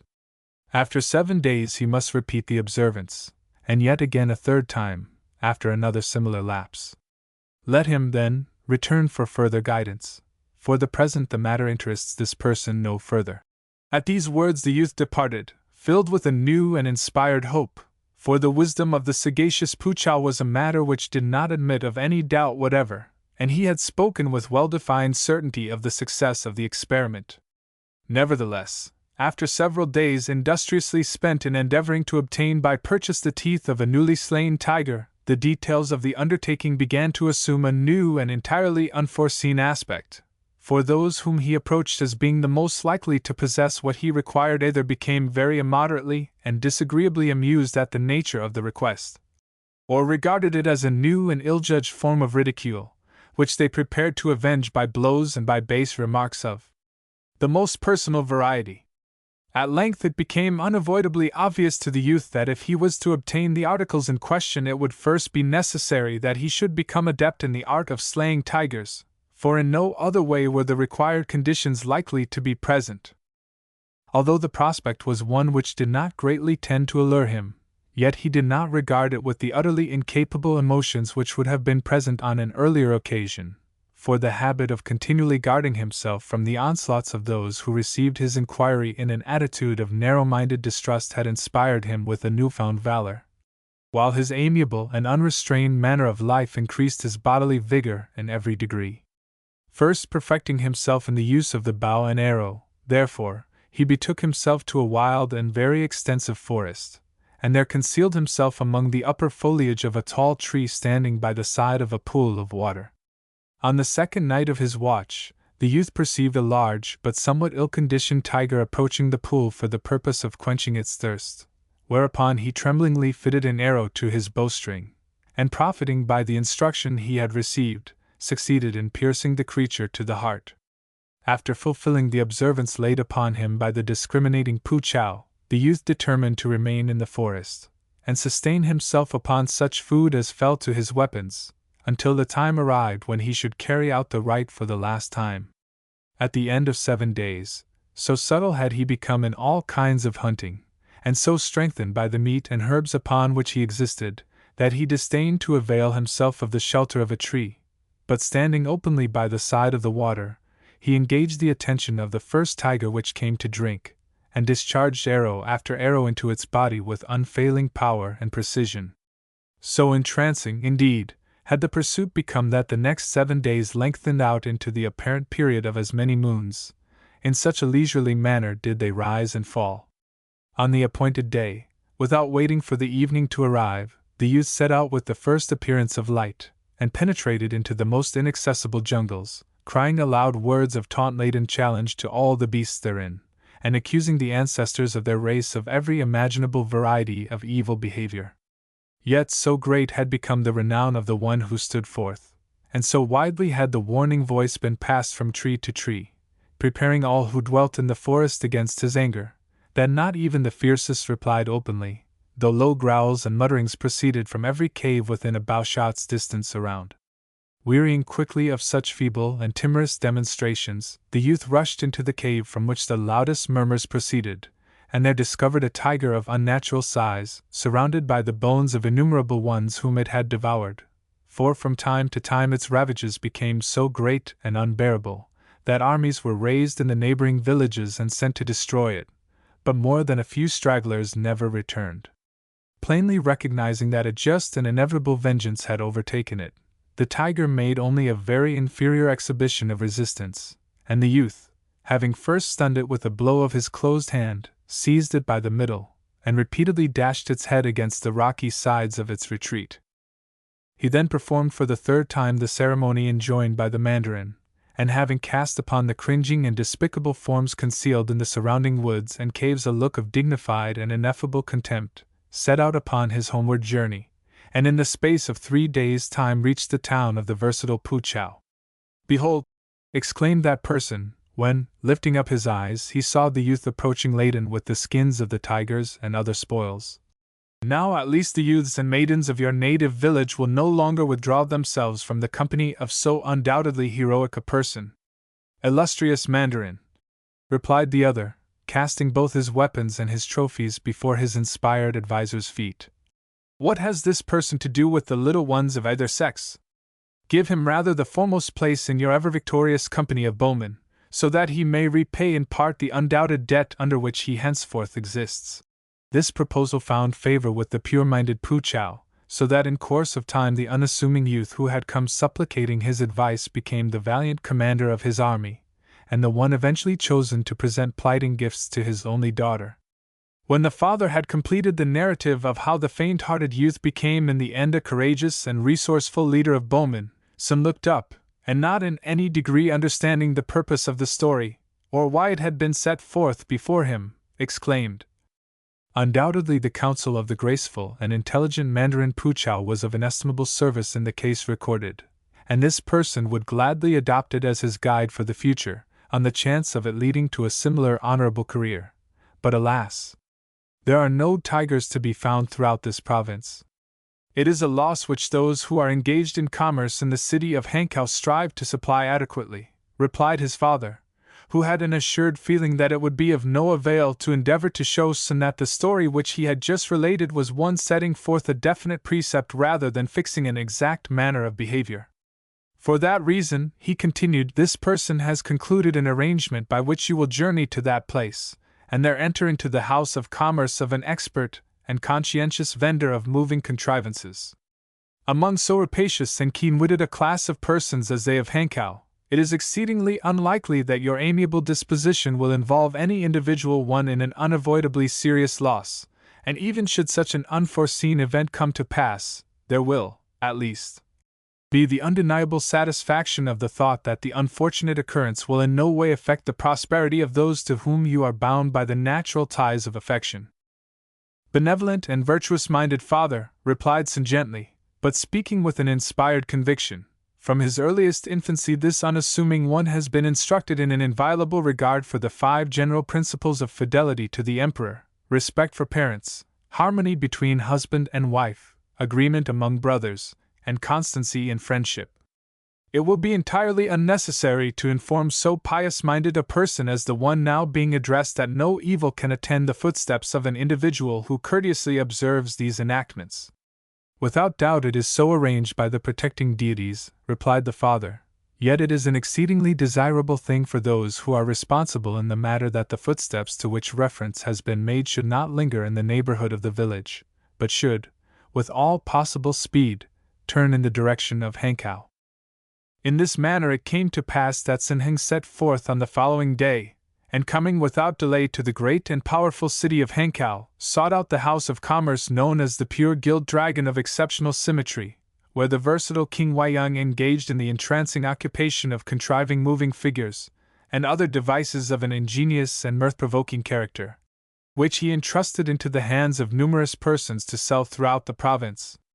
From this cause, although enjoying a very agreeable recompense from the sale of the objects, the greatly perturbed King Wayang suffered continual internal misgivings, for the habit of behaving of those whom he appointed to go forth in the manner described was such that he could not entirely dismiss from his mind an assured conviction that the details were not invariably as they were represented to be. Frequently would one return in a very deficient and unpresentable condition of garment, asserting that on his return, while passing through a lonely and unprotected district, he had been assailed by an armed band of robbers, and despoiled of all he possessed. Another would claim to have been made the sport of evil spirits, who led him astray by means of false signs in the forest, and finally destroyed his entire burden of commodities, accompanying the unworthy act by loud cries of triumph and remarks of an insulting nature concerning King Wayang, for the honorable character and charitable actions of the person in question had made him very objectionable to that class of beings. Others continually accounted for the absence of the required number of taels by declaring that at a certain point of their journey they were made the object of marks of amiable condescension on the part of a high and dignified public official, who, on learning in whose service they were, immediately professed an intimate personal friendship with the estimable King Wayang, and out of a feeling of gratified respect for him, took away all such contrivances as remained undisposed of, promising to arrange the payment with the refined King Wayang himself when they should next meet. For these reasons King Wayang was especially desirous of obtaining one whose spoken word could be received, upon all points, as an assured fact, and it was, therefore, with an emotion of internal lightness that he confidently heard from those who were acquainted with the person that Sen Heng was, by nature and endowments,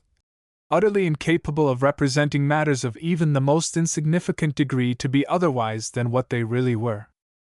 Filled with an acute anxiety to discover what amount of success would be accorded to his latest contrivance, King Wayang led Sen Heng to a secluded chamber, and there instructed him in the method of selling certain apparently very ingeniously constructed ducks, which would have the appearance of swimming about on the surface of an open vessel of water, at the same time uttering loud and ever-increasing cries, after the manner of their kind. With ill-restrained admiration at the skillful nature of the deception, King Wayang pointed out that the ducks which were to be disposed of, and upon which a seemingly very low price was fixed, did not, in reality, possess any of these accomplishments, but would, on the contrary, if placed in water, at once sink to the bottom in a most incapable manner, it being part of Sen's duty to exhibit only a specially prepared creature which was restrained upon the surface by means of hidden cords, and, while bending over it, to simulate the cries as agreed upon. After satisfying himself that Sen could perform these movements competently, King Wayang sent him forth, particularly charging him that he should not return without a sum of money which fully represented the entire number of ducks entrusted to him, or an adequate number of unsold ducks to compensate for the deficiency. At the end of 7 days Sen returned to King Wayang, and although entirely without money, even to the extent of being unable to provide himself with the merest necessities of a frugal existence, he honorably returned the full number of ducks with which he had set out. It then became evident that although Sen had diligently perfected himself in the sounds and movements which King Wayang had contrived, he had not fully understood that they were to be executed stealthily, but had, in consequence, manifested the accomplishment openly, not unreasonably supposing that such an exhibition would be an additional inducement to those who appeared to be well disposed towards the purchase. From this cause it came about that although large crowds were attracted by Sen's manner of conducting the enterprise, none actually engaged to purchase even the least expensively valued of the ducks, although several publicly complimented Sen on his exceptional proficiency, and repeatedly urged him to louder and more frequent cries. suggesting that by such means possible buyers might be attracted to the spot from remote and inaccessible villages in the neighborhood. When King Waiyang learned how the venture had been carried out, he became most intolerably self-opinionated in his expressions towards Sen's mental attainments and the manner of his bringing up. It was entirely in vain that the one referred to pointed out in a tone of persuasive and courteous restraint that he had not, down to the most minute particulars, transgressed either the general or the specific obligations of the 5 general principles, and that, therefore, he was blameless, and even worthy of commendation for the manner in which he had acted. With an inelegant absence of all refined feeling, King Waiyang most incapably declined to discuss the various aspects of the controversy in an amiable manner, asserting, indeed, that for the consideration of as many brass cash as Sen had mentioned principles he would cause him to be thrown into prison as a person of unnatural ineptitude. Then, without rewarding Sen for the time spent in his service, or even inviting him to partake of food and wine, the insufferable deviser of very indifferent animated contrivances again sent him out, this time into the streets of Hankow with a number of delicately inlaid boxes, remarking in a tone of voice which plainly indicated an exactly contrary desire that he would be filled with an overwhelming satisfaction if Sen could discover any excuse for returning a second time without disposing of anything. This remark Sen's ingenuous nature led him to regard as a definite fact, so that when a passer-by, who tarried to examine the boxes, chanced to remark that the colors might have been arranged to greater advantage, in which case he would certainly have purchased at least one of the articles, Sen hastened back, although in a distant part of the city, to inform King Waiyang of the suggestion, adding that he himself had been favorably impressed with the improvement which could be effected by such an alteration. The nature of King Waiyang's emotion when Sen again presented himself before him, and when by repeatedly applied tests on various parts of his body he understood that he was either the victim of malicious demons, nor wandering in an insensible condition in the middle air, but that the cause of the return was such as had been plainly stated, was of so mixed and benumbing a variety, that for a considerable space of time he was quite unable to express himself in any way, either by words or by signs. By the time these attributes returned there had formed itself within King Waiyang's mind a design of most contemptible malignity, which seemed to present to his enfeebled intellect a scheme by which Sen would be adequately punished, and finally disposed of, without causing him any further trouble in the matter. For this purpose he concealed the real condition of his sentiments towards Sen, and warmly expressed himself in terms of delicate flattery regarding that one's sumptuous and unfailing taste in the matter of the blending of the colors. Without doubt, he continued, such an alteration as the one proposed would greatly increase the attractiveness of the inlaid boxes, and the matter should be engaged upon without delay. In the meantime, however, not to waste the immediate services of so discriminating and persevering a servant, he would entrust Sen with a mission of exceptional importance, which would certainly tend greatly to his remunerative benefit. In the district of Yun, in the northwestern part of the province, said the crafty and treacherous King Waiyang, a particular kind of insect was greatly esteemed on account of the beneficent influence which it exercised over the rice plants, causing them to mature earlier, and to attain a greater size than ever happened in its absence.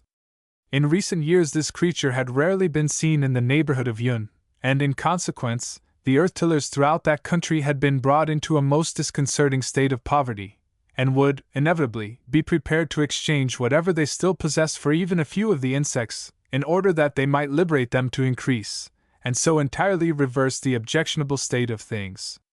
Speaking in this manner, King Waiyang entrusted to Sen a carefully prepared box containing a score of the insects, obtained at a great cost from a country beyond the bitter water, and after giving him further directions concerning the journey, and enjoining the utmost secrecy about the valuable contents of the box, he sent him forth. The discreet and sagacious will already have understood the nature of King Waiyang's intolerable artifice, but for the benefit of the amiable and unsuspecting, it is necessary to make it clear that the words which he had spoken bore no sort of resemblance to affairs as they really existed. The district around Yun was indeed involved in a most unprepossessing destitution, but this had been caused, not by the absence of any rare and auspicious insect, but by the presence of vast hordes of locusts, which had overwhelmed and devoured the entire face of the country. It so chanced that among the recently constructed devices at the Pure Gilt Dragon of exceptional symmetry were a number of elegant representations of rice fields and fruit gardens so skillfully fashioned that they deceived even the creatures, and attracted, among other living things, all the locusts in Hankow into that place of commerce. It was a number of these insects that King Wyong vindicatively placed in the box which he instructed Sin to carry to Yun, well knowing that the reception which would be accorded to anyone who appeared there on such a mission would be of so fatally destructive a kind that the consideration of his return need not engage a single conjecture. Entirely tranquil in intellect, for the possibility of King Wyong's intention being in any way other than what he had represented it to be did not arise within Sen's ingenuous mind, the person in question cheerfully set forth on his long but unavoidable march towards the region of Yun. As he journeyed along the way, the nature of his meditation brought up before him the events which had taken place since his arrival at Hankow, and for the first time, it was brought within his understanding that the story of the youth and the 3 tigers, which his father had related to him, was in the likeness of a proverb, by which counsel and warning is conveyed in a graceful and inoffensive manner. Readily applying the fable to his own condition, he could not doubt but that the first 2 animals to be overthrown were represented by the 2 undertakings which he had already conscientiously performed in the matter of the mechanical ducks and the inlaid boxes. And the conviction that he was even then engaged on the 3rd and last trial filled him with an intelligent gladness so unobtrusive and refined that he could express his entrancing emotions in no other way than by lifting up his voice, and uttering the far-reaching cries which he had used on the first of the occasions just referred to. In this manner the first part of the journey passed away with engaging celerity. Anxious as Sin undoubtedly was to complete the 3rd task, and approach the details which, in his own case, would correspond with the command of the bowman and the marriage with the mandarin's daughter of the person in the story, the noontide heat compelled him to rest in the shade by the wayside for a lengthy period each day. During one of these pauses it occurred to his versatile mind that the time which was otherwise uselessly expended might be well disposed of in endeavoring to increase the value and condition of the creatures under his care by instructing them in the performance of some simple accomplishments, such as might not be too laborious for their feeble and immature understanding. In this he was more successful than he had imagined could possibly be the case, for the discriminating insects, from the first, had every appearance of recognizing that Sin was inspired by a sincere regard for their ultimate benefit, and was not merely using them for his own advancement. So assiduously did they devote themselves to their allotted tasks, that in a very short space of time there was no detail in connection with their own simple domestic arrangements that was not understood and daily carried out by an appointed band. Entranced at this intelligent manner of conducting themselves, Sin industriously applied his time to the more congenial task of instructing them in the refined arts, and presently he had the enchanting satisfaction of witnessing a number of the most cultivated faultlessly and unhesitatingly perform a portion of the well-known gravity-removing play entitled The Benevolent Omen of White Dragon Tea Garden, or 3 times a Mandarin. Not even content with this elevating display, Sin ingeniously contrived, from various objects which he discovered at different points by the wayside, an effective and lifelike representation of a war junk, for which he trained a crew, who, at an agreed signal, would take up their appointed places and go through the required movements, both of sailing and of discharging the guns, in a reliable and efficient manner. As Sin was one day educating the least competent of the insects in the simpler parts of banner carriers, gong beaters, and the like, to their more graceful and versatile companions, he lifted up his eyes and beheld, standing by his side, a person of very elaborately embroidered apparel and commanding personality, who had all the appearance of one who had been observing his movements for some space of time. Calling up within his remembrance the warning which he had received from King Wyong, Sin was preparing to restore the creatures to their closed box, when the stranger, in a loud and dignified voice, commanded him to refrain, adding, "There is, resting at a spot within the immediate neighborhood, a person of illustrious name and ancestry, who would doubtless be gratified to witness the diverting actions of which this one has recently been a spectator. As the reward of a tale cannot be unwelcome to a person of your inferior appearance and unpresentable garments, take up your box without delay, and follow the one who is now before you." With these words the richly clad stranger led the way through a narrow woodland path, closely followed by Sin, to whom the attraction of the promised reward, a larger sum, indeed, than he had ever possessed, was sufficiently alluring to make him determine that the other should not, for the briefest possible moment, pass beyond his sight. Not to withhold that which Sin was entirely ignorant of until a later period, it is now revealed that the person in question was the official provider of diversions and pleasurable occupations to the sacred and illimitable emperor, who was then engaged in making an unusually extensive march through the 8 provinces surrounding his capital. For the acute and well-educated will not need to be reminded that Nanking occupied that position at the time now engaged with. Until his providential discovery of Sin, the distinguished provider had been immersed in a most unenviable condition of despair, for his enlightened but exceedingly perverse-minded master had, of late, declined to be in any way amused, or even interested, by the simple and unpretentious entertainment which could be obtained in so inaccessible a region. The well-intentioned efforts of the followers of the court, who engagingly endeavored to divert the imperial mind by performing certain feats which they remembered to have witnessed on previous occasions, but which, until the necessity arose, they had never essayed, were entirely without result of a beneficial order. Even the accomplished provider's one attainment, that of striking together both the hands and the feet thrice simultaneously, while leaping into the air, and at the same time producing a sound not unlike that emitted by a large and vigorous bee when held captive in the fold of a robe, an action which never failed to throw the illustrious emperor into a most uncontrollable state of amusement when performed within the imperial palace, now only drew from him the unsympathetic, if not actually offensive, remark that the attitude and the noise bore a marked resemblance to those produced by a person when being bowstrung, adding, with unprepossessing significance, that of the 2 entertainments he had an unevadable conviction that the bowstringing would be the more acceptable and gravity-removing. When Sin beheld the size and the silk-hung magnificence of the camp into which his guide led him, he was filled with astonishment, and at the same time recognized that he had acted in an injudicious and hasty manner by so readily accepting the offer of a tale, whereas, if he had been in possession of the true facts of the case, as they now appeared, he would certainly have endeavored to obtain double that amount before consenting. As he was hesitating within himself whether the matter might not even yet be arranged in a more advantageous manner, he was suddenly led forward into the most striking and ornamental of the tents, and commanded to engage the attention of the one in whose presence he found himself, without delay. From the first moment when the inimitable creatures began, at Sin's spoken word, to go through the ordinary details of their domestic affairs, there was no sort of doubt as to the nature of the success with which their well-trained exertions would be received.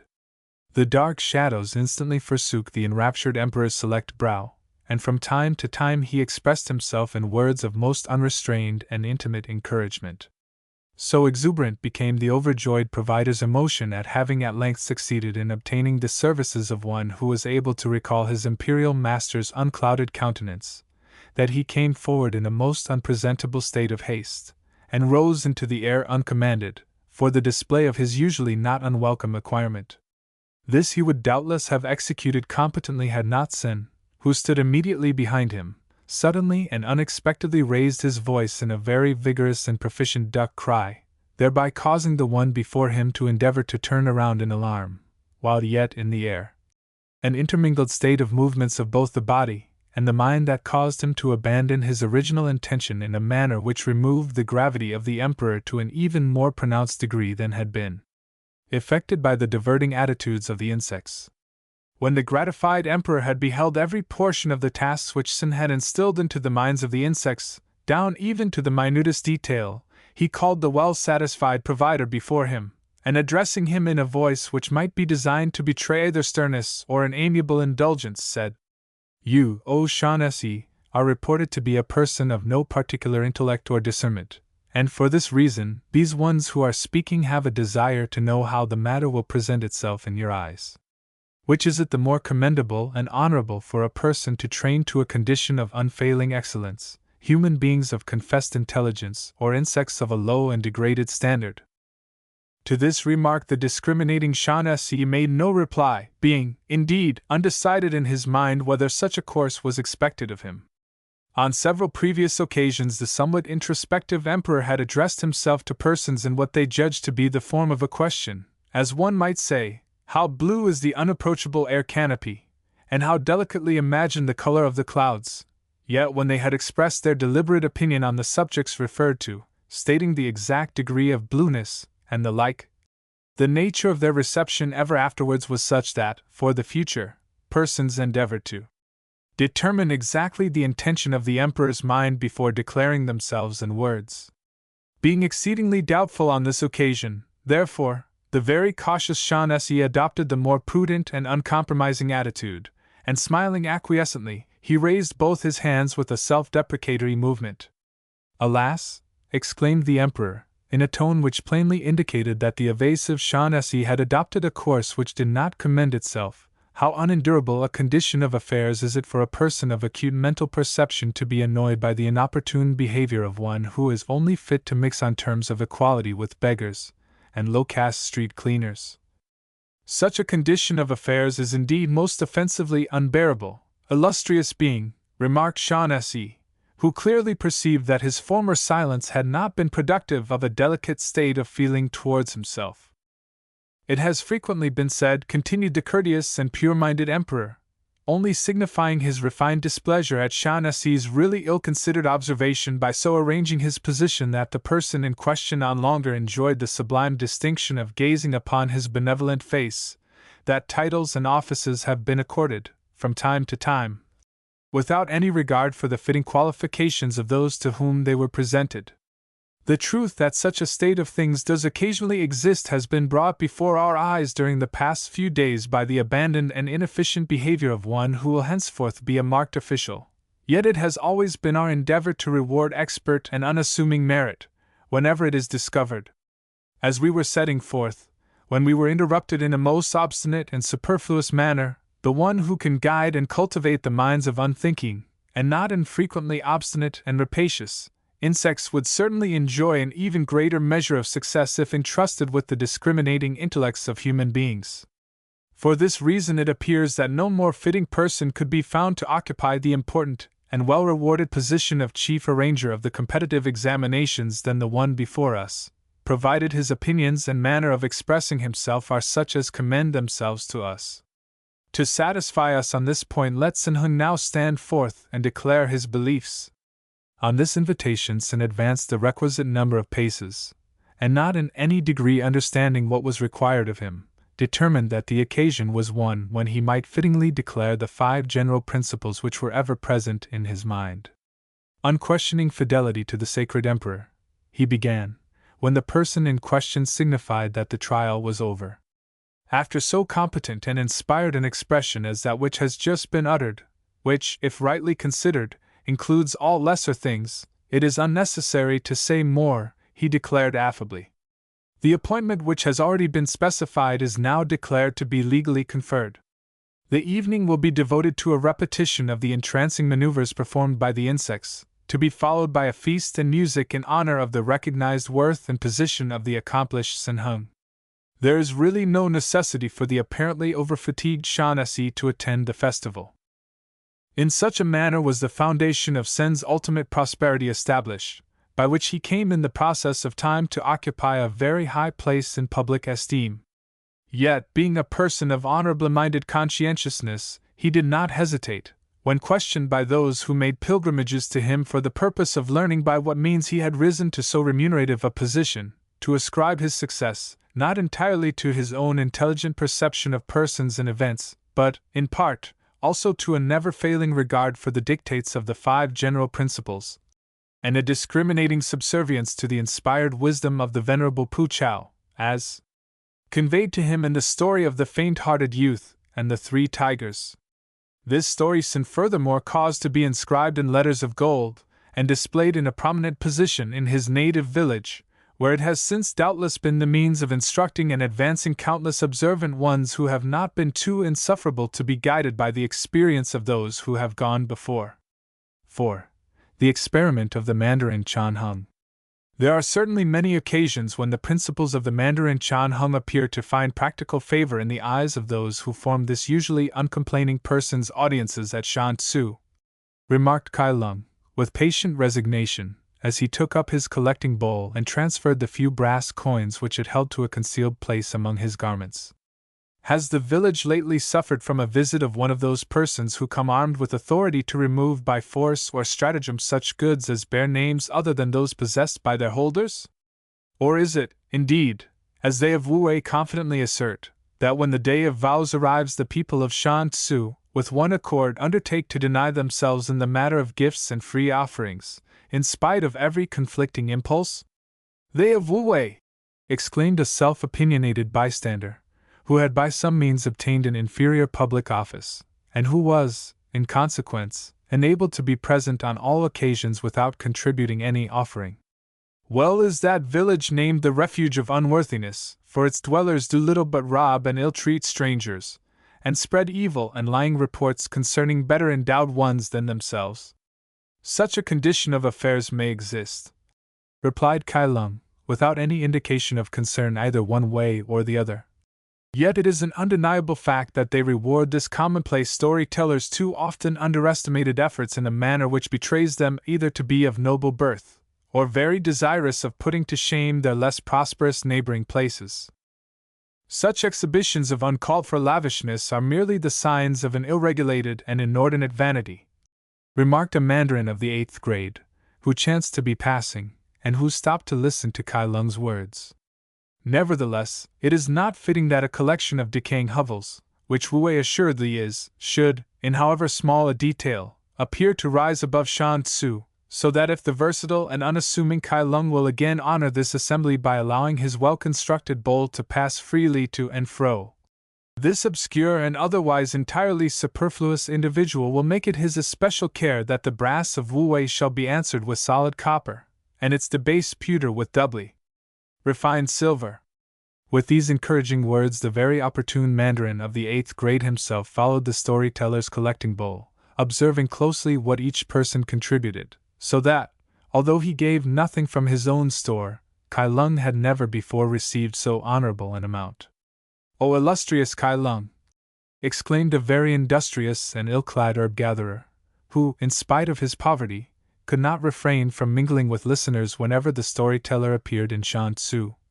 "A single piece of brass money is to this person more than a block of solid gold to many of Wu-wei, yet he has twice made the customary offering, once freely, once because a courteous and pure-minded individual who possesses certain written papers of his connected with the repayment of some few taels walked behind the bowl and engaged his eyes with an unmistakable and very significant glance.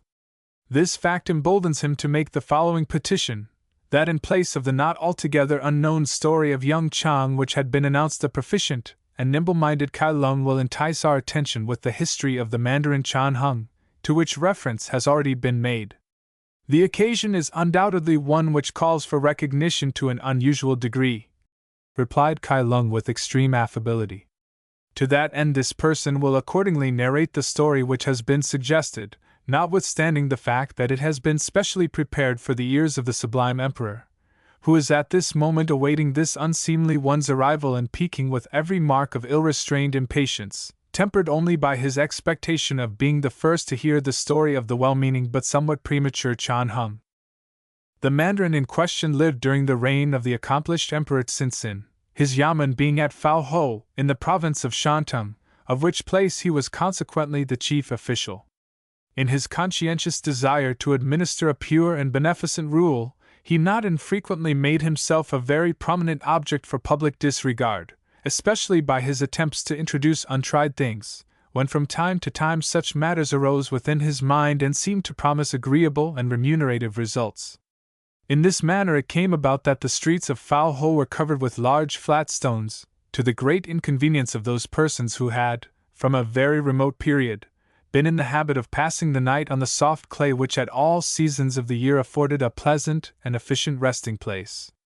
Nevertheless, in certain matters his engaging efforts were attended by an obvious success.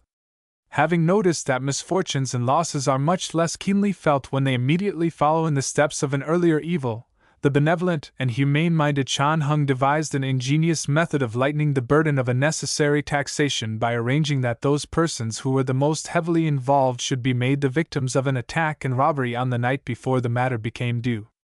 By this thoughtful expedient the unpleasant duty of parting from so many taels was almost imperceptibly led up to, and when, after the lapse of some slight period, the first sums of money were secretly returned, with a written proverb appropriate to the occasion, the public rejoicing of those who, had the matter been left to its natural course, would still have been filling the air with bitter and unendurable lamentations,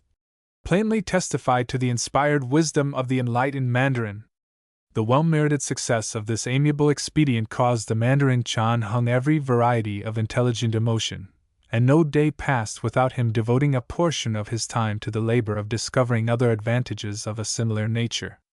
Engrossed in deep and very sublime thought of this order, he chanced upon a certain day to be journeying through Phao Ho, when he met a person of irregular intellect, who made an uncertain livelihood by following the unassuming and charitably disposed from place to place, chanting in a loud voice set verses recording their virtues, which he composed in their honor.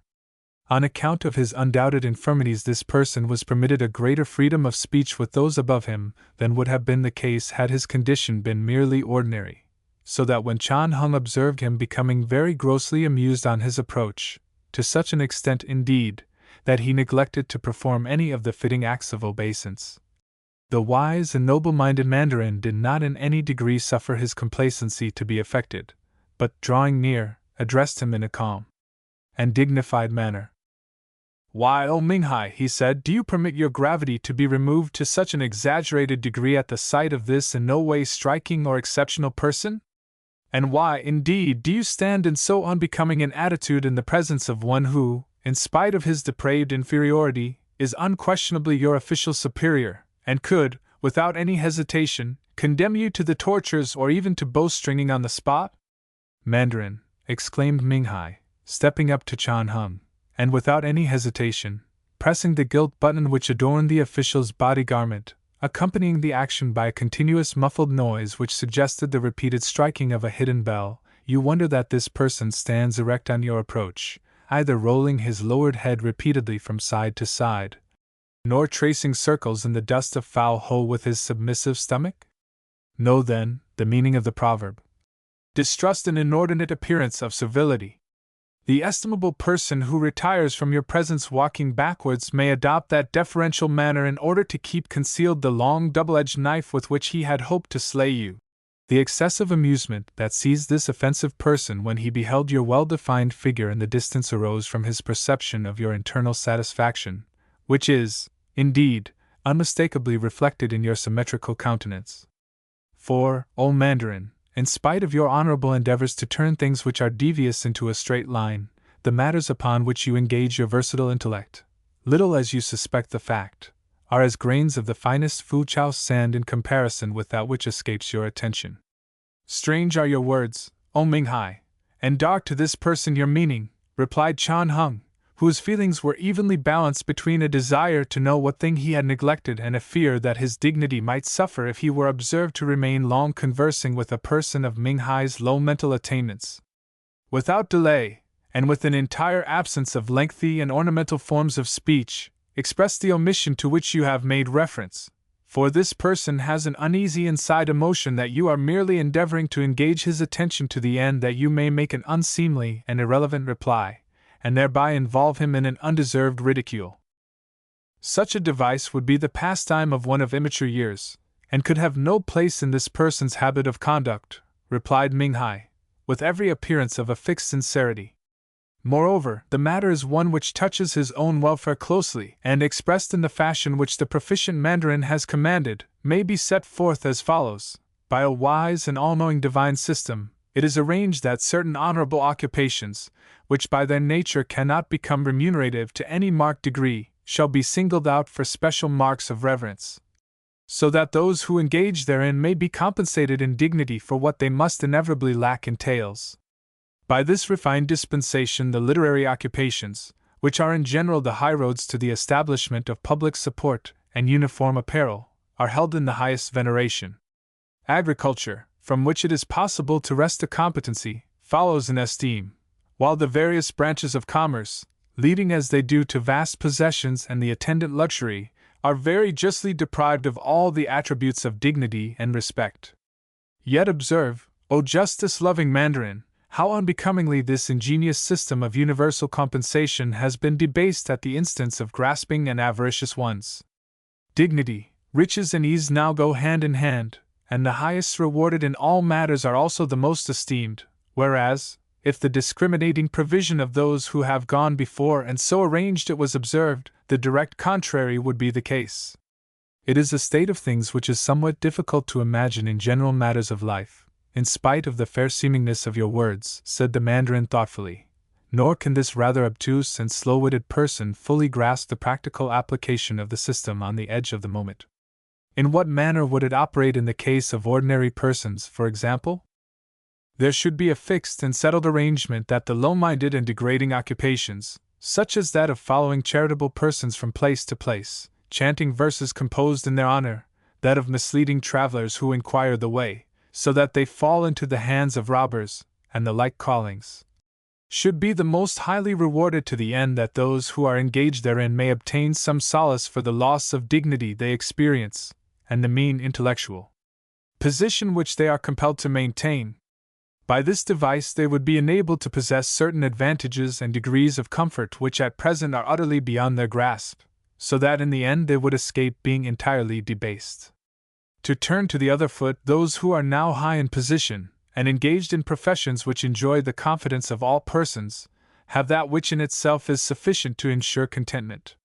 Furthermore, the most proficient, and engaging in every department, mean or high-minded, have certain attributes of respect among those beneath them, so that they might justly be content with the lowest reward in whatever calling they professed, the least skillful and most left-handed being compensated for the mental anguish which they must undoubtedly suffer by receiving the greatest number of tales. Such a scheme would, as far as the matter has been expressed, appear to possess all the claims of respect, and to be, indeed, what was originally intended by those who framed the essentials of existence, said Chan Hung, when he had for some space of time considered the details. In one point, however, this person fails to perceive how the arrangement could be amiably conducted in Fow Ho. The one who is addressing you maintains, as a matter of right, a position of exceptional respect, nor, if he must express himself upon such a detail, are his excessively fatiguing duties entirely unremunerative. In the case of the distinguished and unalterable Mandarin, exclaimed Ming Hai, with no appearance of hesitation, the matter would of necessity be arranged otherwise. Being from that time, as it were, the controller of the destinies and remunerations of all those in Fow Ho, he would, manifestly, be outside the working of the scheme, standing apart and regulating, like the person who turns the handle of the corn mill, but does not suffer himself to be drawn between the stones. He could still maintain both his respect and his remuneration unaltered. If the detail could honorably be regarded in such a light, said Chan Hung, this person would, without delay, so rearrange matters in Fow Ho, and thereby create universal justice and an unceasing contentment within the minds of all. Undoubtedly such a course could be justly followed, assented Ming Hai, for in precisely that manner of working was the complete scheme revealed to this highly favored person. Entirely wrapped up in thoughts concerning the inception and manner of operation of this project, Chan Hung began to retrace his steps towards the yamen, failing to observe in his benevolent abstraction of mind that the unaffectedly depraved person Ming Hai was stretching out his feet towards him and indulging in every other form of low-minded and undignified contempt. Before he reached the door of his residence, the Mandarin overtook one who occupied a high position of confidence and remuneration in the department of public fireworks and colored lights. Fully assured of this versatile person's enthusiasm on behalf of so humane and charitable a device, Chan Hung explained the entire matter to him without delay, and expressly desired that if there were any details which appeared capable of improvement, he would declare himself clearly regarding them. Alas! Exclaimed the person with whom the Mandarin was conversing, speaking in so unfeignedly disturbed and terrified a voice that several who were passing by stopped in order to learn the full circumstance. Have this person's ears been made the object of some unnaturally light-minded demon's ill-disposed pastime, or does the usually well-balanced Chan Hung in reality contemplate so violent and un-Chinese an action? What but evil could arise from a single word of the change which he proposes to the extent of a full written book? The entire fixed nature of events would become reversed. Persons would no longer be fully accountable to one another, and Fow Ho being thus thrown into a most unendurable state of confusion, the protecting deities would doubtless withdraw their influence, and the entire region would soon be given over to the malicious guardianship of rapacious and evilly disposed spirits. Let this person entreat the almost invariably clear-sighted Chan Hung to return at once to his adequately equipped and sumptuous yamen, and barring well the door of his inner chamber, so that it can only be opened from the outside, partake of several sleeping essences of unusual strength, after which he will awaken in an undoubtedly refreshed state of mind, and in a condition to observe matters with his accustomed diamond-like penetration. By no means, cried one of those who had stopped to learn the occasion of the incident, a very inferior maker of unserviceable imitation pigtails. The devout and conscientious-minded Mandarin Chan Hung speaks as the inspired mouthpiece of the omnipotent Buddha, and must, for that reason, be obeyed in every detail. This person would unhesitatingly counsel the now invaluable Mandarin to proceed to his well-constructed residence without delay, and there calling together his entire staff of those who set down his spoken words, put the complete heaven-sent plan into operation, and beyond recall, before he retires to his inner chamber. Upon this there arose a most inelegant display of undignified emotions on the part of the assembly which had by this time gathered together. While those who occupied honorable and remunerative positions very earnestly entreated the Mandarin to act in the manner which had been suggested by the first speaker, others, who had, in the meantime, made use of imagined figures, and thereby discovered that the proposed change would be greatly to their advantage, raised shouts of encouragement towards the proposal of the pigtail maker, urging the noble Mandarin not to become small in the face towards the insignificant few who were ever opposed to enlightened reform, but to maintain an unflaccid upper lip, and carry the entire matter through to its destined end. In the course of this very unseemly tumult, which soon involved all persons present in hostile demonstrations towards each other, both the Mandarin and the official from the fireworks and colored lights department found an opportunity to pass away secretly, the former to consider well the various sides of the matter, towards which he became better disposed with every thought, the latter to find a purchaser of his appointment, and leave foul whole before the likelihood of Chan Hung's scheme became generally known. At this point an earlier circumstance, which affected the future unrolling of events to no insignificant degree, must be made known, concerning as it does Lila, the fair and very accomplished daughter of Chan Hung. Possessing no son or heir to succeed him, the Mandarin exhibited towards Lila a very unusual depth of affection, so marked, indeed, that when certain evil-minded ones endeavored to encompass his degradation, on the plea of eccentricity of character, the written papers which they dispatched to the high ones at Peking contain no other accusation in support of the contention than that the individual in question regarded his daughter with an obvious pride and pleasure which no person of well-balanced intellect lavished on any but a son. It was his really conscientious desire to establish Lila's welfare above all things that had caused Chan Hung to become in some degree undecided when conversing with Ming Hai on the detail of the scheme, for, unaffected as the Mandarin himself would have been at the prospect of an honorable poverty, it was no part of his intention that the adorable and exceptionally refined Lila should be drawn into such an existence. That, indeed, had been the essential of his reply on a certain and not far removed occasion, when two persons of widely differing positions had each made a formal request that he might be allowed to present marriage-pledging gifts to the very desirable Lila. Maintaining an enlightened openness of mind upon the subject, the Mandarin had replied that nothing but the merit of undoubted suitableness of a person would affect him in such a decision. As it was ordained by the wise and unchanging deities that merit should always be fittingly rewarded, he went on to express himself, and as the most suitable person was obviously the one who could the most agreeably provide for her, the two circumstances inevitably tended to the decision that the one chosen should be the person who could amass the greatest number of taels. To this end he instructed them both to present themselves at the end of a year, bringing with them the entire profits of their undertakings between the two periods. This deliberate pronouncement affected the two persons in question in an entirely opposite manner, for one of them was little removed from a condition of incessant and most uninviting poverty, while the other was the very highly rewarded picture-maker Pete Singh. Both to this latter person, and to the other one, Li Singh, the ultimate conclusion of the matter did not seem to be a question of any conjecture therefore, and in consequence, the one became most offensively self-confident, and the other leaden-minded to an equal degree, either remembering the unswerving wisdom of the proverb, "Wait! All men are but as the black, horn-cased beetles which overrun the inferior cooking rooms of the city," and even at this moment the heavily shod and unerring foot of Buddha may be lifted. Li Sing was, by profession, one of those who hunt and ensnare the brilliantly colored winged insects which are to be found in various parts of the empire in great variety and abundance, it being his duty to send a certain number every year to Peking to contribute to the amusement of the dignified emperor.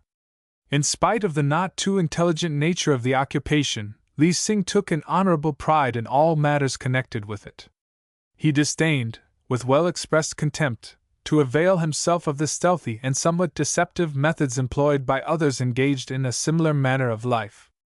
In this way he had, from necessity, acquired agility to an exceptional degree, so that he could leap far into the air, and while in that position select from a passing band of insects any which he might desire. This useful accomplishment was, in a measure, the direct means of bringing together the person in question and the engaging Lila, for, on a certain occasion, when Li Sing was passing through the streets of Fao Ho, he heard a great outcry, and beheld persons of all ranks running towards him, pointing at the same time in an upward direction. Turning his gaze in the manner indicated, Li beheld, with every variety of astonishment, a powerful and unnaturally large bird of prey, carrying in its talons the lovely and now insensible Lila, to whom it had been attracted by the magnificence of her raiment. The rapacious and evilly inspired creature was already above the highest dwelling houses when Li first beheld it, and was plainly directing its course towards the inaccessible mountain crags beyond the city walls. Nevertheless, Li resolved upon an inspired effort, and without any hesitation bounded towards it with such well-directed proficiency, that if he had not stretched forth his hand on passing he would inevitably have been carried far above the desired object. In this manner he succeeded in dragging the repulsive and completely disconcerted monster to the ground, where its graceful and unassuming prisoner was released, and the presumptuous bird itself torn to pieces amid continuous shouts of a most respectful and engaging description in honor of Li and of his versatile attainment. In consequence of this incident the grateful Lila would often deliberately leave the society of the rich and well-endowed in order to accompany Li on his journeys in pursuit of exceptionally precious winged insects. Regarding his unusual ability as the undoubted cause of her existence at that moment, she took an all-absorbing pride in such displays, and would utter loud and frequent exclamations of triumph when Li leaped out from behind some rock, where he had lain concealed, and with unfailing regularity secured the object of his adroit movement. In this manner a state of feeling which was by no means favorable to the aspiring picture-maker Pete Sing had long existed between the two persons, but when Li Sing put the matter in the form of an explicit petition before Chan Hung, to which adequate reference has already been made, the nature of the decision then arrived at seemed to clothe the realization of their virtuous and estimable desires with an air of extreme improbability. "Oh, Li!" exclaimed the greatly disappointed maiden when her lover had explained to her the nature of the arrangement, for in her unassuming admiration of the noble qualities of Li she had anticipated that Chan Hung would at once have received him with ceremonious embraces and assurances of his permanent affection. How unendurable a state of things is this in which we have become involved! Far removed from this one's anticipations was the thought of becoming inalienably associated with that outrageous person Pete Sing, or of entering upon an existence which will necessitate a feigned admiration of his really unpresentable efforts. Yet in such a manner must the entire circumstance complete its course unless some ingenious method of evading it can be discovered in the meantime. Alas, my beloved one! The occupation of ensnaring winged insects is indeed an alluring one, but as far as this person has observed, it is also exceedingly unproductive of tales. Could not some more expeditious means of enriching yourself be discovered? Frequently has the unnoticed but nevertheless very attentive Lila heard her father, and the round-bodied ones who visit him speak of exploits which seem to consist of assuming the shapes of certain wild animals, and in that guise appearing from time to time at the place of exchange within the city walls. As this form of entertainment is undoubtedly very remunerative in its results, could not the versatile and ready-witted Li conceal himself within the skin of a bear, or some other untamed beast, and in this garb, joining them unperceived, play an appointed part, and receive a just share of the reward? The result of such an enterprise might, if the matter chanced to take an unforeseen development, prove of a very doubtful nature, replied Li Sing, to whom, indeed, the proposed venture appeared in a somewhat undignified light, although, with refined consideration, he withheld such a thought from Lila, who had proposed it for him, and also confessed that her usually immaculate father had taken part in such an exhibition. Nevertheless, do not permit the dark shadow of an inward cloud to reflect itself upon your almost invariably amiable countenance, for this person has become possessed of a valuable internal suggestion which, although he has hitherto neglected, being content with a small but assured competency, would doubtless bring together a serviceable number of tales if rightly utilized. Greatly does this person fear that the valuable internal suggestion of Li Sing will weigh but lightly in the commercial balance against the very rapidly executed pictures of Pete Sing, said Lila, who had not fully recalled from her mind a disturbing emotion that Li would have been well advised to have availed himself of her ingenious and well thought-out suggestion. But of what does the matter consist? It is the best explained by a recital of the circumstances leading up to it, said Li. Upon an occasion when this person was passing through the streets of Phao Ho, there gathered around him a company of those who had, on previous occasions, beheld his exceptional powers of hurtling himself through the air in an upward direction, praying that he would again delight their senses by a similar spectacle. Not being unwilling to afford those estimable persons of the amusement they desired, this one, without any elaborate show of affected hesitancy, put himself into the necessary position, and would without doubt have risen uninterruptedly almost into the middle air, had he not, in making the preparatory movements, placed his left foot upon an overripe wampy which lay unperceived on the ground. In consequence of this really blameworthy want of caution, the entire manner and direction of this short-sighted individual's movements underwent a sudden and complete change, so that to those who stood around it appeared as though he were making a well-directed endeavor to penetrate through the upper surface of the earth. This unexpected display had the effect of removing the gravity of even the most aged and severe-minded persons present, and for the space of some moments the behavior and positions of those who stood around were such that they were quite unable to render any assistance, greatly as they doubtless wished to do so. Being in this manner allowed a period for inward reflection of a very concentrated order, it arose within this one's mind that at every similar occurrence which he had witnessed, those who observed the event had been seized in a like fashion, being very excessively amused. The fact was made even more undoubted by the manner of behaving of an exceedingly stout and round-faced person, who had not been present from the beginning, but who was affected to a most incredible extent when the details, as they had occurred, were made plain to him, he declaring, with many references to the sacred dragon and the seven-walled temple at Peking, that he would willingly have contributed a specified number of tales rather than have missed the diversion. When at length this person reached his own chamber, he diligently applied himself to the task of carrying into practical effect the suggestion which had arisen in his mind. By an arrangement of transparent glasses and reflecting surfaces, which, were it not for a well-defined natural modesty, he would certainly be tempted to describe as highly ingenious, he ultimately succeeded in bringing about the effect he desired. With these words Li put into Lila's hands an object which closely resembled the contrivances by which those who are not sufficiently powerful to obtain positions near the raised platform, in the halls of celestial harmony, are nevertheless enabled to observe the complexions and attire of all around them.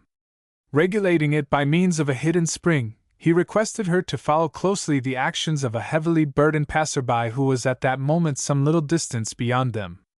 Scarcely had Lila raised the glass to her eyes than she became irresistibly amused to a most infectious degree, greatly to the satisfaction of Li, who therein beheld the realization of his hopes. Not for the briefest space of time would she permit the object to pass from her, but directed it at every person who came within her sight, with frequent and unfeigned exclamations of wonder and delight.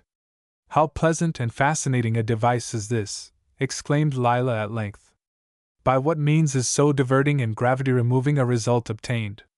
Further than that, it is the concentration of much labor of continually trying with glasses and reflecting surfaces. This person is totally unable to explain it," replied Li. "The chief thing, however, is that at whatever moving object it is directed, no matter whether a person so observed is being carried in a chair, riding upon an animal, or merely walking, At a certain point he has every appearance of being unexpectedly hurled to the ground in a most violent and mirth-provoking manner. Would not the stout and round-faced one, who would cheerfully have contributed a certain number of tales to see this person manifest a similar exhibition, unhesitatingly lay out that sum to secure the means of so gratifying his emotions whenever he felt the desire, even with the revered persons of the most dignified ones in the empire? Is there, indeed, a single person between the wall and the bitter waters on the south who is so devoid of ambition that he would miss the opportunity of subjecting, as it were, perhaps even the sacred emperor himself to the exceptional feat? The temptation to possess one would inevitably prove overwhelming to any person of ordinary intelligence, admitted Lila. Yet, in spite of this one's unassumed admiration for the contrivance, internal doubts regarding the ultimate happiness of the two persons who are now discussing the matter again attack her.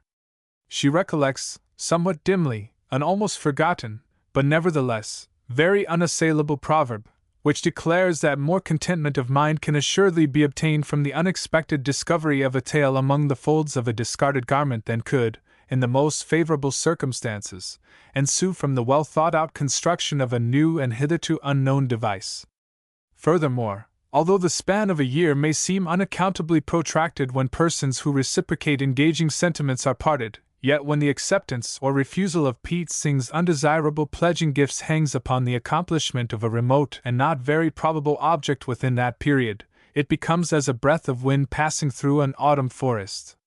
Since the day when Lila and Lee had sat together side by side, and conversed in this unrestrained and irreproachable manner, the great sky lantern had many times been obscured for a period. Only an insignificant portion of the year remained, yet the affairs of Lee Sing were in no more prosperous a condition than before, nor had he found an opportunity to set aside any store of tales. Each day the unsupportable Pete Sing became more and more obtrusive and self-conceited, even to the extent of throwing far into the air coins of insignificant value whenever he chanced to pass Lee in the street, at the same time urging him to leap after them and thereby secure at least 1 or 2 pieces of money against the day of calculating. In a similar but entirely opposite fashion, Lila and Lee experienced the acutest pangs of an ever-growing despair, until their only form of greeting consisted in gazing into each other's eyes with a soul-benumbing expression of self-reproach. Yet at this very time, when even the natural and unalterable powers seemed to be conspiring against the success of Lee's modest and inoffensive hopes, an event was taking place which was shortly to reverse the entire settled arrangement of persons and affairs, and involved Fow Ho in a very inextricable state of uncertainty. For, not to make a pretense of concealing a matter which has been already in part revealed, the Mandarin Chan Hung had by this time determined to act in the manner which Ming Hai had suggested, so that on a certain morning Lee Sing was visited by 2 persons, bearing between them a very weighty sack of tales, who also conveyed to him the fact that a like amount would be deposited within his door at the end of each succeeding 7 days. Although Lee's occupation had in the past been very meagerly rewarded, either by tales or by honor, the circumstance which resulted in his now receiving so excessively large a sum is not made clear until the detail of Ming Hai's scheme is closely examined. The matter then becomes plain, for it had been suggested by that person that the most proficient in any occupation should be rewarded to a certain extent, and the least proficient to another stated extent, the original amounts being reversed. When those engaged by Chan Hung to draw up the various rates came to the profession of ensnaring winged insects, however, they discovered that Lee Sing was the only one of that description in Fow Ho, so that it became necessary in consequence to allot him a double portion, one amount as the most proficient, and a much larger amount as the least proficient. It is unnecessary now to follow the not altogether satisfactory condition of affairs which began to exist in Fow Ho as soon as the scheme was put into operation. The full written papers dealing with the matter are in the Hall of Public Reference at Peking, and can be seen by any person on the payment of a few taels to everyone connected with the establishment. Those who found their possessions reduced thereby completely overlooked the obvious justice of the arrangement, and immediately began to take most severe measures to have the order put aside, while those who suddenly and unexpectedly found themselves raised to positions of affluence tended to the same end by conducting themselves in a most incapable and undiscriminating manner. And during the entire period that this state of things existed in Phao Ho, the really contemptible Ming Hai continually followed Chan Hung about from place to place, spreading out his feet towards him, and allowing himself to become openly amused to a most unseemly extent. Chief among those who sought to have the original manner of rewarding persons again established was the picture-maker, Pete Singh, who now found himself in a condition of most abject poverty, so unbearable, indeed, that he frequently went by night, carrying a lantern, in the hope that he might discover some of the small pieces of money which he had been accustomed to throw into the air on meeting Li Sing.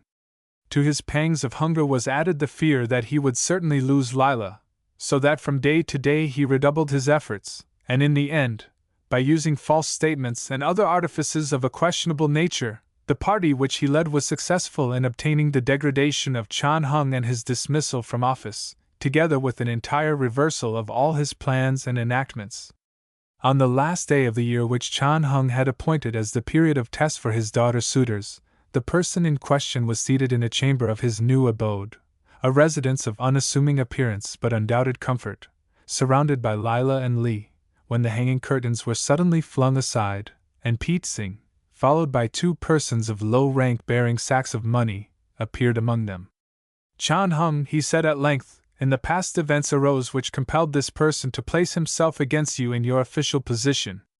Nevertheless, he has always maintained towards you personally an unchanging affection, and understanding full well that you are one of those who maintain their spoken word in spite of all happenings, he has now come to exhibit the tales which he has collected together, and to claim the fulfillment of your deliberate promise.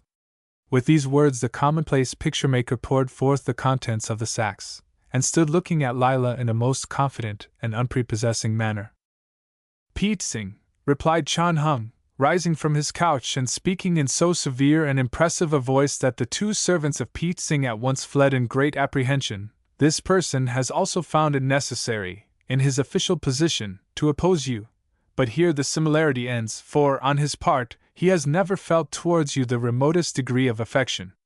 Nevertheless, he is always desirous, as you say, that persons should regard their spoken word, and as you seem to hold a promise from the chief mandarin of Phao Ho regarding marriage gifts towards his daughter, he would advise you to go at once to that person. A misunderstanding has evidently arisen, for the one whom you are addressing is merely Chan Hung, and the words spoken by the mandarin have no sort of interest for him. Indeed, he understands that all that person's acts have been reversed, so that he fails to see how anyone at all can regard you and your claim in other than a gravity-removing light. Furthermore, the maiden in question is now definitely and irretrievably pledged to this faithful and successful one by my side, who, as you will doubtless be gracefully overjoyed to learn, has recently disposed of a most ingenious and diverting contrivance for an enormous number of tales, so many, indeed, that both the immediate and the far distant future of all the persons who are here before you are now in no sort of doubt whatever. At these words the three persons whom he had interrupted again turned their attention to the matter before them, but as Pete Singh walked away, he observed, though he failed to understand the meaning, that they all raised certain objects to their eyes, and at once became amused to a most striking and uncontrollable degree. V. The Confession of Kai Lung. As Kai Lung, the storyteller, unrolled his mat and selected, with grave deliberation, the spot under the mulberry tree which would the longest remain sheltered from the sun's rays, his impassive eye wandered round the thin circle of listeners who had been drawn together by his uplifted voice, with a glance which, had it expressed his actual thoughts, would have betrayed a keen desire that the assembly should be composed of strangers rather than of his most consistent patrons, to whom his stock of tales was indeed becoming embarrassingly familiar. Nevertheless, when he began there was nothing in his voice but a trace of insufficiently restrained triumph, such as might be fitly assumed by one who has discovered and makes known for the first time a story by the renowned historian Lo Chao. The adventures of the enlightened and nobly born Yun Pel have already thrice been narrated within Wu Wei by the versatile but exceedingly uninventive Kai Lung. Remarked Wan Yu placidly. Indeed, has there not come to be a saying by which an exceptionally frugal host's rice, having undoubtedly seen the inside of the pot many times, is now known in this town as Kai Pel? Alas! Exclaimed Kai Lung. Well was this person warned of Wu Wei in the previous village, as a place of desolation and excessively bad taste, whose inhabitants, led by an evil-minded maker of very commonplace pipes, named Wan Yu, are unable to discriminate in all matters not connected with the cooking of food and the evasion of just debts. They at Shan Tzu hung on to my cloak as I strove to leave them, praying that I would again entrance their ears with what they termed the melodious word music of this person's inimitable version of the inspired story of Yuan Pel. Truly the story of Yuan Pel is in itself excellent, interposed the conciliatory Haising. And Kai Lung's accomplishment of having 3 times repeated it here without deviating in the particular of a single word from the first recital stamps him as a storyteller of no ordinary degree. Yet the saying, although it is desirable to lose persistently when playing at squares and circles with the broad-minded and sagacious emperor, it is none the less a fact that the observance of this etiquette deprives the intellectual diversion of much of its interest for both players, is no less true today than when the all-knowing H so uttered it. They well said, they of Shan Tzu, that the people of Wu Wei were intolerably ignorant and of low descent. Continued Kai Lung, without heeding the interruption. That although invariably of a timorous nature, even to the extent of retiring to the woods on the approach of those who select bowmen for the imperial army, all they require in a story is that it shall be garnished with deeds of bloodshed and violence to the exclusion of the higher qualities of well-imagined metaphors and literary style which alone constitute true excellence. Yet it has been said, suggested Haising, that the inimitable Kai Lung can so mold a narrative, and the telling that all the emotions are conveyed therein without unduly disturbing the intellects of the hearers. O amiable Haising, replied Kai Lung with extreme affability, doubtless you are the most expert of water carriers, and on a hot and dusty day, when the insatiable desire of all persons is towards a draught of unusual length without much regard to its composition, the sight of your goat skins is indeed a welcome omen. Yet when in the season of cold white rains you chance to meet the belated chair-carrier who has been reluctantly persuaded into conveying persons beyond the limit of the city, the solitary official watchman who knows that his chief is not at hand, or a returning band of those who make a practice of remaining in the long narrow rooms until they are driven forth at a certain gong stroke, can you supply them with the smallest portion of that invigorating rice spirit for which alone they crave? From this simple and homely illustration, specially conceived to meet the requirements of your stunted and meager understanding, learn not to expect both grace and thorns from the willow tree. Nevertheless, your very immature remarks on the art of storytelling are in no degree more foolish than those frequently uttered by persons who make a living by such a practice, in proof of which this person will relate to the select and discriminating company now assembled an entirely new and unrecorded story, that, indeed, of the unworthy, but frequently highly rewarded Kai Lung himself. The story of Kai Lung! Exclaimed Wang Yu. Why not the story of Ting, the sightless beggar, who has sat all his life outside the temple of miraculous cures? Who is Kai Lung, that he should have a story? Is he not known to us all here? Is not his speech that of this province, his food mean, his arms and legs unshaven? Does he carry a sword or wear silk raiment? Frequently have we seen him fatigued with journeying, many times has he arrived destitute of money, nor, on those occasions when a newly appointed and unnecessarily officious mandarin has commanded him to betake himself elsewhere, and struck him with a rod, has Kai Lung caused the stick to turn into a deadly serpent and destroy its master, as did the just and dignified Liu Fei. How, then, can Kai Lung have a story that is not also the story of Wan Yu and Haising, and all others here? Indeed, if the refined and enlightened Wan Yu so decides, it must assuredly be true, said Kai Lung patiently. Yet, since even trifles serve to dispel the darker thoughts of existence, would not the history of so small a matter as an opium pipe chain his intelligent consideration? Such a pipe, for example, as this person beheld only today exposed for sale, the bowl composed of the finest red clay, delicately baked and fashioned, the long bamboo stem smoother than the sacred tooth of the divine Buddha, the spreading support patiently and cunningly carved with scenes representing the 7 joys, and the 10th hell of unbelievers. Ah! Exclaimed Wan Yu eagerly. It is indeed, as you say, a mandarin among masterpieces. That pipe, O most unobserving Kai Lung, is the work of this retiring and superficial person who is now addressing you, and though the fact evidently escaped your all-seeing glance, The place where it is exposed is none other than his shop of the Fountain of Beauty, which you have on many occasions endowed with your honorable presence. Doubtless the carving is the work of the accomplished Wan Yu, and the fitting together, replied Kai Lung. But the materials for so refined and ornamental a production must of necessity have been brought many thousand li, the clay perhaps from the renowned beds of Honan, the wood from Peking, and the bamboo from one of the great forests of the north. For what reason? Said Wan Yu proudly.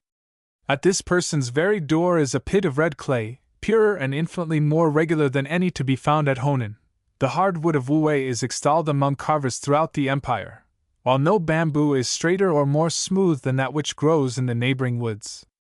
O most inconsistent Wan Yu! Cried the storyteller. Assuredly a very commendable local pride has dimmed your usually penetrating eyesight. Is not the clay pit of which you speak that in which you fashioned exceedingly unsymmetrical imitations of rat pies in your childhood? How, then, can it be equal to those of Honan, which you have never seen? In the dark glades of these woods have you not chased the gorgeous butterfly, and in later years, the no less gaily attired maidens of Wu-wei in the entrancing game of kiss in the circle? Have not the bamboo trees to which you have referred provided you with the ideal material wherewith to roof over those cunningly constructed pits into which it has ever been the chief delight of the young and audacious to lure dignified and unnaturally stout mandarins? All these things you have seen and used ever since your mother made a successful offering to the goddess Kumefe. How, then, can they be even equal to the products of remote Honan and fabulous Peking? Assuredly the generally voracious Wan Yu speaks this time with closed eyes and will, upon mature reflection, eat his words. The silence was broken by a very aged man who arose from among the bystanders. Behold the length of this person's pigtail, he exclaimed. The whiteness of his mustaches and the venerable appearance of his beard. There is no more aged person present, if, indeed, there be such a one in all the province. It accordingly devolves upon him to speak in this matter, which shall be as follows. The noble-minded and proficient Kai Lung shall relate the story as he has proposed, and the garrulous Wan Yu shall twice contribute to Kai Lung's bowl when it is passed round, once for himself and once for this person, in order that he may learn either to be more discreet or more proficient in the art of aptly replying. The events which it is this person's presumptuous intention to describe to this large-hearted and providentially indulgent gathering, began Kai Lung, when his audience had become settled, and the wooden bowl had passed to and fro among them, did not occupy many years, although they were of a nature which made them of far more importance than all the remainder of his existence, thereby supporting the sage discernment of the philosopher Wenweng, who first made the observation that man is greatly inferior to the meanest fly, inasmuch as that creature, although granted only a day's span of life, contrives during that period to fulfill all the allotted functions of existence. Unutterably to the astonishment and dismay of this person and all those connected with him, for several of the most expensive readers of the future to be found in the empire had declared that his life would be marked by great events, his career a source of continual wonder, and his death a misfortune to those who had dealings with him. His efforts to take a degree at the public literary competitions were not attended with any adequate success.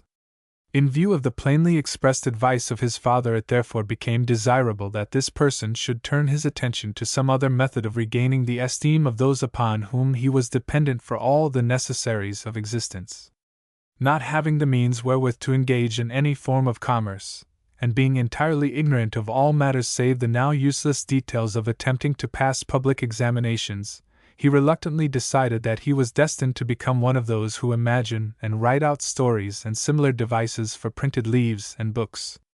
This determination was favorably received, and upon learning it, this person's dignified father took him aside, and with many assurances of regard presented to him a written sentence, which, he said, would be of incomparable value to one engaged in a literary career, and should in fact, without any particular qualifications, ensure an honorable competency.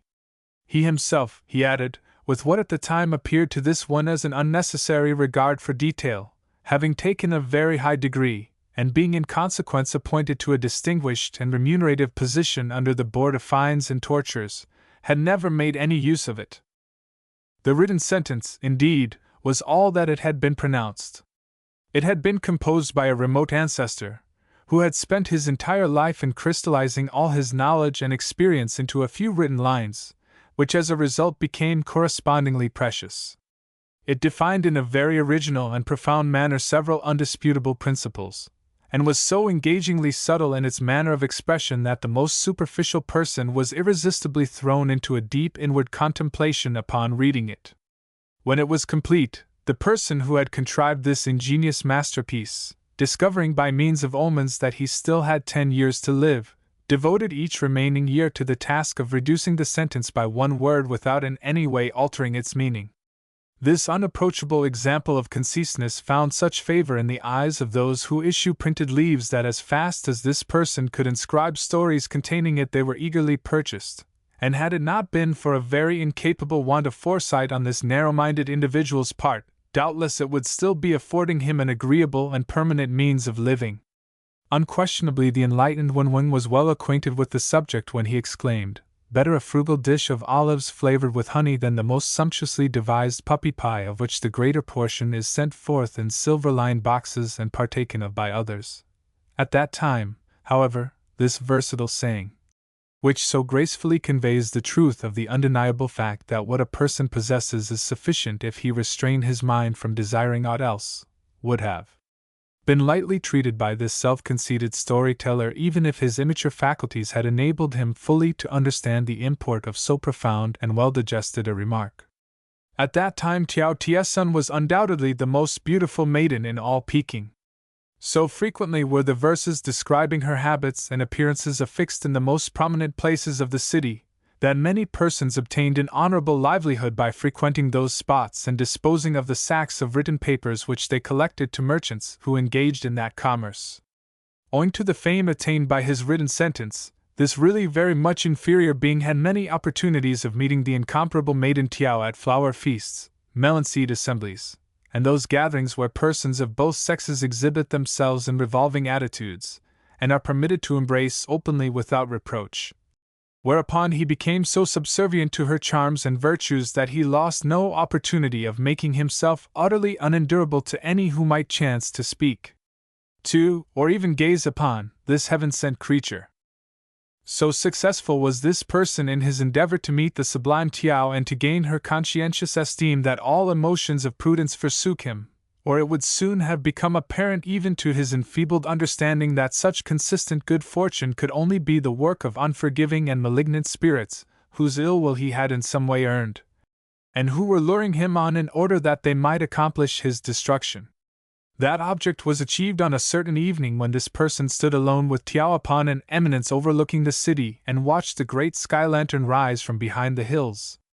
Under these delicate and ennobling influences he gave speech to many very ornamental and refined thoughts which arose within his mind concerning the graceful brilliance of the light which was cast all around, yet notwithstanding which a still more exceptional and brilliant light was shining in his own internal organs by reason of the nearness of an even purer and more engaging orb. There was no need, this person felt, to hide even his most inside thoughts from the dignified and sympathetic being at his side, so without hesitation he spoke, in what he believes even now must have been a very decorative manner, of the many thousand persons who were then wrapped in sleep, of the constantly changing lights which appeared in the city beneath, and of the vastness which everywhere lay around. "O Kai Lung," exclaimed the lovely Tiao, when this person had made an end of speaking, "how expertly and in what a proficient manner do you express yourself, uttering even the sentiments which this person has felt inwardly, but for which she has no words. Why, indeed, do you not inscribe them in a book?" Under her elevating influence it had already occurred to this illiterate individual that it would be a more dignified and perhaps even a more profitable course for him to write out and dispose of, to those who print such matters, the versatile and high-minded expressions which now continually formed his thoughts, rather than be dependent upon the concise sentence for which, indeed, he was indebted to the wisdom of a remote ancestor. Tiao's spoken word fully settled his determination, so that without delay he set himself to the task of composing a story which should omit the usual sentence, but should contain instead a large number of his most graceful and diamond-like thoughts. So engrossed did this near-sighted and superficial person become in the task, which daily seemed to increase rather than lessen as new and still more sublime images arose within his mind, that many months passed before the matter was complete. In the end, instead of a story, it had assumed the proportions of an important and many-volumed book, while Tiao had in the meantime accepted the wedding gifts of an objectionable and excessively round-bodied individual, who had amassed an inconceivable number of tales by inducing persons to take part in what at first sight appeared to be an ingenious but very easy competition connected with the order in which certain horses should arrive at a given and clearly defined spot. By that time, however, this unduly sanguine storyteller had become completely entranced in his work, and merely regarded Tiao Tiesun as a heaven-sent but no longer necessary incentive to his success. With every hope, therefore, he went forth to dispose of his written leaves, confident of finding some very wealthy person who would be in a condition to pay him the correct value of the work. At the end of 2 years, this somewhat disillusionized but still undaunted person chanced to hear of a benevolent and unassuming body of men who made a habit of issuing works in which they discerned merit, but which, nevertheless, others were unanimous in describing as of no good. Here this person was received with gracious effusion, and being in a position to impress those with whom he was dealing with his undoubted knowledge of the subject, he finally succeeded in making a very advantageous arrangement by which he was to pay 1/2 of the number of tales expended in producing the work, and to receive in return all the profits which should result from the undertaking. Those who were concerned in the matter were so engagingly impressed with the incomparable literary merit displayed in the production that they counseled a great number of copies being made ready in order, as they said, that this person should not lose by there being any delay when once the accomplishment became the one topic of conversation in tea-houses and yamens. From this cause it came about that the matter of tales to be expended was much greater than had been anticipated at the beginning, so that when the day arrived on which the volumes were to be sent forth, this person found that almost his last piece of money had disappeared. Alas! How small a share has a person in the work of controlling his own destiny! Had only the necessarily penurious, and now almost degraded Kai Lung been born a brief span before the great writer Lo Kuan Chang, his name would have been received with every mark of esteem from one end of the empire to the other, while tales and honorable decorations would have been showered upon him. For the truth, which could no longer be concealed, revealed the fact that this inopportune individual possessed a mind framed in such a manner that his thoughts had already been the thoughts of the inspired Lo Kuan, who, as this person would not be so presumptuous as to inform this ornamental and well-informed gathering, was the most ingenious and versatile-minded composer of written words that this empire, and therefore the entire world, has seen, as, indeed, his honorable title of the many-hued Mandarin duck of the Yangtze plainly indicates. Although this self-opinionated person had frequently been greatly surprised himself during the writing of his long work by the brilliance and many-sidedness of the thoughts and metaphors which arose in his mind without conscious effort, it was not until the appearance of the printed leaves which make a custom of warning persons against being persuaded into buying certain books that he definitely understood how all these things had been fully expressed many dynasties ago by the all-knowing Lo Kuan Chang, and formed, indeed, the great national standard of unapproachable excellence. Unfortunately, this person had been so deeply engrossed all his life in literary pursuits that he had never found an opportunity to glance at the works in question, or he would have escaped the embarrassing position in which he now found himself. It was with a hopeless sense of illness of ease that this unhappy one reached the day on which the printed leaves already alluded to would make known their deliberate opinion of his writing, the extremity of his hope being that some would at least credit him with honorable motives, and perhaps a knowledge that if the inspired Lo Kuan Chan had never been born the entire matter might have been brought to a very different conclusion. Alas! Only one among the many printed leaves which made reference to the venture contained any words of friendship or encouragement. This benevolent exception was sent forth from a city in the extreme northern province of the empire, and contained many inspiring though delicately guarded messages of hope for the one to whom they gracefully alluded as this undoubtedly youthful, but nevertheless, distinctly promising writer of books, while admitting that altogether they found the production undeniably tedious. They claimed to have discovered indications of an obvious talent, and therefore they unhesitatingly counseled the person in question to take courage at the prospect of a moderate competency which was certainly within his grasp if he restrained his somewhat overambitious impulses and closely observed the simple subjects and manner of expression of their own Chang Chao, whose lines to a wayside chrysanthemum, Mongolians who have, and several other composed pieces, they then set forth. Although it became plain that the writer of this amiably devised notice was, like this incapable person, entirely unacquainted with the masterpieces of Lo Kuan Chan, yet the indisputable fact remained that, entirely on its merit, the work had been greeted with undoubted enthusiasm, so that after purchasing many examples of the refined printed leaf containing it, this person sat far into the night continually reading over the one unprejudiced and discriminating expression. All the other printed leaves displayed a complete absence of good taste in dealing with the matter. One boldly asserted that the entire circumstance was the outcome of a foolish jest or wager on the part of a person who possessed 1,000,000 taels. Another predicted that it was a cunning and elaborately thought-out method of obtaining the attention of the people on the part of certain persons who claimed to vend a reliable and fragrantly scented cleansing substance. The Valley of Hong Rose Leaves and Sweetness hoped, in a spirit of no sincerity, that the ingenious Kai Lung would not rest on his tea leaves, but would soon send forth an equally entertaining amended example of the sayings of Confucius and other sacred works, while the pure essence of the 7 days' happenings merely printed side-by-side portions from the 2 books under the large inscription. Is there really any need for us to express yourselves more clearly? The disappointment both as regards public esteem and tales, for, after the manner in which the work had been received by those who advise on such productions, not a single example was purchased, threw this ill-destined individual into a condition of most unendurable depression, from which he was only aroused by a remarkable example of the unfailing wisdom of the proverb which says before hastening to secure a possible reward of 5 taels by dragging an unobservant person away from a falling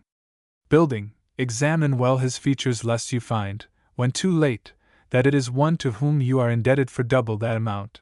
Disappointed in the hope of securing large gains from the sale of his great work, this person now turned his attention again to his former means of living, only to find, however, that the discredit in which he had become involved even attached itself to his concise sentence.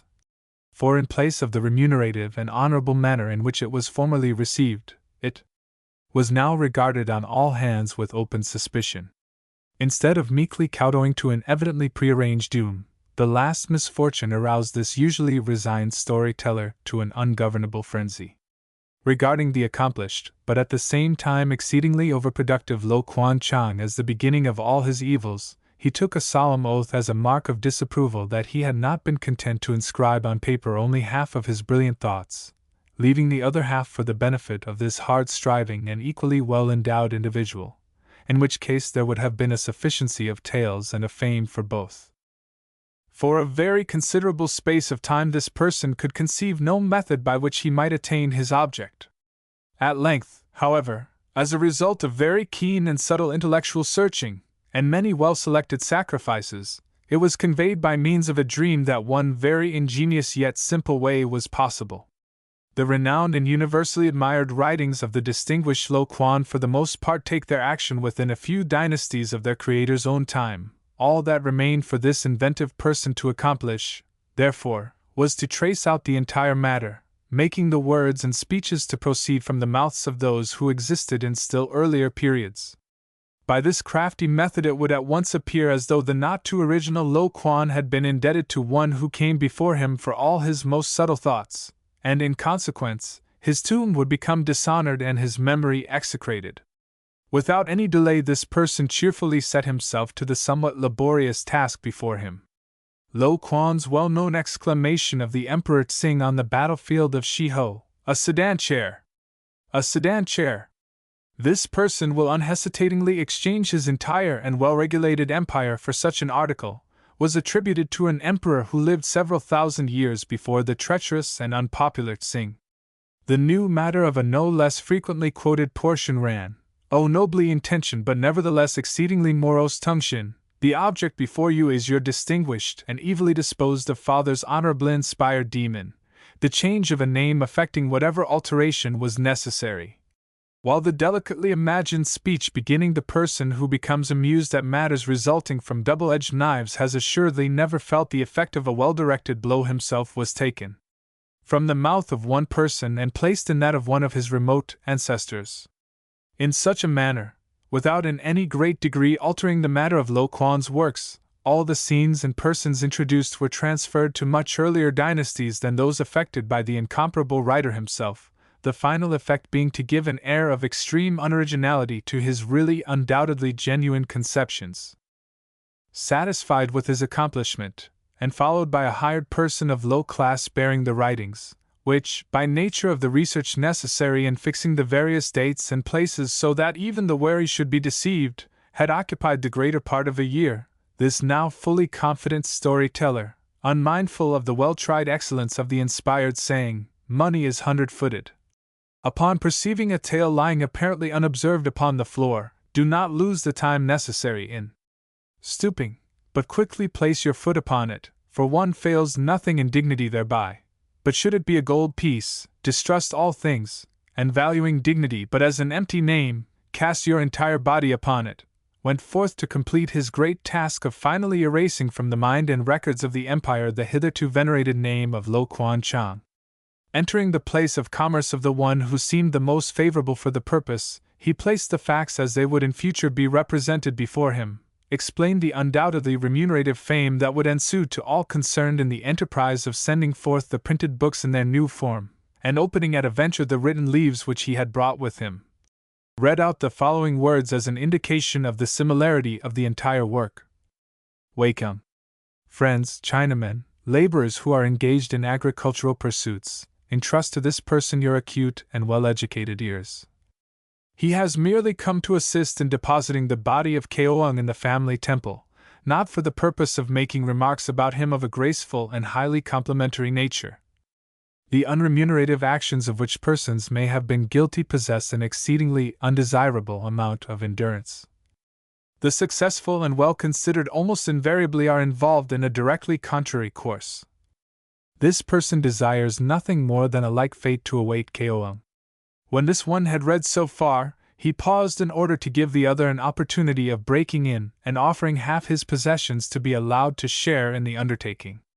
As he remained unaccountably silent, however, an inelegant pause occurred which this person at length broke by desiring an expressed opinion on the matter.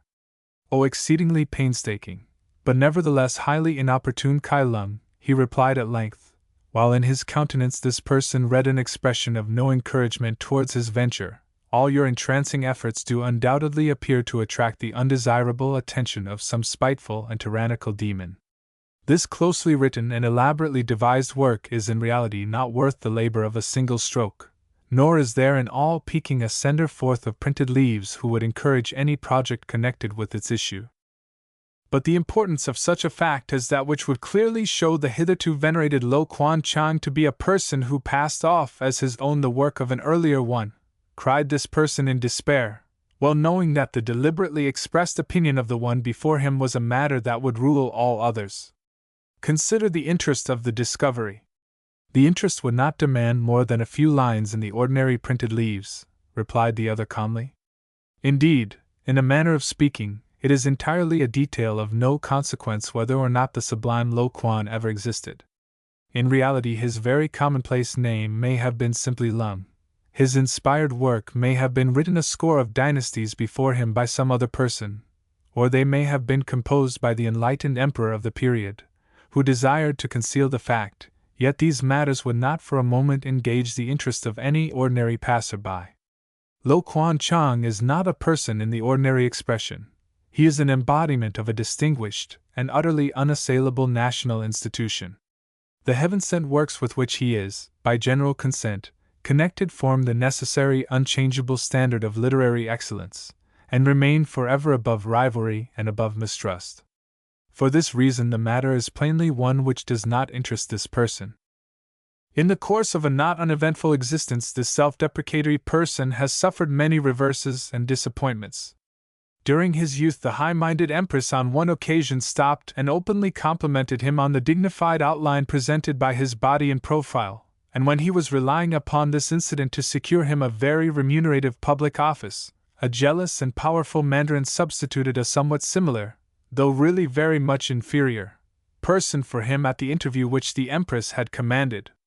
Frequently in matters of commerce which have appeared to promise very satisfactorily at the beginning, this person has been induced to entrust sums of money to others, when he had hoped from the indications and the manner of speaking that the exact contrary would be the case, and in one instance he was released at a vast price from the torture dungeon in Canton, where he had been thrown by the subtle and unconscientious plots of one who could not relate stories in so accurate and unvarying a manner as himself, on the day before that on which all persons were freely set at liberty on account of exceptional public rejoicing. Yet, in spite of these and many other very unendurable incidents, this impetuous and ill-starred being never felt so great a desire to retire to a solitary place and there disfigure himself permanently as a mark of his unfeigned internal displeasure, as on the occasion when he endured extreme poverty and great personal inconvenience for an entire year in order that he might take away face from the memory of a person who was so placed that no one expressed any interest in the matter. Since then this very ill-clad and really necessitous person has devoted himself to the honorable but exceedingly arduous, and in general unremunerative occupation of storytelling. To this he would add nothing save that not infrequently a nobly born and highly cultured audience is so entranced with his commonplace efforts to hold the attention, especially when a story not hitherto known has been related, that in order to afford it an opportunity of expressing its gratification, he has been requested to allow another offering to be made by all persons present at the conclusion of the entertainment. 6. The Vengeance of Tung Fel. For a period not to be measured by days or weeks, the air of Qingfao had been as unrestful as that of the locust plains beyond the Great Wall. For every speech which passed bore two faces, one fair to hear, as a greeting, but the other insidiously speaking behind a screen, of rebellion, violence, and the hope of overturning the fixed order of events. With those whom they did not mistrust of treachery, persons spoke in low voices of definite plans, while at all times there might appear in prominent places of the city skillfully composed notices setting forth great wrongs and injustices towards which resignation and a lowly bearing were outwardly counseled, yet with the same words cunningly inflaming the minds, even of the patient, as no pouring out of passionate thoughts and undignified threatenings could have done. Among the people, unknown, unseen, and unsuspected, except to the proved ones to whom they desired to reveal themselves, moved the agents of the three societies, while to the many of Qingfao nothing was desired or even thought of behind the downfall of their own officials, and chief of all, the execution of the evil-minded and depraved Mandarin Ping Sheng, whose cruelties and extortions had made his name an object of wide and deserved loathing. The agents only regarded the city as a bright spot in the line of blood and fire which they were fanning into life from Peking to Canton,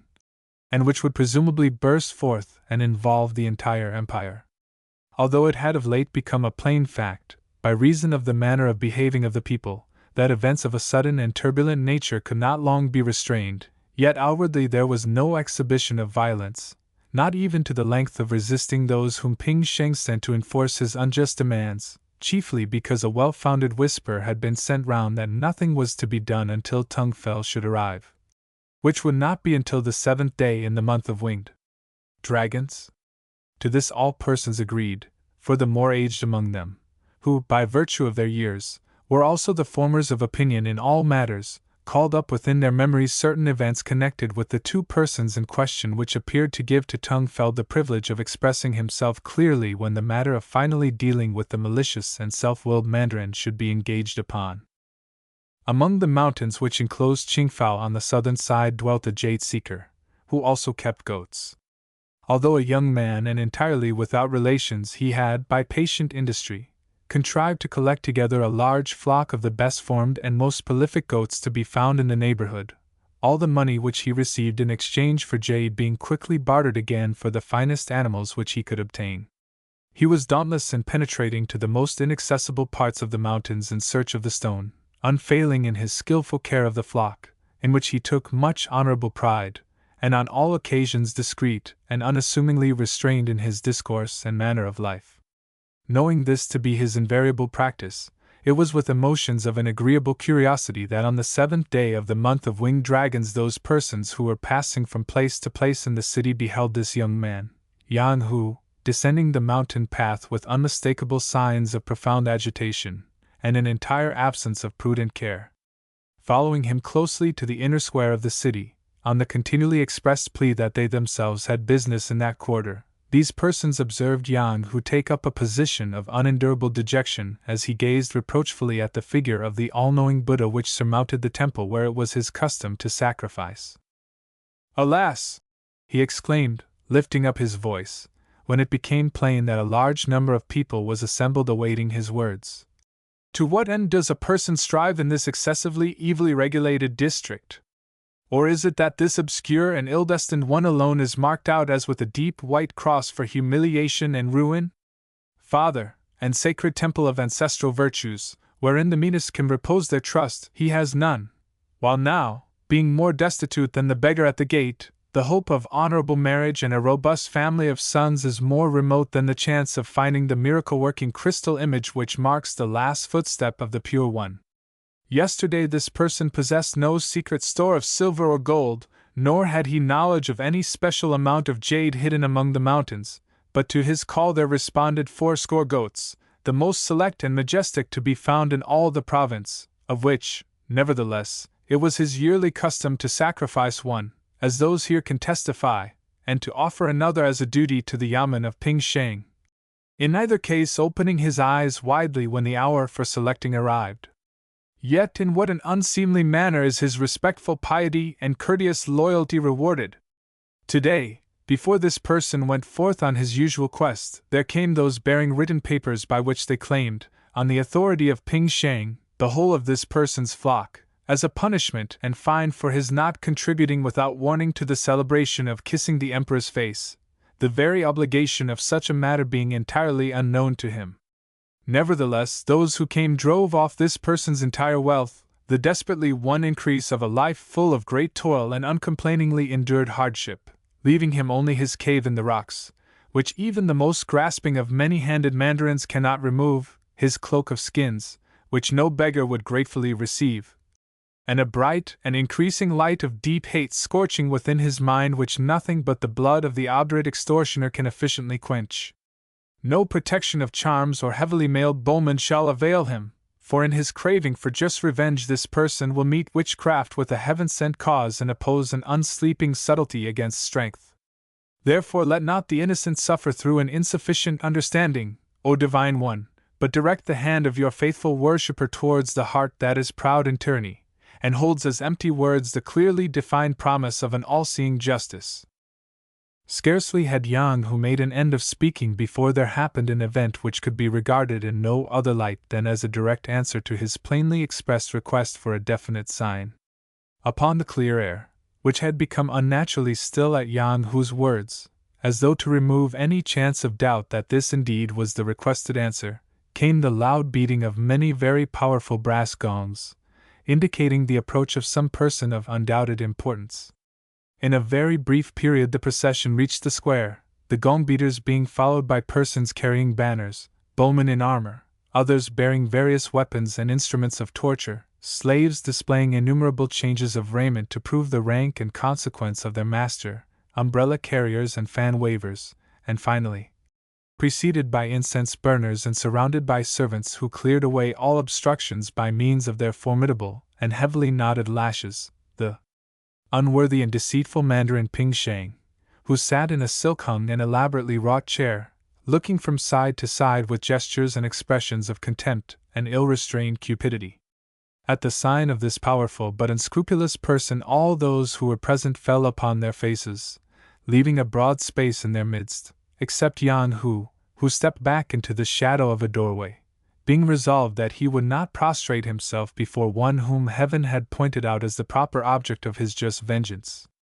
When the chair of Ping Sheng could no longer be observed in the distance, and the sound of his many gongs had died away, all the persons who had knelt at his approach rose to their feet, meeting each other's eyes with glances of assured and profound significance. At length there stepped forth an exceedingly aged man, who was generally believed to have the power of reading omens and forecasting futures, so that at his upraised hand all persons became silent. "Behold!" he exclaimed, "none can turn aside in doubt from the deliberately pointed finger of Buddha. Henceforth, in spite of the well-intentioned suggestions of those who would shield him under the plea of exacting orders from high ones at peaking or extortions practiced by slaves under him of which he is ignorant, there can no longer be any two voices concerning the guilty one. Yet what does the knowledge of the cormorant's cry avail the golden carp in the shallow waters of the Yuankiang? A prickly mimosa is an adequate protection against a naked man armed only with a just cause, and a company of bowmen has been known to quench an entire city's heaven-felt desire for retribution. This person, and doubtless others also, would have experienced a more heartfelt enthusiasm in the matter if the sublime and omnipotent Buddha had gone a step further, and pointed out not only the one to be punished, but also the instrument by which the destiny could be prudently and effectively accomplished. From the mountain path which led to Yang Hu's cave came a voice, like an expressly devised reply to this speech. It was that of some person uttering the chant of rewards and penalties. How strong is the mountain sycamore! Its branches reach the middle air, and the eye of none can pierce its foliage. It draws power and nourishment from all around, so that weeds alone may flourish under its shadow. Robbers find safety within the hollow of its trunk. Its branches hide vampires and all manner of evil things which prey upon the innocent. The wild boar of the forest sharpen their tusks against the bark, for it is harder than flint, and the axe of the woodsman turns back upon the striker. Then cries the sycamore, hail and rain have no power against me, nor can the fiercest sun penetrate beyond my outside fringe. The man who impiously raises his hand against me falls by his own stroke and weapon. Can there be a greater or a more powerful than this one? Assuredly, I am Buddha. Let all things obey me. Whereupon the weeds bow their heads, whispering among themselves, the voice of the tall one we hear, but not that of Buddha. Indeed, it is doubtless as he says. In his musk-scented heaven Buddha laughs, and not deigning to raise his head from the lap of the phoenix goddess, he thrusts forth a stone which lies by his foot, saying, a god's present for a god. Take it carefully, O presumptuous little one, for it is hot to the touch. The thunderbolt falls and the mighty tree is rent in twain. They asked for my messenger, said the Pure One, turning again to repose. Lo, he comes! With the last spoken word there came into the sight of those who were collected together a person of stern yet engaging appearance. His hands and face were the color of mulberry stain by long exposure to the sun, while his eyes looked forth like two watchfires outside a wolf-haunted camp. His long pigtail was tangled with the binding tendrils of the forest, and damp with the dew of an open couch. His apparel was in no way striking or brilliant, yet he strode with the dignity and air of a high official, pushing before him a covered box upon wheels. It is Tung Fel! Cried many who stood there watching his approach, in tones which showed those who spoke to be inspired by a variety of impressive emotions. Undoubtedly this is the 7th day of the month of winged dragons, and, as he specifically stated would be the case, lo! He has come! Few were the words of greeting which Tung Fel accorded even to the most venerable of those who awaited him. This person has slept, partaken of fruit and herbs, and devoted an allotted time to inward contemplation, he said briefly. Other and more weighty matters than the exchange of dignified compliments and the admiration of each other's profiles remain to be accomplished. What, for example, is the significance of the written parchment which is displayed in so obtrusive a manner before our eyes? Bring it to this person without delay. At these words all those present followed Tung Fel's gaze with astonishment, for conspicuously displayed upon the wall of the temple was a written notice which all joined in asserting had not been there the moment before, though no man had approached the spot. Nevertheless it was quickly brought to Tung Fel, who took it without any fear or hesitation and read aloud the words which it contained. Truly the span of existence of any upon this earth is brief and not to be considered. Therefore, O unfortunate dwellers of Qingfao, let it not affect your digestion that your bodies are in peril of sudden and most excruciating tortures and your family temples in danger of humiliating disregard. Why do your thoughts follow the actions of the noble Mandarin Ping Shang so insidiously? And why after each unjust exaction do your eyes look redly towards the yamen? Is he not the little finger of those at Peking, obeying their commands and only carrying out the taxation which others have devised? Indeed, he himself has stated such to be the fact. If, therefore, A terrible and unforeseen fate overtook the usually cautious and well-armed Ping Shang. Doubtless, perhaps after the lapse of some considerable time, another would be sent from Peking for a like purpose, and in this way, after a too brief period of heaven-sent rest and prosperity, affairs would regulate themselves into almost as unendurable a condition as before. Therefore ponder these things well, O passer-by.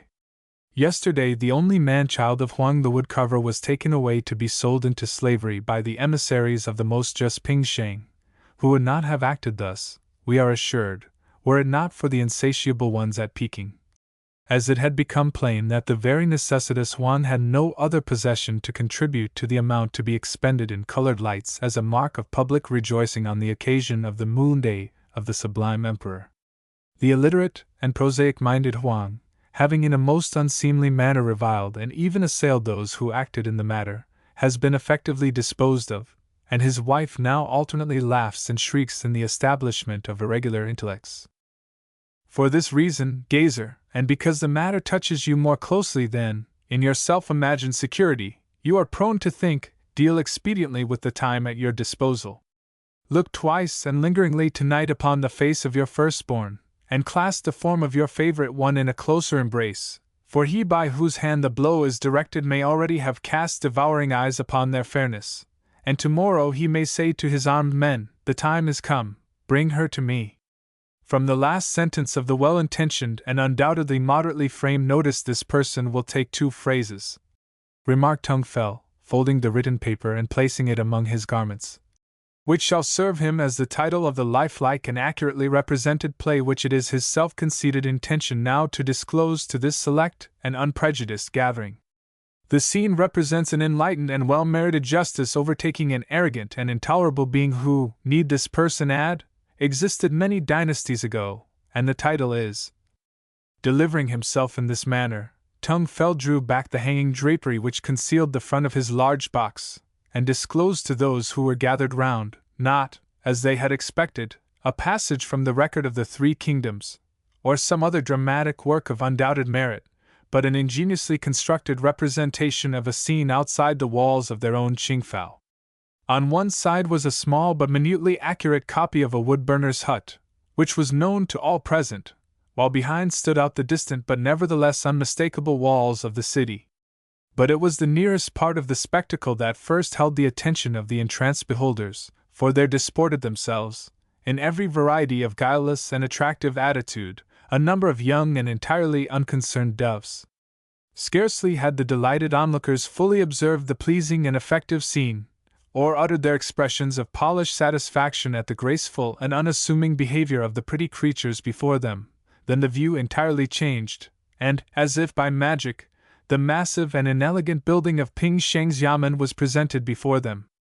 As all gazed, astonished, the great door of the yamen opened stealthily, and without a moment's pause a lean and ill-conditioned rat, of unnatural size and rapacity, dashed out and seized the most select and engaging of the unsuspecting prey in its hungry jaws.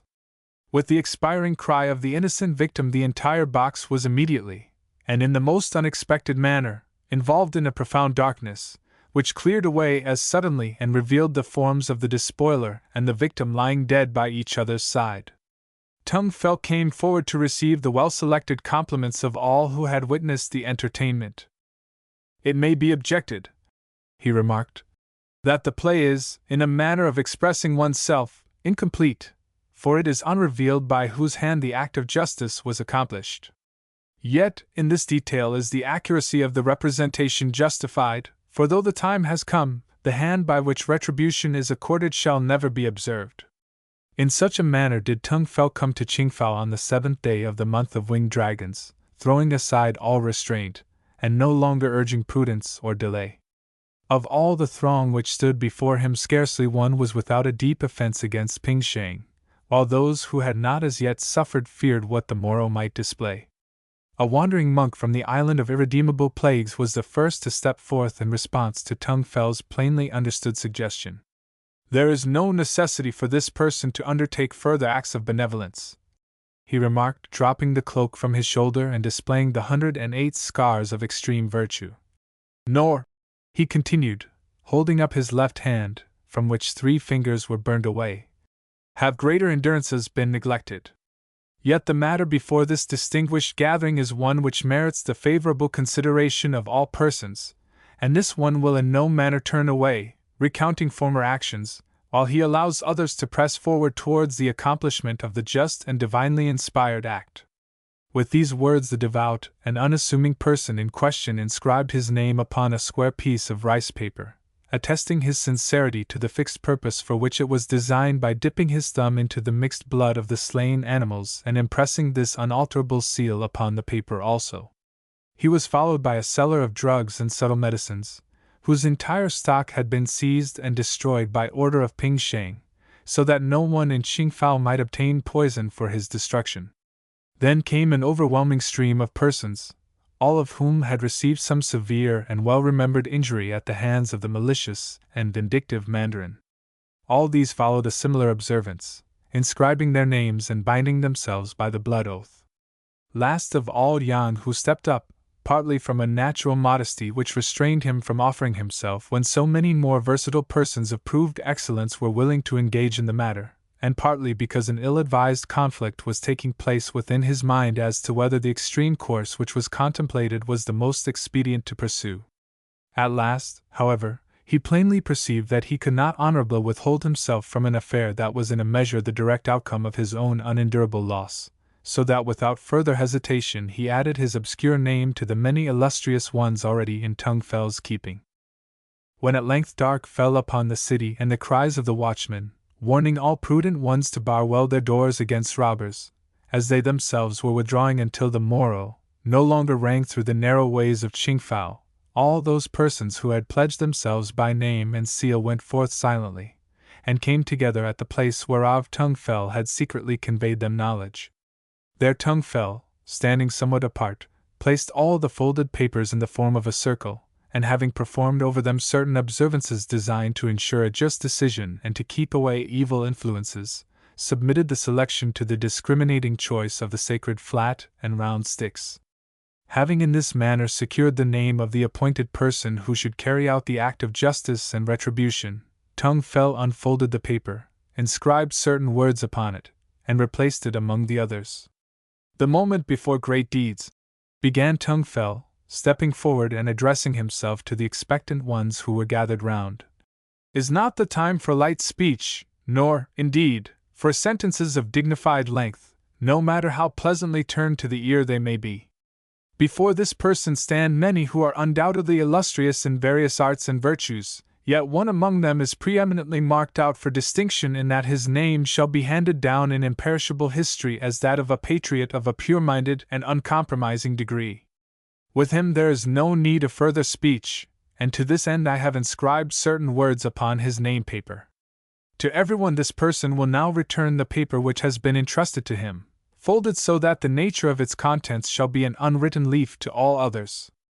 Nor shall the papers be unfolded by any until he is within his own chamber, with barred doors, where all, save the one who shall find the message, shall remain, not venturing forth until daybreak. I, Tung Fel, have spoken, and assuredly I shall not eat my word, which is that a certain and most degrading death awaits any who transgress these commands." It was with the short and sudden breath of the cowering antelope when the stealthy tread of the pitiless tiger approaches its lair, that Yang who opened his paper in the seclusion of his own cave, for his mind was darkened with an inspired inside emotion that he, the one doubting among the eagerly proffering and destructively inclined multitude, would be chosen to accomplish the high aim for which, indeed, he felt exceptionally unworthy. The written sentence which he perceived immediately upon unfolding the paper, instructing him to appear again before Tung Fel at the hour of midnight, was, therefore, nothing but the echo and fulfillment of his own thoughts, and served in reality to impress his mind with calmer feelings of dignified unconcern than would have been the case had he not been chosen. Having neither possessions nor relations, the occupation of disposing of his goods and making ceremonious and affectionate leave-takings of his family, against the occurrence of any unforeseen disaster, engrossed no portion of Yang Hu's time. Yet there was one matter to which no reference has yet been made, but which now forces itself obtrusively upon the attention, which was in a large measure responsible for many of the most prominent actions of Yang Hu's life, and indeed, in no small degree influenced his hesitation in offering himself before Tung Fel. Not a bowshot distance from the place where the mountain path entered the outskirts of the city lived Hayaisha with her parents, who were persons of assured position, though of no particular wealth. For a period not confined to a single year, it had been the custom of Yang Hu to offer to this elegant and refined maiden all the rarest pieces of jade which he could discover, while the most symmetrical and remunerative she-goat in his flock enjoyed the honorable distinction of bearing her incomparable name. Towards the almond garden of Haya's abode Yang Hu turned his footsteps upon leaving his cave, and standing there, concealed from all sides by the white and abundant flower-laden foliage, he uttered a sound which had long been an agreed signal between them. Presently a faint perfume of Chulan spoke of her near approach, and without delay Haya herself stood by his side. "Well-endowed one," said Yang Hu, when at length they had gazed upon each other's features and made renewals of their protestations of mutual regard. "The fixed intentions of a person have often been fitly likened to the seed of the tree peony, so ineffectual are their efforts among the winds of constantly changing circumstance. The definite hope of this person had long pointed towards a small but adequate habitation, surrounded by sweet-smelling olive trees and not far distant from the jade cliffs and pastures which would afford a sufficient remuneration and a means of living. This entrancing picture has been blotted out for the time, and in its place this person finds himself face to face with an arduous and dangerous undertaking, followed, perhaps, by hasty and immediate flight. Yet if the adorable Haya will prove the unchanging depths of her constantly expressed intention by accompanying him as far as the village of Hing where suitable marriage ceremonies can be observed without delay, the exile will in reality be in the nature of a triumphal procession, and the emotions with which this person has hitherto regarded the entire circumstance will undergo a complete and highly accomplished change." "Oh, Yang!" exclaimed the maiden, whose feelings at hearing these words were in no way different from those of her lover when he was on the point of opening the folded paper upon which Tung Fel had written. "What is the nature of the mission upon which you are so impetuously resolved? And why will it be followed by flight?" "The nature of the undertaking cannot be revealed by reason of a deliberately taken oath," replied Yang Hu. "And the reason of its possible consequence is a less important question to the two persons who are here conversing together than of whether the amiable and graceful Haya is willing to carry out her often expressed desire for an opportunity of displaying the true depths of her emotions towards this one." "Alas!" said Haya. "The sentiments which this person expressed with irreproachable honorableness when the sun was high in the heavens and the probability of secretly leaving an undoubtedly well-appointed home was engagingly remote, seemed to have an entirely different significance when recalled by night in a damp orchard, and on the eve of their fulfillment. To deceive one's parents is an ignoble prospect. Furthermore, it is often an exceedingly difficult undertaking. Let the matter be arranged in this way, that Yan leaves the ultimate details of the scheme to Haya's expedient care, he proceeding without delay to Hing, or, even more desirable, to the further town of Liaonan, and there awaiting her coming. By such means the risk of discovery and pursuit will be lessened, Yan will be able to set forth on his journey with greater speed, and this one will have an opportunity of getting together certain articles without which, indeed, she would be very inadequately equipped." In spite of his conscientious desire that Haya should be by his side on the journey, together with an unendurable certainty that evil would arise from the course she proposed, Yan was compelled by an innate feeling of respect to agree to her wishes, and in this manner the arrangement was definitely concluded. Thereupon Haya, without delay, returned to the dwelling, remarking that otherwise her absence might be detected and the entire circumstance thereby discovered, leaving Yang Hu to continue his journey and again present himself before Tung Fel, as he had been instructed. Tung Fel was engaged with brush and ink when Yang Hu entered. Round him were many written parchments, some venerable with age, and a variety of other matters, among which might be clearly perceived weapons, and devices for reading the future.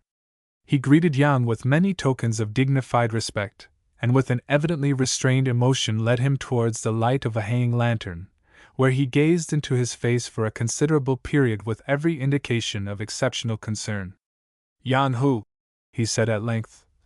"at such a moment many dark and searching thoughts may naturally arise in the mind concerning objects and reasons, omens, and the moving cycle of events. Yet in all these, out of a wisdom gained by deep endurance and a hardly won experience beyond the common lot, this person would say, be content. The hand of destiny, though it may at times appear to move in a devious manner, is ever approaching its appointed aim. To this end were you chosen. The choice was openly made by wise and proficient omens, replied Yang Hu, without any display of uncertainty of purpose. And this person is content.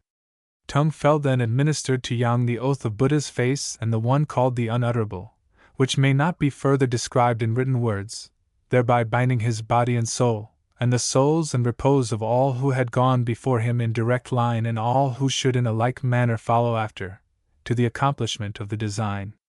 All spoken matter being thus complete between them, he gave him a mask with which he should pass unknown through the streets and into the presence of Ping Sheng, a variety of weapons to use as the occasion arose, and a sign by which the attendants at the yamen would admit him without further questioning. As Yang Hu passed through the streets of Qingfao, which were in a great measure deserted owing to the command of Tung Fel, he was aware of many mournful and foreboding sounds which accompanied him on all sides, while shadowy faces, bearing signs of intolerable anguish and despair, continually formed themselves out of the wind. By the time he reached the yamen, a tempest of exceptional violence was in progress, nor were other omens absent which tended to indicate that matters of a very unpropitious nature were about to take place. At each successive door of the yamen the attendant stepped back and covered his face, so that he should by no chance perceive who had come upon so destructive a mission, the instant Yang Hu uttered the sign with which Tung Fel had provided him. In this manner Yang quickly reached the door of the inner chamber upon which was inscribed, "Let the person who comes with a doubtful countenance, unbidden, or meditating treachery, remember the curse and manner of death which attended Lai Kun, who slew the one over him, so shall he turn and go forth in safety." This unworthy safeguard at the hands of a person who passed his entire life in altering the fixed nature of justice, and who never went beyond his outer gate without an armed company of bowmen, inspired Yang Hu with so incautious a contempt, that without any hesitation he drew forth his brush and ink, and in a spirit of bitter signification added the words, "Come, let us eat together," said the wolf to the she-goat.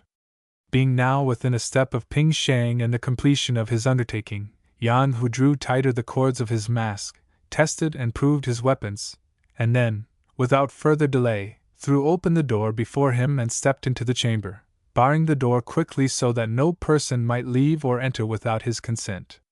At this interruption and manner of behaving, which clearly indicated the nature of the errand upon which the person before him had come, Ping Sheng rose from his couch and stretched out his hand towards a gong which lay beside him. "All summonses frayed are now unavailing, Ping Sheng!" exclaimed Yang, without in any measure using delicate or set phrases of speech. "For, as you have doubtless informed yourself, the slaves of tyrants are the first to welcome the downfall of their lord. The matter of your speech is as emptiness to this person," replied the Mandarin, affecting with extreme difficulty an appearance of no concern. "In what manner has he fallen? And how will the depraved and self-willed person before him avoid the well-deserved tortures which certainly await him in the public square on the morrow, as the reward of his intolerable presumptions?" "O Mandarin," cried Yang Hu, "the fitness and occasion for such speeches as the one to which you have just given utterance lie as far behind you as the smoke of yesterday's sacrifice.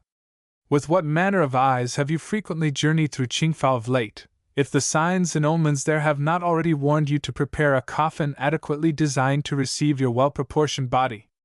Has not the pungent vapor of burning houses assailed your senses at every turn, or the salt tears from the eyes of forlorn ones dashed your peach tea and spiced foods with bitterness?" "Alas!" exclaimed Ping Sheng, "this person now certainly begins to perceive that many things which he has unthinkingly allowed would present a very unendurable face to others. In such a manner has it appeared to all Qingfao," said Yang Hu, "and the justice of your death has been universally admitted. Even should this one fail, there would be an innumerable company eager to take his place. Therefore, O Ping Sheng, as the only favor which it is within this person's power to accord, select that which in your opinion is the most agreeable manner and weapon for your end. It is truly said that at the final gate of the two ways the necessity for elegant and well-chosen sentences ends," remarked Ping Sheng with a sigh. otherwise the manner of your address would be open to reproach. By your side this person perceives a long and apparently highly tempered sword, which, in his opinion, will serve the purpose efficiently. Having no remarks of an improving but nevertheless exceedingly tedious nature with which to imprint the occasion for the benefit of those who come after, his only request is that the blow shall be an unhesitating and sufficiently well-directed one. At these words Yang Hu threw back his cloak to grasp the sword handle, when the mandarin, with his eyes fixed on the naked arm, and evidently inspired by every manner of conflicting emotions, uttered a cry of unspeakable wonder and incomparable surprise. "The serpent!" he cried, in a voice from which all evenness and control were absent. "The sacred serpent of our race! O mysterious one, who and whence are you?" Engulfed in an all-absorbing doubt at the nature of events, Yang could only gaze at the form of the serpent which had been clearly impressed upon his arm from the earliest time of his remembrance, while Ping Sheng, tearing the silk garment from his own arm and displaying thereon a similar form, continued, "Behold the inevitable and unvarying birthmark of our race! So it was with this person's father, and the ones before him. So it was with his treacherously stolen son. So it will be to the end of all time." Trembling beyond all power of restraint, Yang removed the mask which had hitherto concealed his face. "Father or race has this person none," he said, looking into Ping Sheng's features with an all-engaging hope, tempered in a measure by a soul-benumbing dread. "Nor memory or tradition of an earlier state than when he herded goats, and sought for jade in the southern mountains." "Nevertheless," exclaimed the mandarin, whose countenance was lightened with an interest and a benevolent emotion which had never been seen there before, "beyond all possibility of doubting, you are this person's lost and greatly desired son, stolen away many years ago by the treacherous conduct of an unworthy woman, yet now happily and miraculously restored to cherish his declining years and perpetuate an honorable name and race." "Happily!" exclaimed Yang, with fervent indications of uncontrollable bitterness. "Oh, my illustrious sire, at whose venerated feet this unworthy person now prostrates himself with well-merited marks of reverence and self-abasement, has the errand upon which an ignoble son entered, the every memory of which now causes him the acutest agony of the lost, but which nevertheless he is pledged to tongue fell by the unutterable oath to perform. Has this unnatural and eternally cursed thing escaped your versatile mind?" "Tongue fell!" cried Ping Sheng. "Is then this blow also by the hand of that malicious and vindictive person? Oh, what a cycle of events and interchanging lines of destiny do your words disclose!" "Who, then, is Tongue Fell, my revered father?" demanded Yang. "It is a matter which must be made clear from the beginning," replied Ping Sheng. "At one time this person and Tongue Fell were, by nature and endowments, united in the most amiable bonds of an inseparable friendship. Presently Tongue Fell signed the preliminary contract of a marriage with one who seemed to be endowed with every variety of enchanting and virtuous grace, but who was, nevertheless, as the unrolling of future events irresistibly discovered, a person of irregular character and undignified habits. On the eve of the marriage ceremony this person was made known to her by the undoubtedly enraptured Tongue Fell, whereupon he too fell into the snare of her engaging personality, and putting aside all thoughts of prudent restraint, made her more remunerative offers of marriage than Tongue Fell could by any possible chance overbid. In such a manner, for after the nature of her kind riches were exceptionally attractive to her degraded imagination, she became this person's wife, and the mother of his only son. In spite of these great honors, however, the undoubted perversity of her nature made her an easy accomplice to the duplicity of Tongue Fell, who, by means of various disguises, found frequent opportunity of uttering in her presence numerous well-thought-out suggestions specially designed to lead her imagination towards an existence in which this person had no adequate representation. Becoming at length terrified at the possibility of these unworthy emotions obtruding themselves upon this person's notice, the two in question fled together, taking with them the one who without any doubt is now before me. Despite the most assiduous search and very tempting and profitable offers of reward, no information of a reliable nature could be obtained, and at length this dispirited and completely changed person gave up the pursuit as unavailing. With his son and heir, upon whose future he had greatly hoped, all emotions of a generous and high-minded nature left him, and in a very short space of time he became the avaricious and deservedly unpopular individual against whose extortions the amiable and long-suffering ones of Qingfao have for so many years protested mildly. The sudden and not altogether unexpected fate which is now on the point of reaching him is altogether too lenient to be entirely adequate. "Oh, my distinguished and really immaculate sire!" cried Yang Hu, in a voice which expressed the deepest feelings of contrition. "No oaths or vows, however sacred, can induce this person to stretch forth his hand against the one who stands before him." "Nevertheless," replied Ping Sheng, speaking of the matter as though it were one which did not closely concern his own existence, "to neglect the unutterable oath would inevitably involve not only the two persons who are now conversing together, but also those before and those who are to come after in direct line, in a much worse condition of affairs. That is a fate which this person would by no means permit to exist, for one of his chief desires has ever been to establish a strong and vigorous line, to which end, indeed, he was even now concluding a marriage arrangement with the beautiful and refined Hai Shao, whom he had at length persuaded into accepting his betrothal tokens without reluctance." "Hai Shao!" exclaimed Yang. "She has accepted your silk-bound gifts?"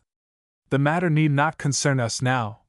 replied the Mandarin, not observing in his complicated emotions the manner in which the name of Haya had affected Yang, revealing as it undoubtedly did the treachery of his beloved one. "There only appears to be one honorable way in which the full circumstances can be arranged, and this person will in no measure endeavor to avoid it. Such an end is neither ignoble nor painful," he said, in an unchanging voice. "Nor will this one in any way shrink from so easy and honorable a solution. The affairs of the future do not exhibit themselves in delicately colored hues to this person," said Yang Hu,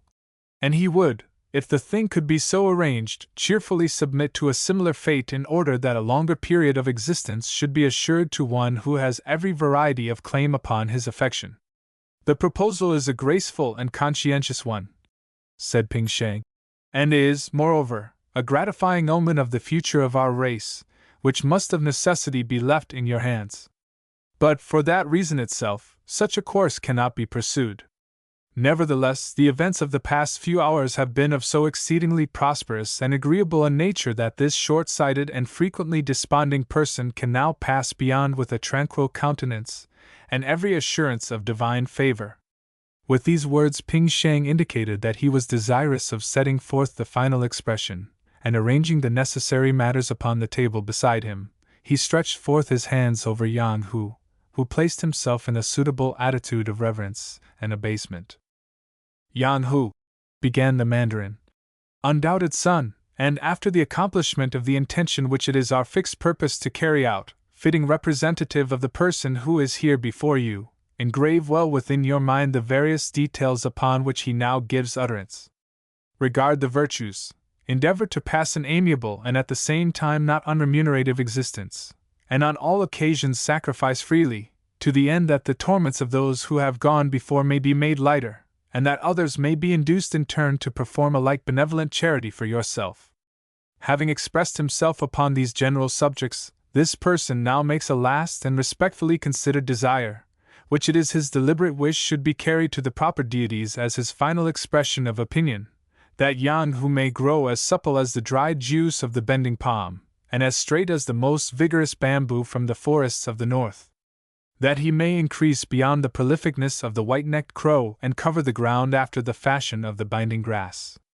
That in battle his sword may be as a vividly colored and many-forked lightning flash, accompanied by thunderbolts as irresistible as Buddha's divine wrath. In peace his voice as resounding as the rolling of many powerful drums among the Xing'an mountains. That when the kindled fire of his existence returns to the great mountain of pure flame the earth shall accept again its component parts, and in no way restrain the divine essence from journeying to its destined happiness. These words are Ping Sheng's last expression of opinion before he passes beyond, given in the unvarying assurance that so sacred and important a petition will in no way be neglected.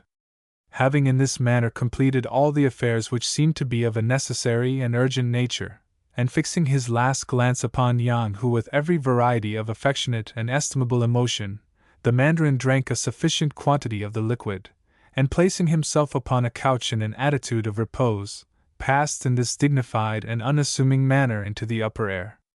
After the space of a few moments spent in arranging certain objects, and in inward contemplation, Yan Hu crossed the chamber, still holding the half-filled vessel of gold leaf in his hand, and drawing back the hanging silk, gazed over the silent streets of Qingfao and towards the great sky lantern above. "Haya is faithless,"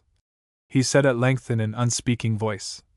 "This person's mother a bitter-tasting memory, his father a swiftly passing shadow that is now forever lost."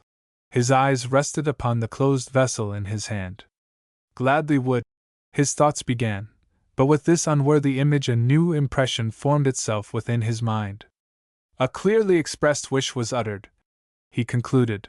and tongue fell still remains. With this resolution he stepped back into the chamber, and struck the gong loudly. 7. The career of the charitable Quen Ki Tong. First period, the public official. The motives which inspired the actions of the devout Quen Ki Tong have long been ill-reported, said Kai Lung the storyteller, upon a certain occasion at Wu Wei. And, as a consequence, his illustrious memory has suffered somewhat. Even as the insignificant earthworm may bring the precious and many-colored jewel to the surface, so has it been permitted to this obscure and superficially educated one to discover the truth of the entire matter among the badly arranged and frequently really illegible documents preserved at the Hall of Public Reference at Peking. Without fear of contradiction, therefore, he now sets forth the credible version. Quen Ki Tong was one who throughout his life had been compelled by the opposing force of circumstances to be content with what was offered rather than attain to that which he desired. Having been allowed to wander over the edge of an exceedingly steep crag, while still a child, by the aged and untrustworthy person who had the care of him, and yet suffering little hurt, he was carried back to the city in triumph, by the one in question, who, to cover her neglect, declared amid many chants of exultation that as he slept a majestic winged form had snatched him from her arms and traced magical figures with his body on the ground in token of the distinguished sacred existence for which he was undoubtedly set apart. In such a manner he became famed at a very early age for an unassuming mildness of character and an almost inspired piety of life, so that on every side frequent opportunity was given him for the display of these amiable qualities. Should it chance that an insufficient quantity of puppy pie had been prepared for the family repast, the undesirable but necessary portion of cold-dried rat would inevitably be allotted to the uncomplaining Quen, doubtless accompanied by the engaging but unnecessary remark that he alone had a heaven-sent intellect which was fixed upon more sublime images than even the best constructed puppy pie. Should the number of sedan chairs not be sufficient to bear to the exhibition of kites all who were desirous of becoming entertained in such a fashion, inevitably would Quen be the one left behind, in order that he might have adequate leisure for dignified and pure-minded internal reflection. In this manner it came about that when a very wealthy but unnaturally avaricious and evil-tempered person who was connected with Quen's father in matters of commerce expressed his fixed determination that the most deserving and enlightened of his friend's sons should enter into a marriage agreement with his daughter, there was no manner of hesitation among those concerned, who admitted without any questioning between themselves that Quen was undeniably the one referred to.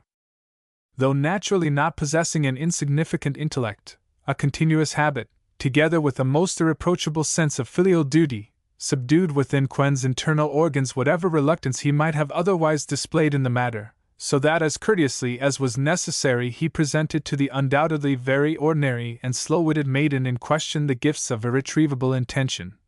and honorably carried out his spoken and written words towards her. For a period of years the circumstances of the various persons did not in any degree change, Quen in the meantime becoming more pure-souled and inward-seeing with each moon change, after the manner of the sublime Lin Ti, who studied to maintain an unmoved endurance in all varieties of events by placing his body to a greater extent each day in a vessel of boiling liquid. Nevertheless, the good and charitable deities to whom Quen unceasingly sacrificed were not altogether unmindful of his virtues, for a son was born, and an evil disease which arose from a most undignified display of uncontrollable emotion on her part ended in his wife being deposited with becoming ceremony in the family temple. Upon a certain evening, When Quen sat in his inner chamber deliberating upon the really beneficent yet somewhat inexplicable arrangement of the all-seeing ones to whom he was very amiably disposed in consequence of the unwonted tranquility which he now enjoyed, yet who, it appeared to him, could have set out the entire matter in a much more satisfactory way from the beginning, he was made aware by the unexpected beating of many gongs, and by other signs of refined and deferential welcome, that a person of exalted rank was approaching his residence. While he was still hesitating in his uncertainty regarding the most courteous and delicate form of self-abasement with which to honor so important a visitor, whether to rush forth and allow the chair-carriers to pass over his prostrate form, to make a pretense of being a low-caste slave, and in that guise doing menial service, or to conceal himself beneath a massive and overhanging table until his guest should have availed himself of the opportunity to examine at his leisure whatever the room contained, the person in question stood before him. In every detail of dress and appointment he had the undoubted appearance of being one to whom no door might be safely closed. "Alas," exclaimed Quen, "how inferior and ill-contrived is the mind of a person of my feeble intellectual attainments! Even at this moment, when the near approach of one who obviously commands every engaging accomplishment might reasonably be expected to call up within it an adequate amount of commonplace resource, its ill-destined possessor finds himself entirely incapable of conducting himself with the fitting outward marks of his great internal respect.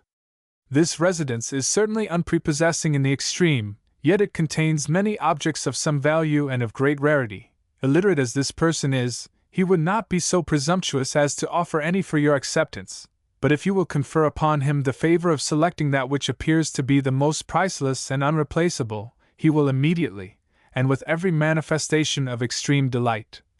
break it irredeemably in your honor, to prove the unaffected depth of his gratified emotions." "Quen Ki Tong," replied the person before him, speaking with an evident sincerity of purpose, "pleasant to this one's ears are your words, breathing as they do an obvious hospitality and a due regard for the forms of etiquette. But if, indeed, you are desirous of gaining this person's explicit regard, break no articles of fine porcelain or rare inlaid wood in proof of it, but immediately dismiss to a very distant spot the 80 gong-beaters who have enclosed him within 2 solid rings, and who are now carrying out their duties in so diligent a manner that he greatly doubts if the unimpaired faculties of hearing will ever be fully restored. Furthermore, if your exceedingly amiable intentions desire fuller expression, cause an unstinted number of vessels of some uninflammable liquid to be conveyed into your chrysanthemum garden and there poured over the numerous fireworks and colored lights which still appear to be in progress. Doubtless they are well-intentioned marks of respect, but they caused this person considerable apprehension as he passed among them, and indeed, give to this unusually pleasant and unassuming spot the by no means inviting atmosphere of a low-class tea-house garden during the festivities attending the birthday of the sacred emperor. This person is overwhelmed with a most unendurable confusion that the matters referred to should have been regarded in such a light," replied Quen humbly. "Although he himself had no knowledge of them until this moment, he is confident that they in no wise differ from the usual honorable manifestations with which it is customary in this province to welcome strangers of exceptional rank and titles." "The welcome was of a most dignified and impressive nature," replied the stranger, with every appearance of not desiring to cause Quen any uneasy internal doubts. "Yet the fact is none the less true that at the moment this person's head seems to contain an exceedingly powerful and well-equipped band, and also, that as he passed through the courtyard an ingeniously constructed but somewhat unmanageable figure of gigantic size, composed entirely of jets of many-colored flame, leaped out suddenly from behind a dark wall and made an almost successful attempt to embrace him in its ever-evolving arms. Lo Yuen greatly fears at the time when he would have rejoiced in the necessary display of agility to which the incident gave rise has forever passed away." "Lo Yuen!" exclaimed Quen, with an unaffected mingling of the emotions of reverential awe and pleasurable anticipation. "Can it indeed be an uncontroversial fact that so learned and ornamental a person as the renowned controller of unsolicited degrees stands beneath this inelegant person's utterly unpresentable roof? Now, indeed, he plainly understands why this ill-conditioned chamber has the appearance of being filled with a heaven-sent brilliance, and why at the first spoken words of the one before him a melodious sound, like the rushing waters of the sacred Tianqiang, seemed to fill his ears. Undoubtedly the chamber is pervaded by a very exceptional splendor, replied Lo Yuan, who, in spite of his high position, regarded graceful talk and well-imagined compliments in a spirit of no satisfaction. Yet this commonplace-minded one has a fixed conviction that it is caused by the crimson-eyed and pink fire-breathing dragon which, despite your slave's most assiduous efforts, is now endeavoring to climb through the aperture behind you.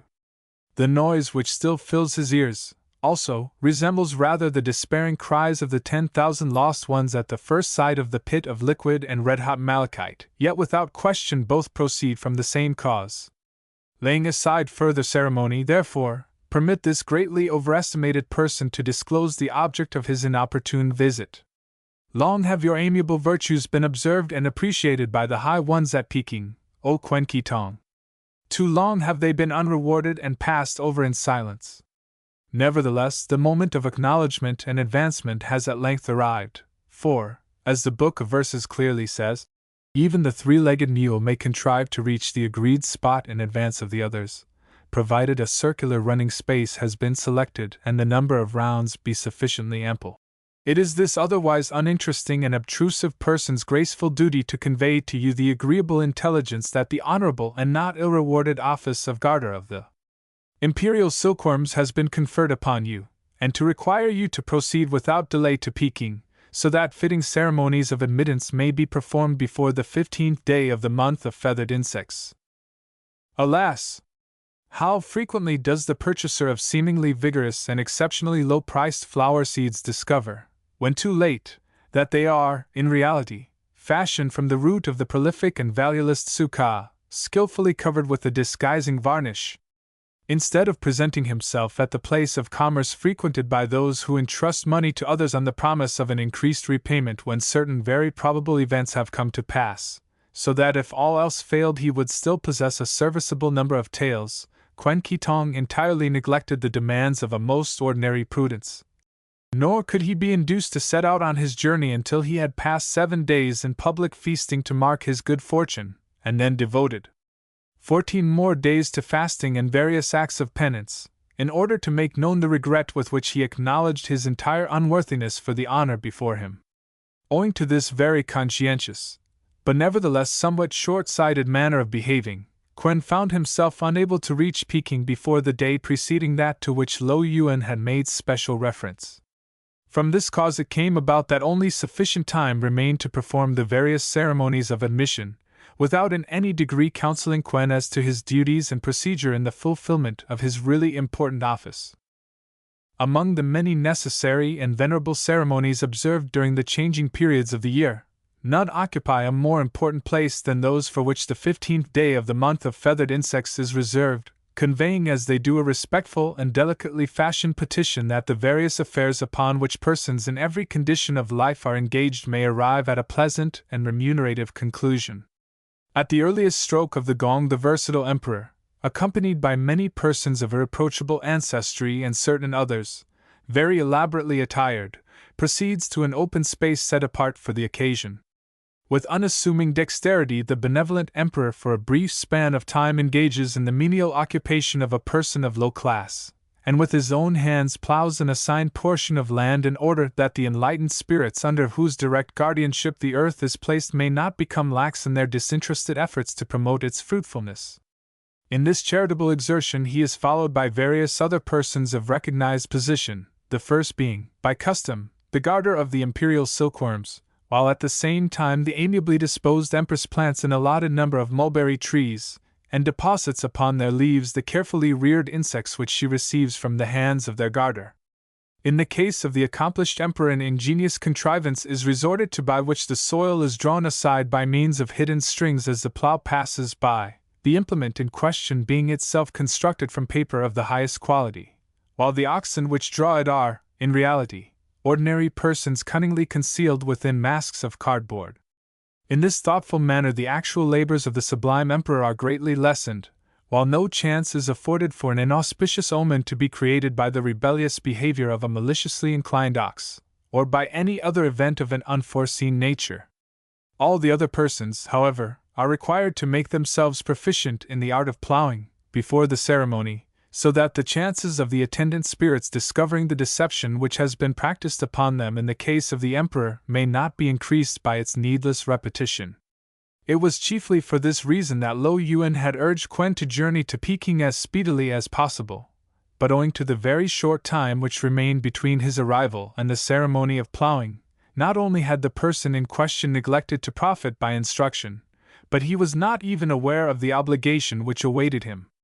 When, therefore, in spite of every respectful protest on his part, he was led up to a massively constructed implement drawn by two powerful and undeniably evilly intentioned-looking animals, it was with every sign of great internal misgivings, and an entire absence of enthusiasm in the entertainment, that he commenced his not too well understood task.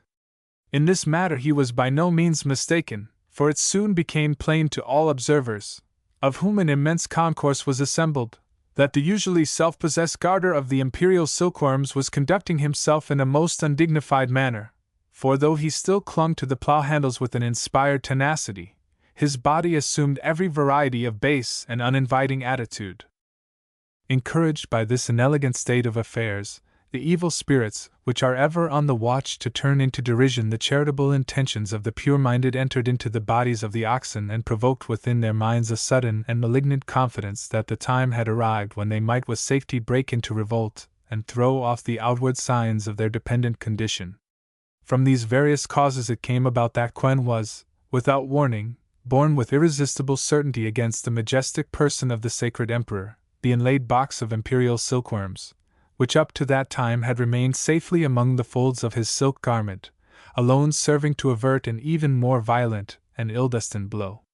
Well said the wise and deep-thinking Yi Ti, in his book entitled Proverbs of Everyday Happenings, should a person on returning from the city discover his house to be in flames, let him examine well the change which he has received from the chair-carrier before it is too late, for evil never travels alone. Scarcely had the unfortunate Quen recovered his natural attributes from the effect of the disgraceful occurrence which has been recorded, which, indeed, furnished the matter of a song and many unpresentable jests among the low-class persons of the city, then the magnanimous Empress reached that detail of the tree-planting ceremony when it was requisite that she should deposit the living emblems of the desired increase and prosperity upon the leaves. Stretching forth her delicately proportioned hand to Quen for this purpose, she received from the still greatly confused person in question the imperial silkworms in so unseemly a condition that her eyes had scarcely rested upon them before she was seized with the rigid sickness, and in that state fell to the ground. At this new and entirely unforeseen calamity a very disagreeable certainty of approaching evil began to take possession of all those who stood around, many crying aloud that every omen of good was wanting, and declaring that unless something of a markedly propitiatory nature was quickly accomplished, the agriculture of the entire empire would cease to flourish, and the various departments of the commerce in silk would undoubtedly be thrown into a state of most inextricable confusion.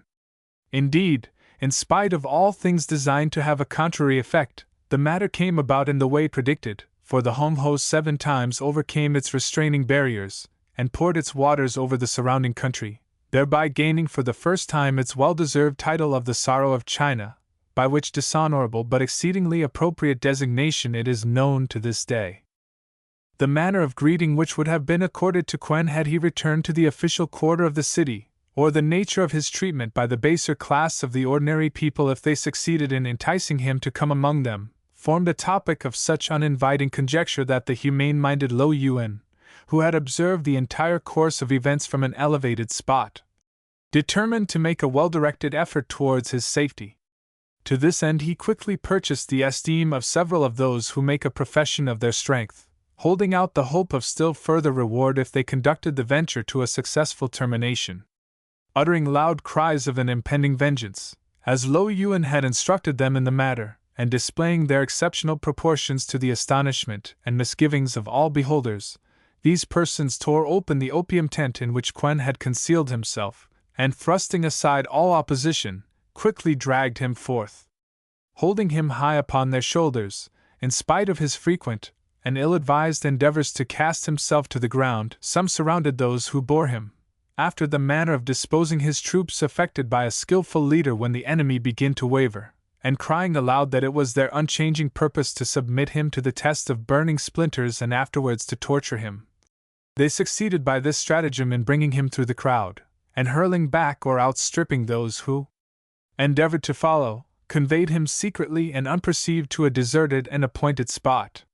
Here Quen was obliged to remain until other events caused the recollection of the many to become clouded and unconcerned towards him, suffering frequent inconveniences in spite of the powerful protection of Lo Yuan, and not at all times being able to regard the most necessary repast as an appointment of undoubted certainty. At length, in the guise of a wandering conjurer who was unable to display his accomplishments owing to an entire loss of the power of movement in his arms, Quen passed undetected from the city, and safely reaching the distant and unimportant town of Luquo, gave himself up to a protracted period of lamentation and self-reproach at the unprepossessing manner in which he had conducted his otherwise very inviting affairs. Second period: the Temple Builder. 2 hand counts of years passed away and Quen still remained at Luquo, all desire of returning either to Peking or to the place of his birth having by this time faded into nothingness. Accepting the inevitable fact that he was not destined ever to become a person with whom tales were plentiful, and yet being unwilling to forego the charitable manner of life which he had always been accustomed to observe, it came about that he spent the greater part of his time in collecting together such sums of money as he could procure from the amiable and well-disposed, and with them building temples and engaging in other benevolent works. From this cause it arose that Quen obtained around Luquo a reputation for high-minded piety, in no degree less than that which had been conferred upon him in earlier times, so that pilgrims from far distant places would purposely contrive their journey so as to pass through the town containing so unassuming and virtuous a person. During this entire period Quen had been accompanied by his only son, a youth of respectful personality, in whose entertaining society he took an intelligent interest.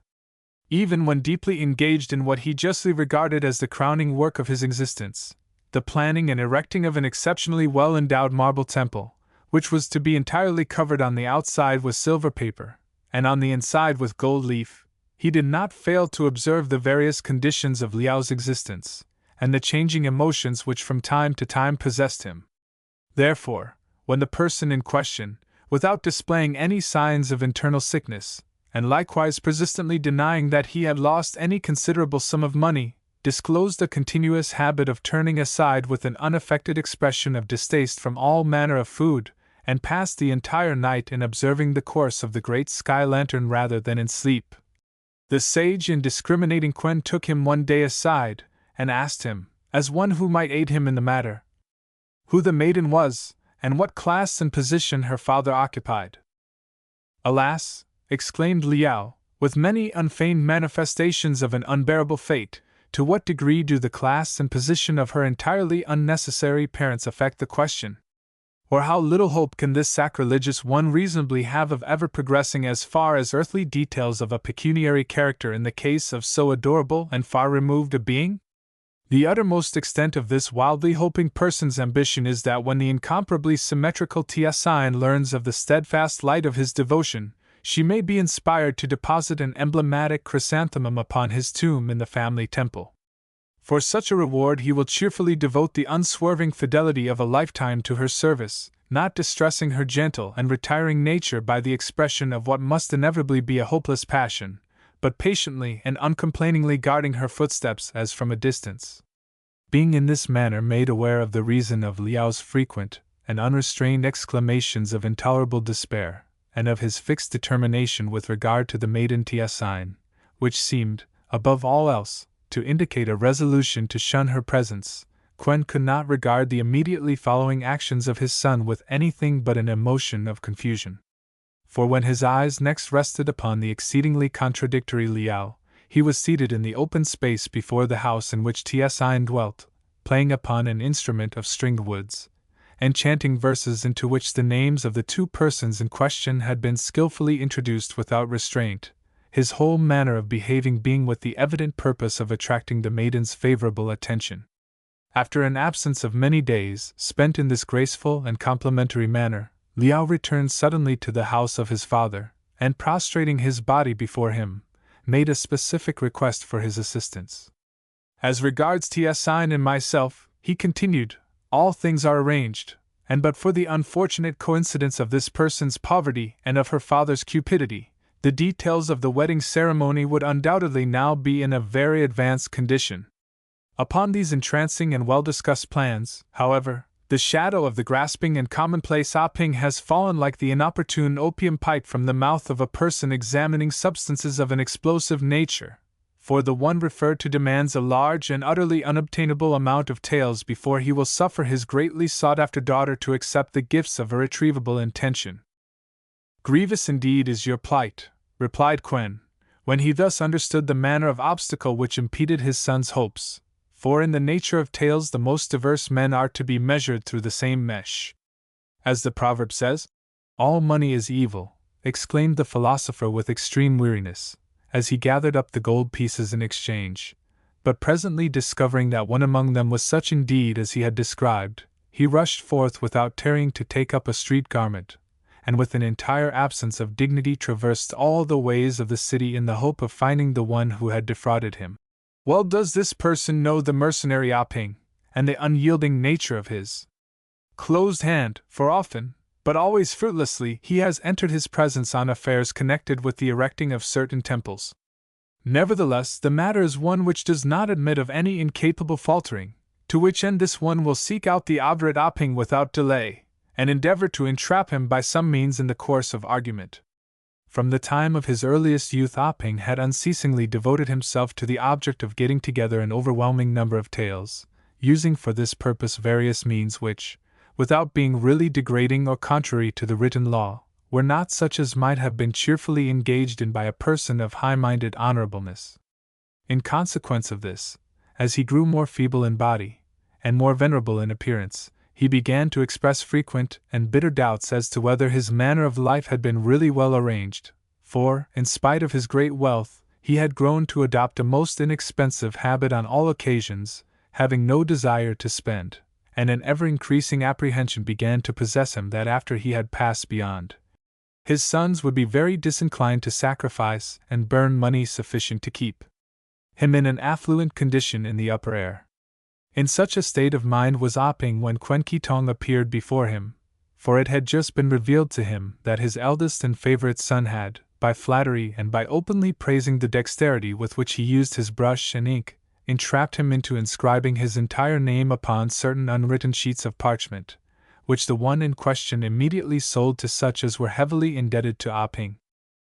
If a person can be guilty of this really unfilial behavior during the lifetime of his father, exclaimed Ah Ping, in a tone of unrestrained vexation, can it be prudently relied upon that he will carry out his wishes after death, when they involve the remitting to him of several thousand taels each year? O estimable Quen Ki Tong, how immeasurably superior is the celestial outlook upon which you may safely rely as your portion,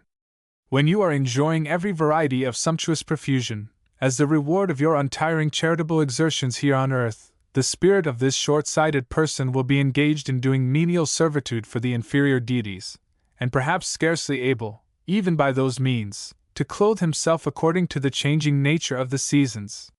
Yet, replied Quen, the necessity for so laborious and unremunerative an existence may even now be averted by taking efficient precautions before you pass to the upper air. In what way? Demanded Ah Ping, with an awakening hope that the matter might not be entirely destitute of cheerfulness, yet at the same time preparing to examine with even unbecoming intrusiveness any expedient which Quen might lay before him. Is it not explicitly stated that sacrifices and acts of a like nature, when performed at the end of one's existence by a person who to that time has professed no sort of interest in such matters, shall in no degree be entered as to his good, but rather regarded as examples of deliberate presumptuousness, and made the excuse for subjecting him to more severe tortures and acts of penance than would be his portion if he neglected the custom altogether? Undoubtedly such is the case, replied Quen, and on that account it would indicate a most regrettable want of foresight for you to conduct your affairs in the manner indicated.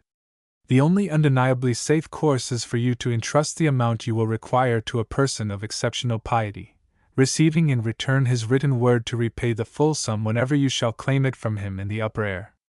By this crafty method the amount will be placed at the disposal of the person in question as soon as he has passed beyond, and he will be held by his written word to return it to you whenever you shall demand it. So amiably impressed with this ingenious scheme was Ah Ping that he would at once have entered more fully into the detail had the thought not arisen in his mind that the person before him was the father of Liao, who urgently required a certain large sum, and that for this reason he might with prudence inquire more fully into the matter elsewhere, in case Quen himself should have been imperceptibly led aside, even though he possessed intentions of a most unswerving honorableness. To this end, therefore, he desired to converse again with Quen on the matter, pleading that at that moment a gathering of those who direct enterprises of a commercial nature required his presence. Nevertheless, he would not permit the person referred to depart until he had complimented him, in both general and specific terms, on the high character of his life and actions, and the intelligent nature of his understanding, which had enabled him with so little mental exertion to discover an efficient plan. Without delay, Ah Ping sought out those most skilled in all varieties of law forms, in extorting money by devices capable of very different meanings, and in expedients for evading just debts. But all agreed that such an arrangement as the one he put before them would be unavoidably binding, provided the person who received the money alluded to spent it in the exercise of his charitable desires, and provided also that the written agreement bore the duty seal of the High Ones at Peking, and was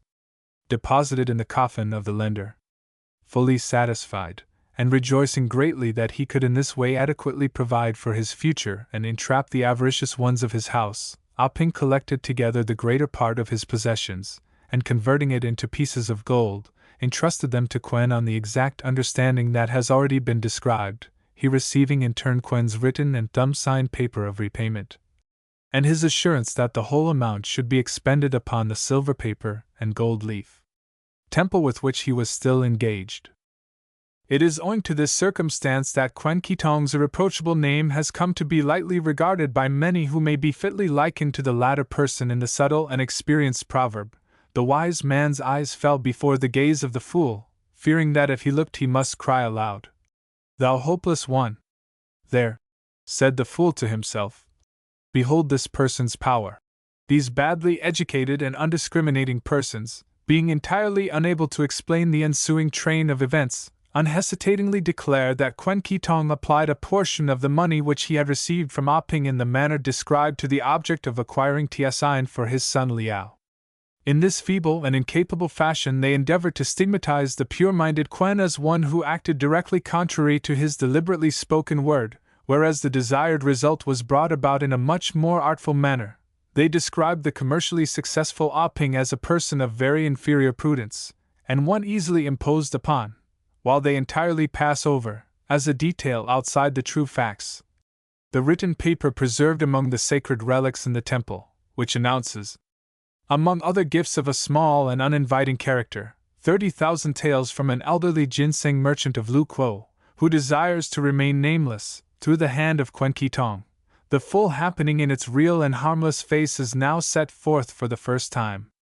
Some weeks after the recorded arrangement had been arrived at by Ah Ping and Quen, when the taels in question had been expended upon the temple and were, therefore, infallibly beyond recall, the former person chanced to be passing through the public garden in Lu Kuo when he heard a voice lifted up in the expression of every unendurable feeling of dejection to which one can give utterance. Stepping aside to learn the cause of so unprepossessing a display of unrestrained agitation, and in the hope that perhaps he might be able to use the incident in a remunerative manner, Ah Ping quickly discovered the unhappy being who, entirely regardless of the embroidered silk robe which he wore, reclined upon a raised bank of uninviting earth, and waved his hands from side to side as his internal emotions urged him. "Quen Ki Tong!" exclaimed Ah Ping, not fully convinced that the fact was as he stated it in spite of the image clearly impressed upon his imagination. To what unpropitious occurrence is so unlooked for an exhibition due? Are those who traffic in gold leaf demanding a high and prohibitive price for that commodity, or has some evil and vindicative spirit taken up its abode within the completed portion of the temple, and by its offensive but nevertheless diverting remarks and actions removed all semblance of gravity from the countenances of those who daily come to admire the construction? "O thrice unfortunate Ah Ping," replied Quen when he observed the distinguishing marks of the person before him, "scarcely can this greatly overwhelmed one raise his eyes to your open and intelligent countenance, for through him you are on the point of experiencing a very severe financial blow, and it is, indeed, on your account more than on his own that he is now indulging in these outward signs of a grief too far down to be expressed in spoken words, and at the memory of his former occupation. Quen again waved his arms from side to side with untiring assiduousness. Strange indeed to this person's ears are your words, said Opping, outwardly unmoved, but with an apprehensive internal pain that he would have regarded Quen's display of emotion with an easier stomach if his own tales were safely concealed under the floor of his inner chamber.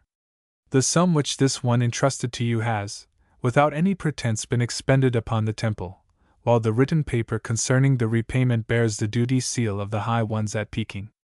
How, then, can Opping suffer a loss at the hands of Quen Ki Tong?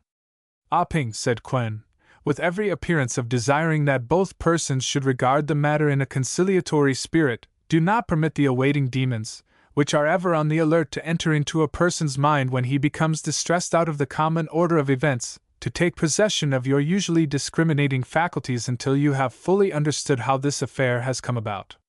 It is no unknown thing for a person of even exceptional intelligence to reverse his entire manner of living towards the end of a long and consistent existence. The far-seeing and not lightly moved Opping himself has already done so.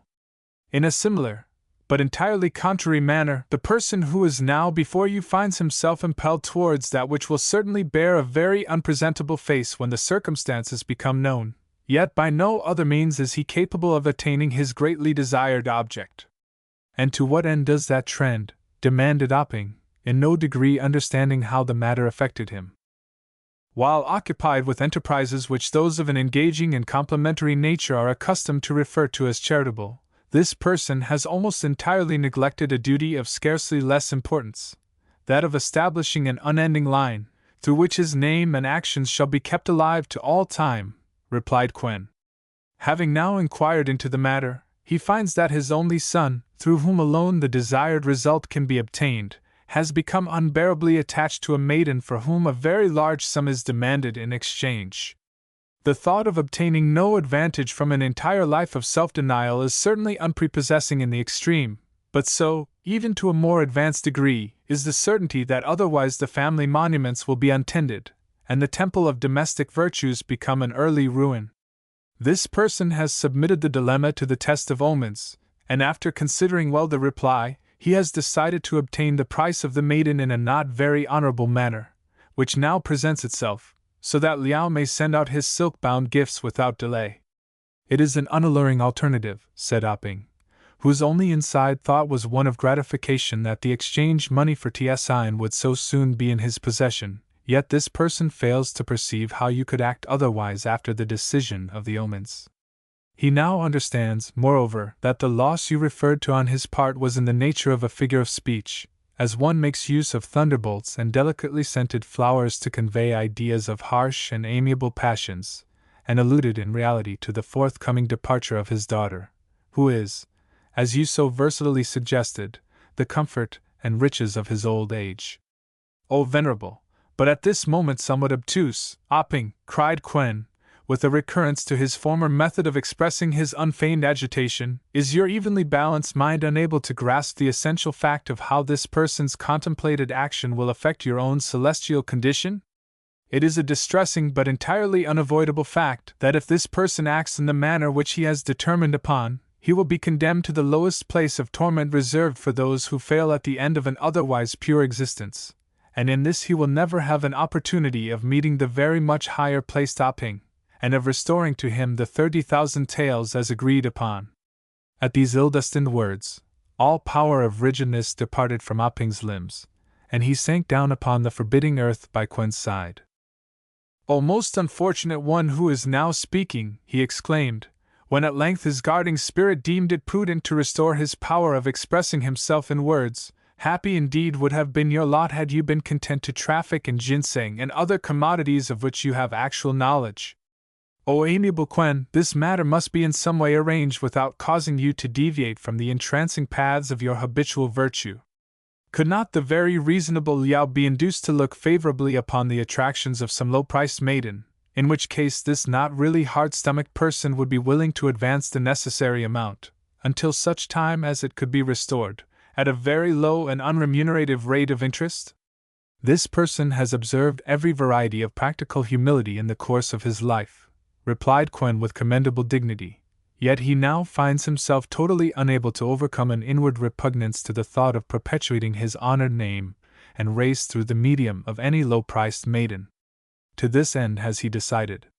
Those who were well acquainted with Opping in matters of commerce did not hesitate to declare that his great wealth had been acquired by his consistent habit of forming an opinion quickly, while others hesitated. On the occasion in question he only engaged his mind with the opposing circumstances for a few moments before he definitely fixed upon the course which he should pursue. Quen Ki Tong, he said, with an evident intermingling of many very conflicting emotions, retain to the end this well-merited reputation for unaffected honorableness which you have so fittingly earned. Few in the entire empire, with powers so versatilely pointing to an eminent position in any chosen direction, would have been content to pass their lives in an unremunerative existence devoted to actions of charity. Had you selected an entirely different manner of living, this person has every confidence that he, and many others in Lu Kuo, would by this time be experiencing a very ignoble poverty. For this reason he will make it his most prominent ambition to hasten the realization of the amiable hopes expressed both by Liao and by Tsin, concerning their future relationship. In this, indeed, he himself will be more than exceptionally fortunate should the former one prove to possess even a portion of the clear-sighted sagaciousness exhibited by his engaging father. 8. The vision of Yin, the son of Yat Huang. When Yin, the son of Yat Huang, had passed beyond the years assigned to the pursuit of boyhood, he was placed in the care of the hunchback Kuang, so that he might be fully instructed in the management of the various weapons used in warfare, and also in the art of stratagem, by which a skillful leader is often enabled to conquer when opposed to an otherwise overwhelming multitude. In all these accomplishments Kuang excelled to an exceptional degree, for although unprepossessing in appearance he united matchless strength to an untiring subtlety. No other person in the entire province of Kiangsi could hurl a javelin so unerringly while uttering sounds of terrifying menace, or could cause his sword to revolve around him so rapidly, while his face looked out from the glittering circles with an expression of ill-intentioned malignity that never failed to inspire his adversary with irrepressible emotions of alarm. No other person could so successfully feign to be devoid of life for almost any length of time, or by his manner of behaving create the fixed impression that he was one of insufficient understanding, and therefore harmless. It was for these reasons that Kuang was chosen as the instructor of Yin by Yat Huang, who, without possessing any official degree, was a person to whom marks of obeisance were paid not only within his own town, but for a distance of many li around it. At length the time arrived when Yin would in the ordinary course of events pass from the instructorship of Kuang in order to devote himself to the commerce in which his father was engaged, and from time to time the unavoidable thought arose persistently within his mind that although Yat Huang doubtless knew better than he did what the circumstances of the future required, yet his manner of life for the past years was not such that he could contemplate engaging in the occupation of buying and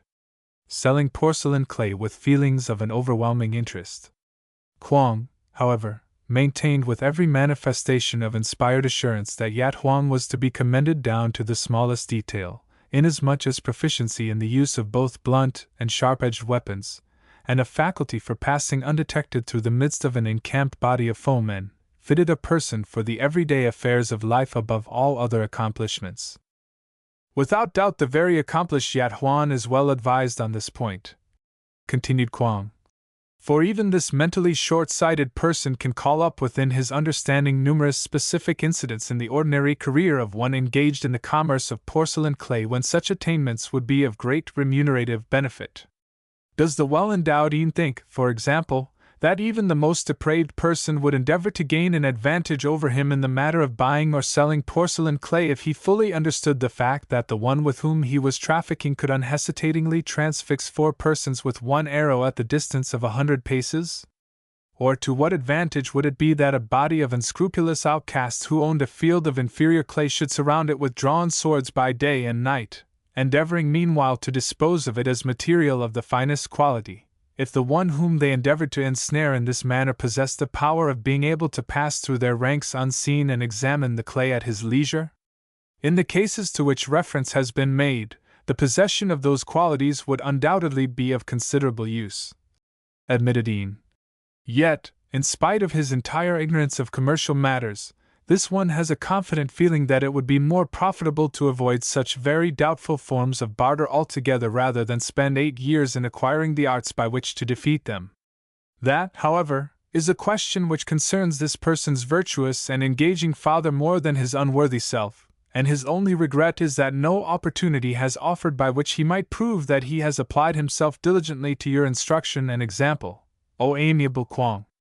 It had long been a regret to Kwong also that no incident of a disturbing nature had arisen whereby Ian could have shown himself proficient in the methods of defense and attack which he had taught him.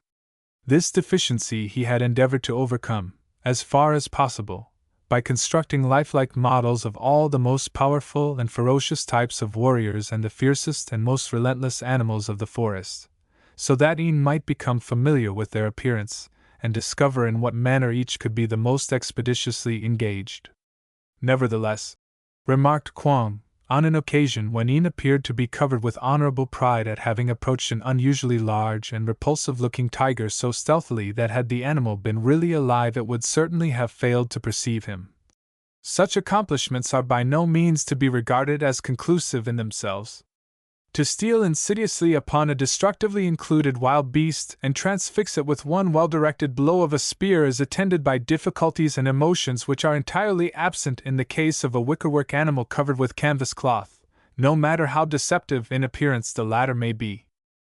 To afford Ian a more trustworthy example of how he should engage with an adversary of formidable proportions, Kwong resolved upon an ingenious plan. Procuring the skin of a grey wolf, he concealed himself within it, and in the early morning, while the mist damp was still upon the ground, he set forth to meet Ian, who had on a previous occasion spoken to him of his intention to be at a certain spot at such an hour. In this conscientious enterprise, the painstaking Kwong would doubtless have been successful, and Ian gained an assured proficiency and experience, had it not chanced that on the journey Kwong encountered a laborer of low caste who was crossing the enclosed ground on his way to the rice field in which he worked. This contemptible and inopportune person, not having at any period of his existence perfected himself in the recognized and elegant methods of attack and defense, did not act in the manner which would assuredly have been adopted by Ian in similar circumstances, and for which Kwong would have been fully prepared. On the contrary, without the least indication of what his intention was, he suddenly struck Kwong, who was hesitating for a moment what action to take, a most intolerable blow with a formidable staff which he carried. The stroke in question inflicted itself upon Kwong upon that part of the body where the head becomes connected with the neck, and would certainly have been followed by others of equal force and precision had not Kwong in the meantime decided that the most dignified course for him to adopt would be to disclose his name and titles without delay. Upon learning these facts, the one who stood before him became very grossly and offensively amused, and having taken from Kwong everything of value which he carried among his garments, went on his way, leaving Ian's instructor to retrace his steps in unendurable dejection, as he then found that he possessed no further interest whatever in the undertaking. When Yat Huang was satisfied that his son was sufficiently skilled in the various arts of warfare, he called him to his inner chamber, and having barred the door securely, he placed Ian under a very binding oath not to reveal, until an appointed period, the matter which he was going to put before him. From father to son, in unbroken line for 10 generations, has such a custom been observed, he said, for the course of events is not to be lightly entered upon. At the commencement of that cycle, which period is now fully 15 score years ago, a very wise person chanced to incur the displeasure of the emperor of that time, and being in consequence driven out of the capital, he fled to the mountains. There his subtle discernment and the pure and solitary existence which he led resulted in his becoming endowed with faculties beyond those possessed by ordinary beings. When he felt the end of his earthly career to be at hand, he descended into the plain, where, in a state of great destitution and bodily anguish, he was discovered by the one whom this person has referred to as the first of the line of ancestors. In return for the care and hospitality with which he was unhesitatingly received, the admittedly inspired hermit spent the remainder of his days in determining the destinies of his rescuer's family and posterity. It is an undoubted fact that he predicted how one would, by well-directed enterprise and adventure, rise to a position of such eminence in the land that he counseled the details to be kept secret, lest the envy and hostility of the ambitious and unworthy should be raised. From this cause it has been customary to reveal the matter fully from father to son, at stated periods, and the setting out of the particulars in written words has been severely discouraged. Wise as this precaution certainly was, it has resulted in a very inconvenient state of things, for a remote ancestor, the fifth in line from the beginning, experienced such vicissitudes that he returned from his travels in a state of most abandoned idiocy, and when the time arrived that he should, in turn, communicate to his son, he was only able to repeat over and over again the name of the pious hermit to whom the family was so greatly indebted, coupling it each time with a new and markedly offensive epithet. The essential details of the undertaking having in this manner passed beyond recall, succeeding generations, which were merely acquainted with the fact that a very prosperous future awaited the one who fulfilled the conditions, have in vain attempted to conform to them. It is not an alluring undertaking, inasmuch as nothing of the method to be pursued can be learned, except that it was the custom of the early ones, who held the full knowledge, to set out from home and return after a period of years. Yet so clearly expressed was the prophecy, and so great the reward of the successful, that all have eagerly journeyed forth when the time came, knowing nothing beyond that which this person has now unfolded to you. When Yat Huang reached the end of the matter which it was his duty to disclose, Yin for some time pondered the circumstances before replying. In spite of a most engaging reverence for everything of a sacred nature, he could not consider the inspired remark of the well-intentioned hermit without feelings of a most persistent doubt, for it occurred to him that if the person in question had really been as wise as he was represented to be, he might reasonably have been expected to avoid the unaccountable error of offending the enlightened and powerful emperor under whom he lived. Nevertheless, the prospect of engaging in the trade of porcelain clay was less attractive in his eyes than that of setting forth upon a journey of adventure, so that at length he expressed his willingness to act after the manner of those who had gone before him. This decision was received by Yat Huang with an equal intermingling of the feelings of delight and concern, for although he would have by no means pleasurably contemplated Yin breaking through a venerable and esteemed custom, he was unable to put entirely from him the thought of the degrading fate which had overtaken the fifth in line who made the venture. It was, indeed, to guard Yin as much as possible against the dangers to which he would become exposed, if he determined on the expedition, that the entire course of his training had been selected. In order that no precaution of a propitious nature should be neglected, Yat Huang at once dispatched written words of welcome to all with whom he was acquainted, bidding them partake of a great banquet which he was preparing to mark the occasion of his son's leave-taking. Every variety of sacrifice was offered up to the controlling deities, both good and bad. The 10 ancestors were continuously exhorted to take Yin under their special protection, and sets of verses recording his virtues and ambitions were freely distributed among the necessitous and low caste who could not be received at the feast. The dinner itself exceeded in magnificence any similar event that had ever taken place in Xingtoi. So great was the polished ceremony observed on the occasion, that each guest had half a score of cups of the finest apricot tea successively placed before him and taken away untasted, while Yat Huang went to each in turn protesting vehemently that the honor of covering such pure-minded and distinguished persons was more than his badly designed roof could reasonably bear, and wittingly giving an entrancing air of reality to the spoken compliment by begging them to move somewhat to one side so that they might escape the heavy central beam if the event which he alluded to chanced to take place. After several hours had been spent in this congenial occupation, Yat Huang proceeded to read aloud several of the 16 discourses on education which, taken together, formed the discriminating and infallible example of conduct known as the Holy Edict. As each detail was dwelt upon, Yin arose from his couch, and gave his deliberate testimony that all the required tests and rites had been observed in his own case. The first part of the repast was then partaken of, the nature of the ingredients and the manner of preparing them being fully explained, and in a like manner through each succeeding one of the 44 courses.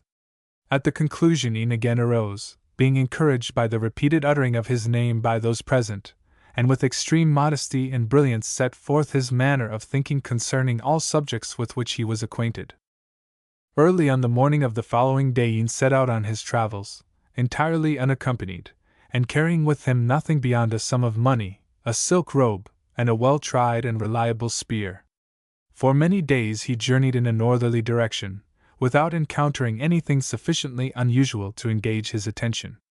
This, however, was doubtless part of a prearranged scheme so that he should not be drawn from a destined path, for at a small village lying on the southern shore of a large lake, called by those around Silent Water, he heard of the existence of a certain sacred island, distant a full day's sailing, which was barren of all forms of living things, and contained only a single gigantic rock of divine origin and majestic appearance.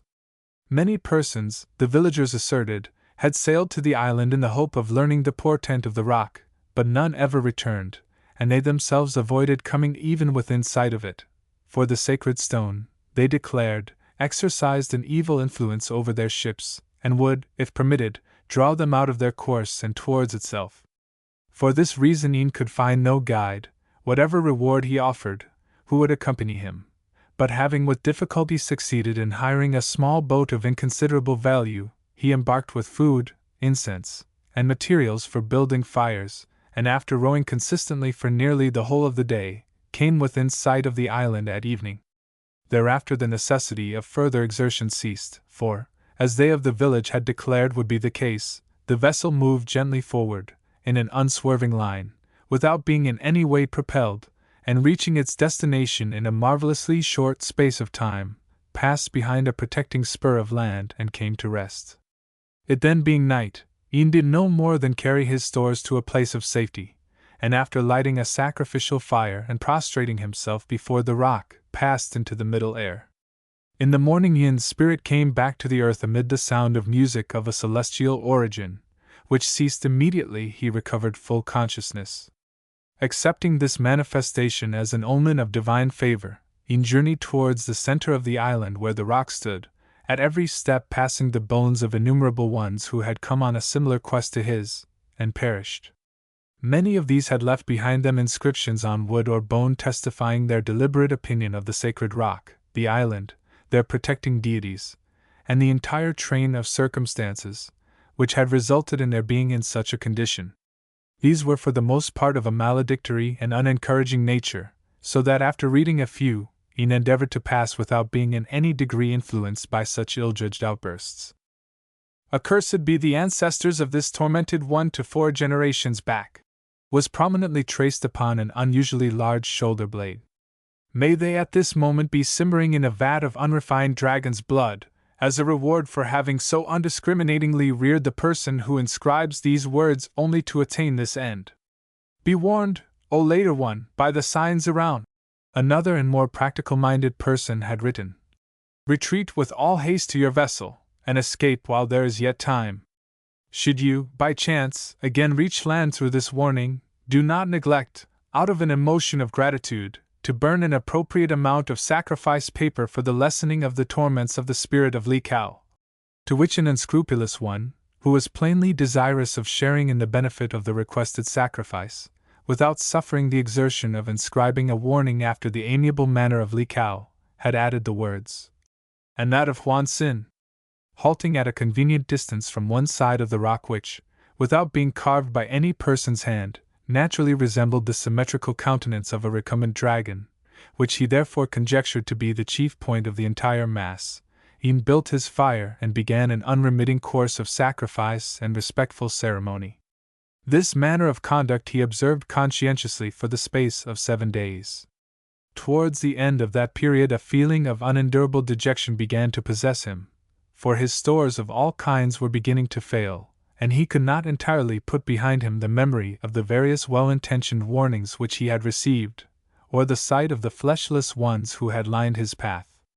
On the 8th day, being weak with hunger and, by reason of an intolerable thirst, unable to restrain his body any longer in the spot where he had hitherto continuously prostrated himself 99 times each hour without ceasing, he rose to his feet and retraced his steps to the boat in order that he might fill his water-skins and procure a further supply of food. With a complicated emotion, in which was present every abandoned and disagreeable thought to which a person becomes a prey in moments of exceptional mental and bodily anguish, he perceived as soon as he reached the edge of the water that the boat, upon which he was confidently relying to carry him back when all else failed, had disappeared as entirely as the smoke from an extinguished opium pipe. At this sight Ian clearly understood the meaning of Li Kao's unregarded warning, and recognized that nothing could now save him from adding his incorruptible parts to those of the unfortunate ones whose unhappy fate had, 7 days ago, engaged his refined pity. Unaccountably strengthened in body by the indignation which possessed him, and inspired with a virtuous repulsion at the treacherous manner of behaving on the part of those who guided his destinies, he hastened back to his place of obeisance, and perceiving that the habitually placid and introspective expression on the dragon face had imperceptibly changed into one of offensive cunning and unconcealed contempt, he snatched up his spear and, without the consideration of a moment, hurled it at a score of paces distance full into the sacred but nevertheless very unprepossessing face before him. At the instant when the presumptuous weapon touched the holy stone, the entire intervening space between the earth and the sky was filled with innumerable flashes of forked and many-tongued lightning, so that the island had the appearance of being the scene of a very extensive but somewhat badly arranged display of costly fireworks. At the same time the thunder rolled among the clouds and beneath the sea in an exceedingly disconcerting manner.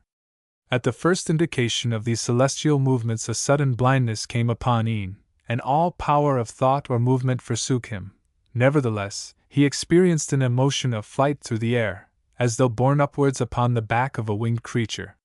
When this emotion ceased, the blindness went from him as suddenly and entirely as if a cloth had been pulled away from his eyes, and he perceived that he was held in the midst of a boundless space, with no other object in view than the sacred rock, which had opened, as it were, revealing a mighty throng within, at the sight of whom Yin's internal organs trembled as they would never have moved at ordinary danger. For it was put into his spirit that these in whose presence he stood were the sacred emperors of his country from the earliest time until the usurpation of the Chinese throne by the devouring Tartar hordes from the north. As Ian gazed in fear-stricken amazement, a knowledge of the various pure ones who composed the assembly came upon him. He understood that the 3 unclad and commanding figures which stood together were the emperors of the heaven, earth, and man, whose reigns covered a space of more than 80,000 years, commencing from the time when the world began its span of existence. Next to them stood one wearing a robe of leopard skin, his hand resting upon a staff of a massive club, while on his face the expression of tranquility which marked his predecessors had changed into one of alert wakefulness. It was the Emperor of Houses, whose reign marked the opening of the never-ending strife between man and all other creatures. By his side stood his successor, the Emperor of Fire, holding in his right hand the emblem of the knotted cord by which he taught man to cultivate his mental faculties, while from his mouth issued smoke and flame, signifying that by the introduction of fire he had raised his subjects to a state of civilized life. On the other side of the boundless chamber which seemed to be contained within the rocks were Fo Hai, Changqi, Chengnung, and Huang, standing or reclining together. The first of these framed the calendar, organized property, thought out the 8 essential diagrams, encouraged the various branches of hunting, and the rearing of domestic animals, and instituted marriage. From his couch floated melodious sounds in remembrance of his discovery of the property of stringed woods. Changqi, who manifested the property of herbs and growing plants, wore a robe signifying his attainments by means of embroidered symbols. His hand rested on the head of the dragon, while at his feet flowed a bottomless canal of the purest water. The discovery of written letters by Chengnung, and his ingenious plan of grouping them after the manner of the constellations of stars, was emblemized in a similar manner, while Huang, or the Yellow Emperor, was surrounded by ores of the useful and precious metals, weapons of warfare, written books, silks and articles of attire, coined money, and a variety of objects, all testifying to his ingenuity and inspired energy. These illustrious ones, being the greatest, were the first to take Ian's attention, but beyond them he beheld an innumerable concourse of emperors who not infrequently outshone their majestic predecessors in the richness of their apparel and the magnificence of the jewels which they wore. There Ian perceived Hung Hong, who first caused the chants to be collected, and other rulers of the Qian dynasty, Yongqing, who compiled the Holy Edict, Tang rulers whose line is rightly called the Golden, from the unsurpassed excellence of the composed verses which it produced, renowned emperors of the versatile Han dynasty, and standing apart, and shunned by all, the malignant and narrow-minded Sing Suhong, who caused the sacred books to be burned. Even while Yin looked and wondered, in great fear, a rolling voice, coming from one who sat in the midst of all, holding in his right hand the sun, and in his left the moon, sounded forth, like the music of many brass instruments playing in unison. It was the first man who spoke. Yin, son of Yat Huang, and creature of the lower part, he said, listen well to the words I speak, for brief is the span of your tarrying in the upper air, nor will the utterance I now give forth ever come unto your ears again, either on the earth, or when, blindly groping in the middle distance, your spirit takes its nightly flight. They who are gathered around, and whose voices I speak, bid me say this: although immeasurably above you in all matters, both of knowledge and of power, yet we greet you as one who is well-intentioned, and inspired with honorable ambition. Had you been content to entreat and despair, as did all the feeble and incapable ones whose white bones formed your pathway, your ultimate fate would have in no wise differed from theirs. But inasmuch as you held yourself valiantly, and being taken, raised an instinctive hand in return, you have been chosen, for the day to mute submission has, for the time or forever, passed away, and the hour is when China shall be saved, not by supplication, but by the spear. A state of things which would have been highly unnecessary if I had been permitted to carry out my intention fully, and restore man to his prehistoric simplicity, interrupted Sin Suhong. For that reason, when the voice of the assemblage expresses itself, it must be understood that it represents in no measure the views of Sin Suhong. In the matter of what has gone before, and that which will follow hereafter,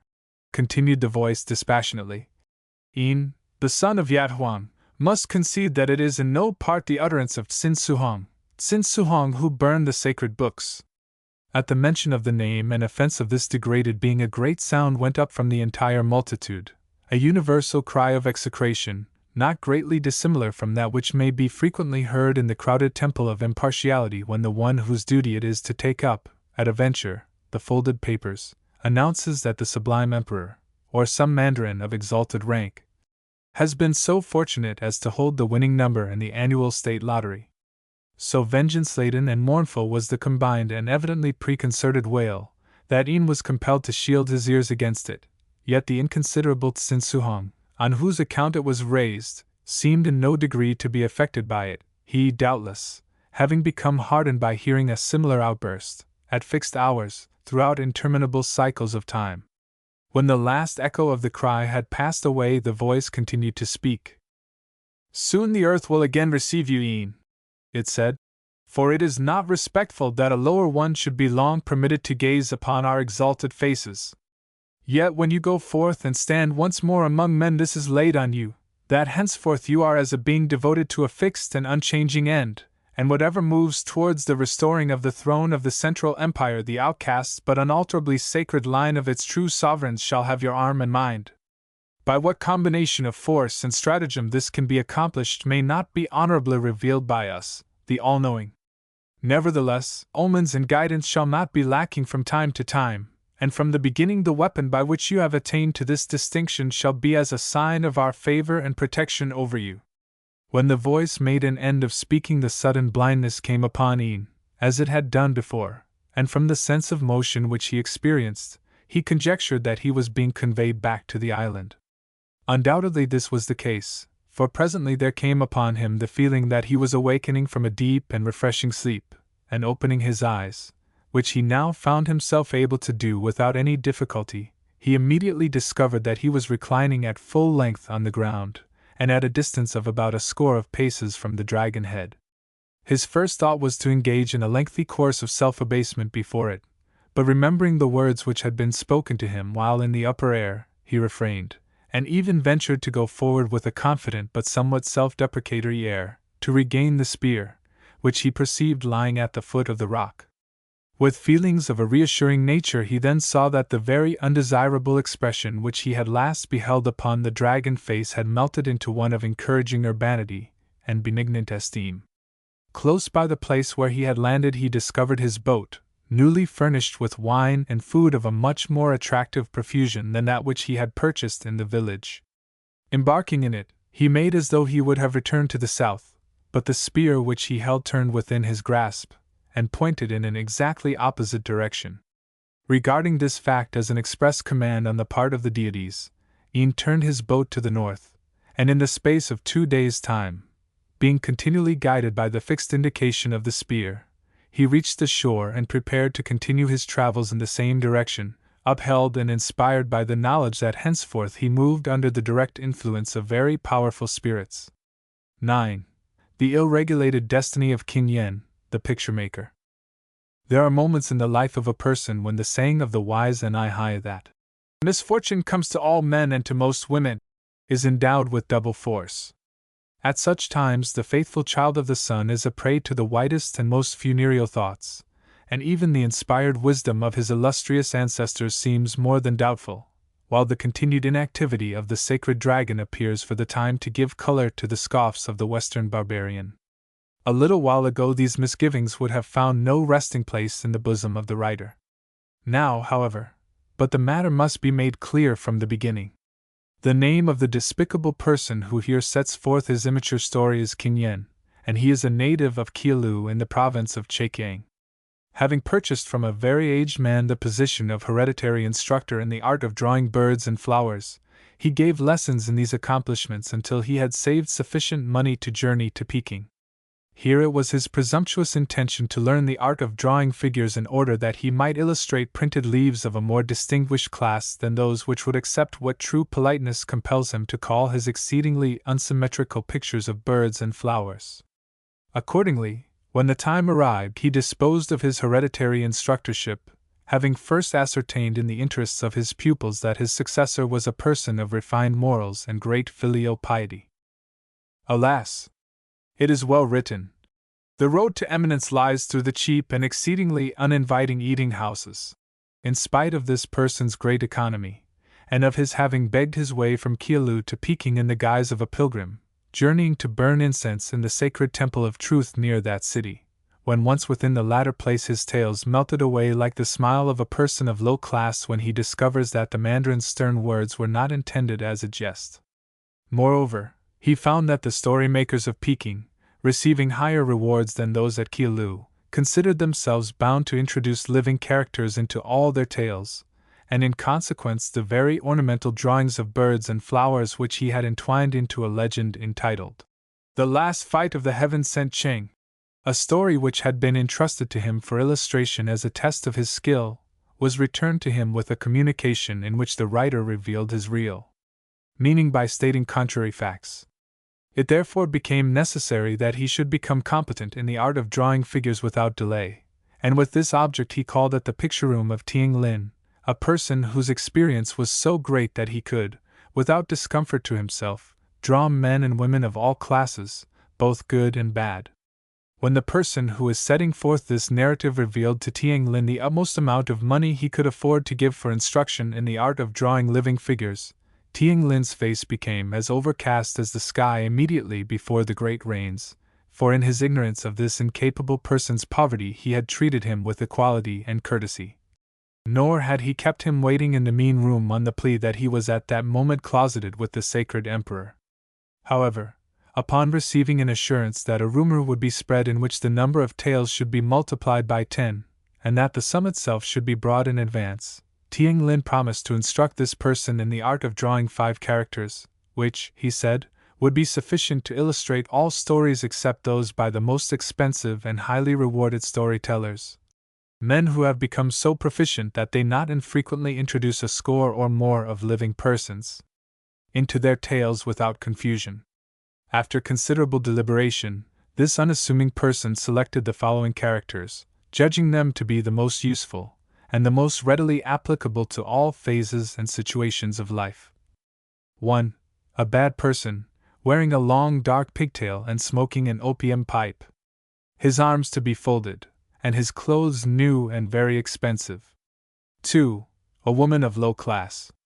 One who removes dust and useless things from the rooms of the overfastidious, and of those who have long nails, she to be carrying her trade signs.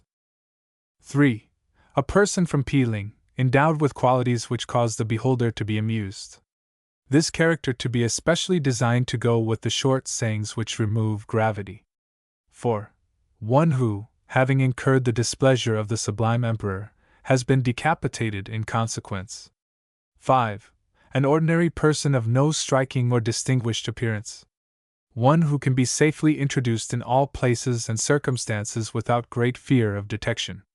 After many months spent in constant practice and in taking measurements, this unenviable person attained a very high degree of proficiency, and could draw any of the 5 characters without hesitation. With renewed hope, therefore, he again approached those who sit in easy chairs, and concealing his identity, for they are stiff at bending, and when once a picture-maker is classed as of no good, he remains so to the end. In spite of change, he succeeded in getting entrusted with a story by the elegant and refined Kien Tal. This writer, as he remembered with distrust, confines his distinguished efforts entirely to the doings of sailors and of those connected with the sea, and this tale, indeed, he found upon reading to be the narrative of how a Hangchow junk and its crew, consisting mostly of aged persons, were beguiled out of their course by an exceedingly ill-disposed dragon, and wrecked upon an island of naked barbarians. It was, therefore, with a somewhat heavy stomach that this person set himself the task of arranging his 5 characters as so to illustrate the words of the story. The sayings of the ancient philosopher Tai Lu are indeed very subtle, and the truth of his remark, "After being disturbed in one's dignity by a mandarin's foot, it is no unusual occurrence to fall flat on the face in crossing a muddy street," was now apparent.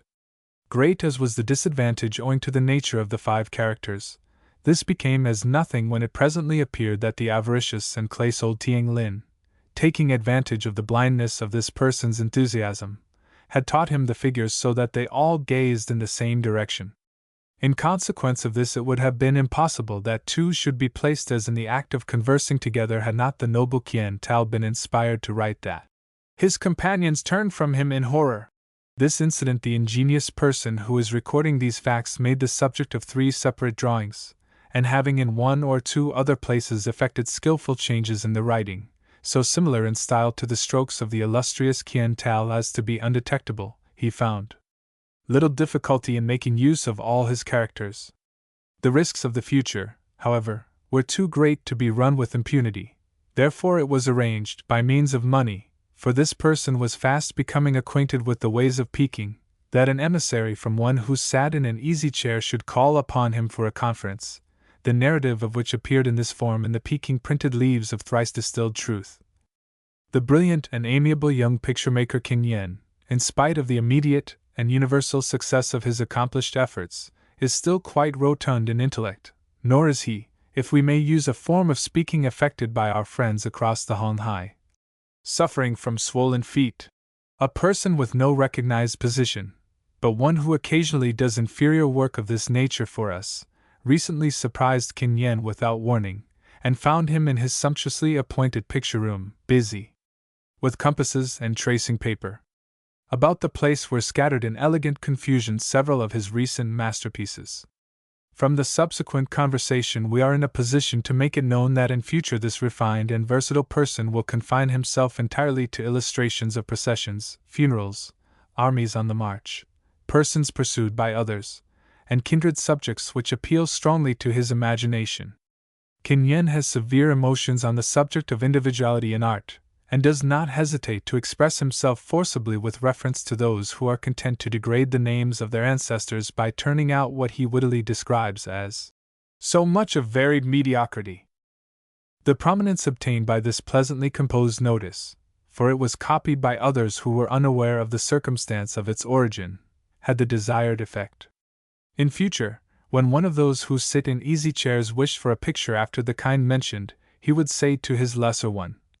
"Oh, send to the graceful and versatile King Yen. He becomes inspired on the subject of funerals, or persons escaping from prison, or families walking to the temple, or whatever it might be." In that way this narrow-minded and illiterate person was soon both looked at and rich, so that it was his daily practice to be carried, in silk garments, past the houses of those who had known him in poverty, and on these occasions he would puff out his cheeks and pull his mustaches, looking fiercely from side to side, True are the words written in the elegant and distinguished book of verses.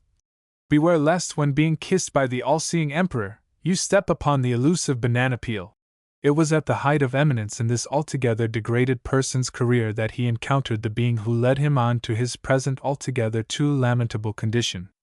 Tien Nung is the earthly name by which is known she who combines all the most illustrious attributes which have been possessed of women since the days of the divine Fo Hai. Her father is a person of very gross habits, and lives by selling inferior merchandise covered with some of good quality. Upon past occasions, when under the direct influence of Tien, and in the hope of gaining some money benefit, this person may have spoken of him in terms of praise, and may even have recommended friends to entrust articles of value to him, or to procure goods on his advice. Now, however, he records it as his unalterable decision that the father of Tien Nung is by profession a person who obtains goods by stratagem, and that, moreover, it is impossible to gain an advantage over him on matters of exchange. The events that have happened prove the deep wisdom of Li Pen when he exclaimed,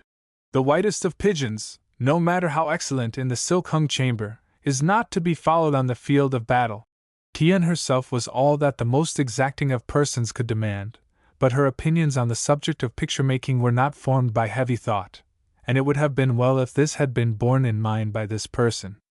One morning he chanced to meet her while carrying open in his hands 4 sets of printed leaves containing his pictures. "I have observed," said Tien, after the usual personal inquiries had been exchanged, "that the renowned Qin Yen, who is the object of the keenest envy among his brother picture-makers, so little regards the sacredness of his accomplished art that never by any chance does he depict persons of the very highest excellence. Let not the words of an impetuous maiden disarrange his digestive organs if they should seem too bold to the high-souled Qin Yen, but this matter has, since she has known him, troubled the eyelids of Tien. Here," she continued, taking from this person's hand one of the printed leaves which he was carrying.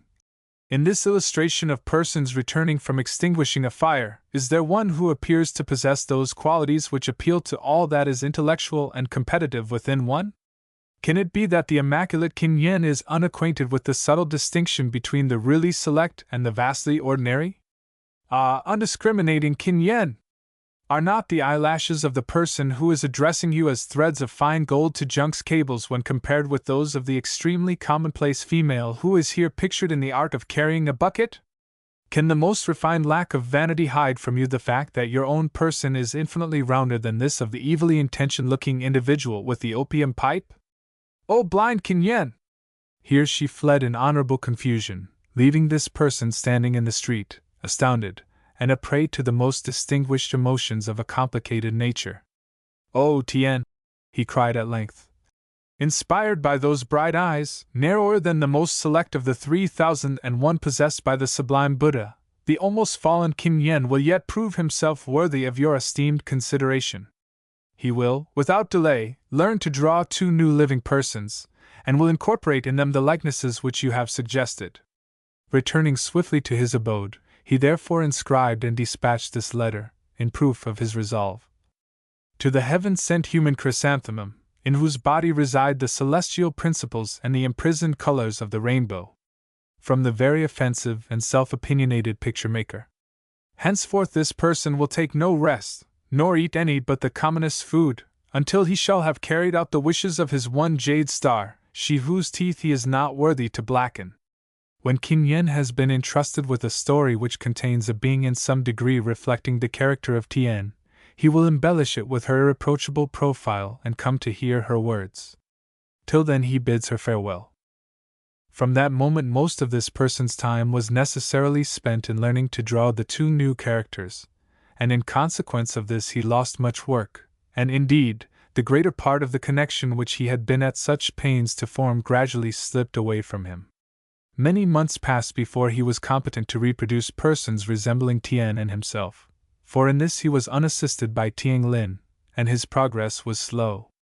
At length, being satisfied, he called upon the least fierce of those who sit in easy chairs, and requested that he might be entrusted with a story for picture-making.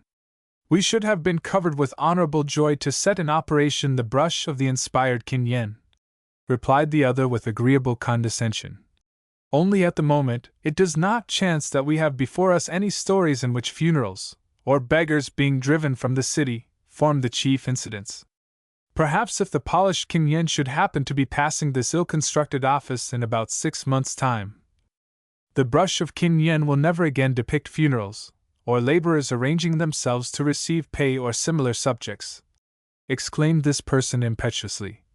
For, as it is well said, the lightning discovers objects which the paper lantern fails to reveal. In future none but tales dealing with the most distinguished persons shall have his attention. If this be the true word of the dignified King Yen, it is possible that we may be able to animate his inspired faculties, was the response. But in that case, as a new style must be in the nature of an experiment, and as our public has come to regard King Yen as the great exponent of art facing in one direction, we cannot continue the exceedingly liberal payment with which we have been accustomed to reward his elegant exertions. Provided the story be suitable, that is a matter of less importance, replied this person. The story, said the one in the easy chair, is by the refined Tongking, and it treats of the high-minded and conscientious doubts of one who would become a priest of Fo. When preparing for this distinguished office he discovers within himself leanings towards the religion of Lao Tse. His illustrious scruples are enhanced by his affection for Wu Ping, who now appears in the story. And the ending? Inquired this person, for it was desirable that the two should marry happily. The inimitable stories of Tongking never have any real ending, and this one, being in his most elevated style, has even less end than most of them. But the whole narrative is permeated with the odor of joss sticks and honorable high-mindedness, and the two characters are both of noble birth. As it might be some time before another story so suitable should be offered, or one which would afford so good an opportunity of wafting incense to Tian, and of displaying her incomparable outline in dignified and magnanimous attitudes, this was eagerly accepted. And for the next week this obscure person spent all his days and nights in picturing the lovely Tian and his debased self in the characters of the nobly born young priest of Fo and Wu Ping. The pictures finished, he caused them to be carefully conveyed to the office, and then, sitting down, spent many hours in composing the following letter, to be sent to Tian, accompanying a copy of the printed leaves wherein the story and his drawing should appear. When the light has for a period been hidden from a person, it is no uncommon thing for him to be struck blind on gazing at the sun. Therefore, if the sublime Tian values the eyes of King Yen, let her hide herself behind a gauze screen on his approach. The trembling words of Tian have sunk deep into the inside of King Yen and become part of his being. Never again can he depict persons of the quality and in the position he was wont to do. With this he sends his latest efforts. In each case he conceives his drawings to be the pictures of the written words. In the noble Tian's case it is undoubtedly so, in his own he aspires to it. Doubtless the unobtrusive Tian would make no claim to the character and manner of behaving of the one in the story, yet King Yen confidently asserts that she is to the other as the glove is to the hand, and he is filled with the most intelligent delight at being able to exhibit her in her true robes, by which she will be known to all who see her, in spite of her dignified protests. King Yen hopes he will come this evening after sunset. The week which passed between the finishing of the pictures and the appearance of the eminent printed leaves containing them was the longest in this near-sighted person's ill-spent life. But at length the day arrived, and going with exceedingly mean haste to the place of sale, he purchased a copy and sent it, together with the letter of his honorable intention, on which he had bestowed so much care, to Tian. Not till then did it occur to this inconsiderable one that the impetuousness of his action was ill-judged, for might it not be that the pictures were evilly printed, or that the delicate and fragrant words painting the character of the one who now bore the features of Tian had undergone some change? To satisfy himself, scarce as tales had become with him, he purchased another copy. There are many exalted sayings of the wise and venerable Confucius constructed so as to be of service and consolation in moments of strong mental distress. These for the greater part recommend tranquility of mind, a complete abnegation of the human passions, and the like behavior. The person who is here endeavoring to bring this badly constructed account of his dishonorable career to a close pondered these for some moments, after twice glancing through the matter in the printed leaves, and then, finding the faculties of speech and movement restored to him, procured a two-edged knife of distinguished brilliance, and went forth to call upon the one who sits in an easy chair. "Behold," said the lesser one, insidiously stepping in between this person and the inner door, "my intellectual and all-knowing chief is not here today. May his entirely insufficient substitute offer words of congratulation to the inspired Kim Yen on his effective and striking pictures in this week's issue?" "His altogether insufficient substitute," answered this person, with difficulty mastering his great rage, "may and shall offer words of explanation to the inspired Kim Yen, setting forth the reason of his pictures being used, not with the high-minded story of the elegant Tong King for which they were executed, but accompanying exceedingly base, foolish, and ungrammatical words written by Clan Hai, the Peking remover of gravity, words which will evermore brand the Dulike Tien as a person of light speech and no refinement." And in his agony this person struck the lacquered table several times with his elegant knife. "O Kin Yen!" exclaimed the lesser one, "this matter rests not here. It is a thing beyond the sphere of the individual who is addressing you. All he can tell is that the graceful Tong King withdrew his exceedingly tedious story for some reason at the final moment, and as your eminent drawings had been paid for, my chief of the inner office decided to use them with this story of Clan Hai. But surely it cannot be that there is aught in the story to displease your illustrious personality? Judge for yourself," this person said, first understanding that the two immaculate characters figuring as the personages of the narrative are exact copies of this dishonored person himself and of the willowy Tien, daughter of the vastly rich Pi Lichen, whom he was hopeful of marrying.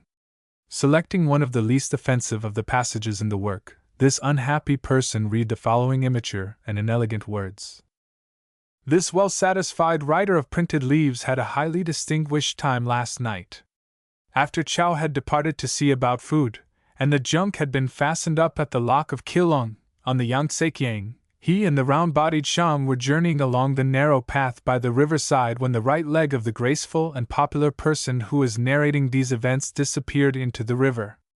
Suffering no apprehension in the dark, but that the vanishing limb was the left leg of Shang, this intelligent writer allowed his impassiveness to melt away to an exaggerated degree. But at that moment the circumstance became plain to the round-bodied Shang, who was in consequence very grossly amused at the mishap and misapprehension of your good lord, the writer, at the same time pointing out the matter as it really was. Then it chanced that there came by one of the maidens who carry tea and jest for small sums of money to the sitters at the little tables with round white tops, at which this remarkable person, the confidant of many mandarins, ever desirous of displaying his priceless power of removing gravity, said to her, 'How much of gladness, Ning Ning? By the sacred serpent, this is plainly your night out.' Perceiving the true facts of the predicament of this commendable writer, she replied, 'Suffer not your illustrious pigtail to be removed, venerable Wang, for in this maiden's estimation it is indeed your night in.' There are times when this valued person wonders whether his method of removing gravity be in reality very antique or quite new. On such occasions the world, with all its schools and those who interfere in the concerns of others, continues to revolve around him. The wondrous sky lanterns come out silently two by two like to the crystallized music of stringed woods. Then, in the mystery of no noise, his head becomes greatly enlarged with celestial and highly profound thoughts. His groping hand seems to touch matter which may be written out in his impressive style and sold to those who print leaves, and he goes home to write out such. When this person looked up after reading, with tears of shame in his eyes, he perceived that the lesser one had cautiously disappeared. Therefore, being unable to gain admittance to the inner office, he returned to his home. Here the remark of the omniscient Tai Lu again fixes itself upon the attention. No sooner had this incapable person reached his house than he became aware that a parcel had arrived for him from the still adorable Tien. Retiring to a distance from it, he opened the accompanying letter and read, "When a virtuous maiden has been made the victim of a heartless jest or a piece of coarse stupidity at a person's hands, it is no uncommon thing for him to be struck blind on meeting her father. Therefore, if the degraded and evil-minded Kim Yen values his eyes, ears, nose, pigtail, even his dishonorable breath, let him hide himself behind a fortified wall at Pi Lichen's approach. With this Tien returns everything she has ever accepted from Kin Yen. She even includes the brace of puppies which she received anonymously about a month ago, and which she did not eat, but kept for reasons of her own, reasons entirely unconnected with the vapid and exceedingly conceited Kin Yen. As though this letter, and the puppies of which this person now heard for the first time, making him aware of the existence of a rival lover, were not enough, there almost immediately arrived a letter from Tien's father. This person has taken the advice of those skilled in extorting money by means of law forms, and he finds that Kin Yen has been guilty of a grave and highly expensive act. This is increased by the fact that Tien had conveyed his seemingly distinguished intentions to all her friends, before whom she now stands in an exceedingly ungraceful attitude. The machinery for depriving Kin Yen of all the necessaries of existence shall be put into operation at once. At this point, the person who is now concluding his obscure and commonplace history, having spent his last piece of money on joss sticks and incense paper, and being convinced of the presence of the spirits of his ancestors, is inspired to make the following prophecies: that Tieng Lin, who imposed upon him in the matter of picture-making, shall come to a sudden end, accompanied by great internal pains, after suffering extreme poverty; that the one who sits in an easy chair, together with his lesser one and all who make stories for them, shall, while sailing to a rice feast during the festival of flowers, be precipitated into the water and slowly devoured by sea monsters, Clan Hai in particular being tortured in the process; that Pao Lichen, the father of Tien, shall be seized with the dancing sickness when in the presence of the august emperor, and being in consequence suspected of treachery, shall, to prove the truth of his denials, be submitted to the tests of boiling tar, red hot swords, and of being dropped from a great height onto the sacred stone of goodness and badness, in each of which he shall fail to convince his judges or to establish his innocence, to the amusement of all beholders. These are the true words of Kin Yen, the picture-maker, who, having unweighed his mind and exposed the avaricious villainy of certain persons, is now retiring by night to a very select and hidden spot in the Xing'an Mountains.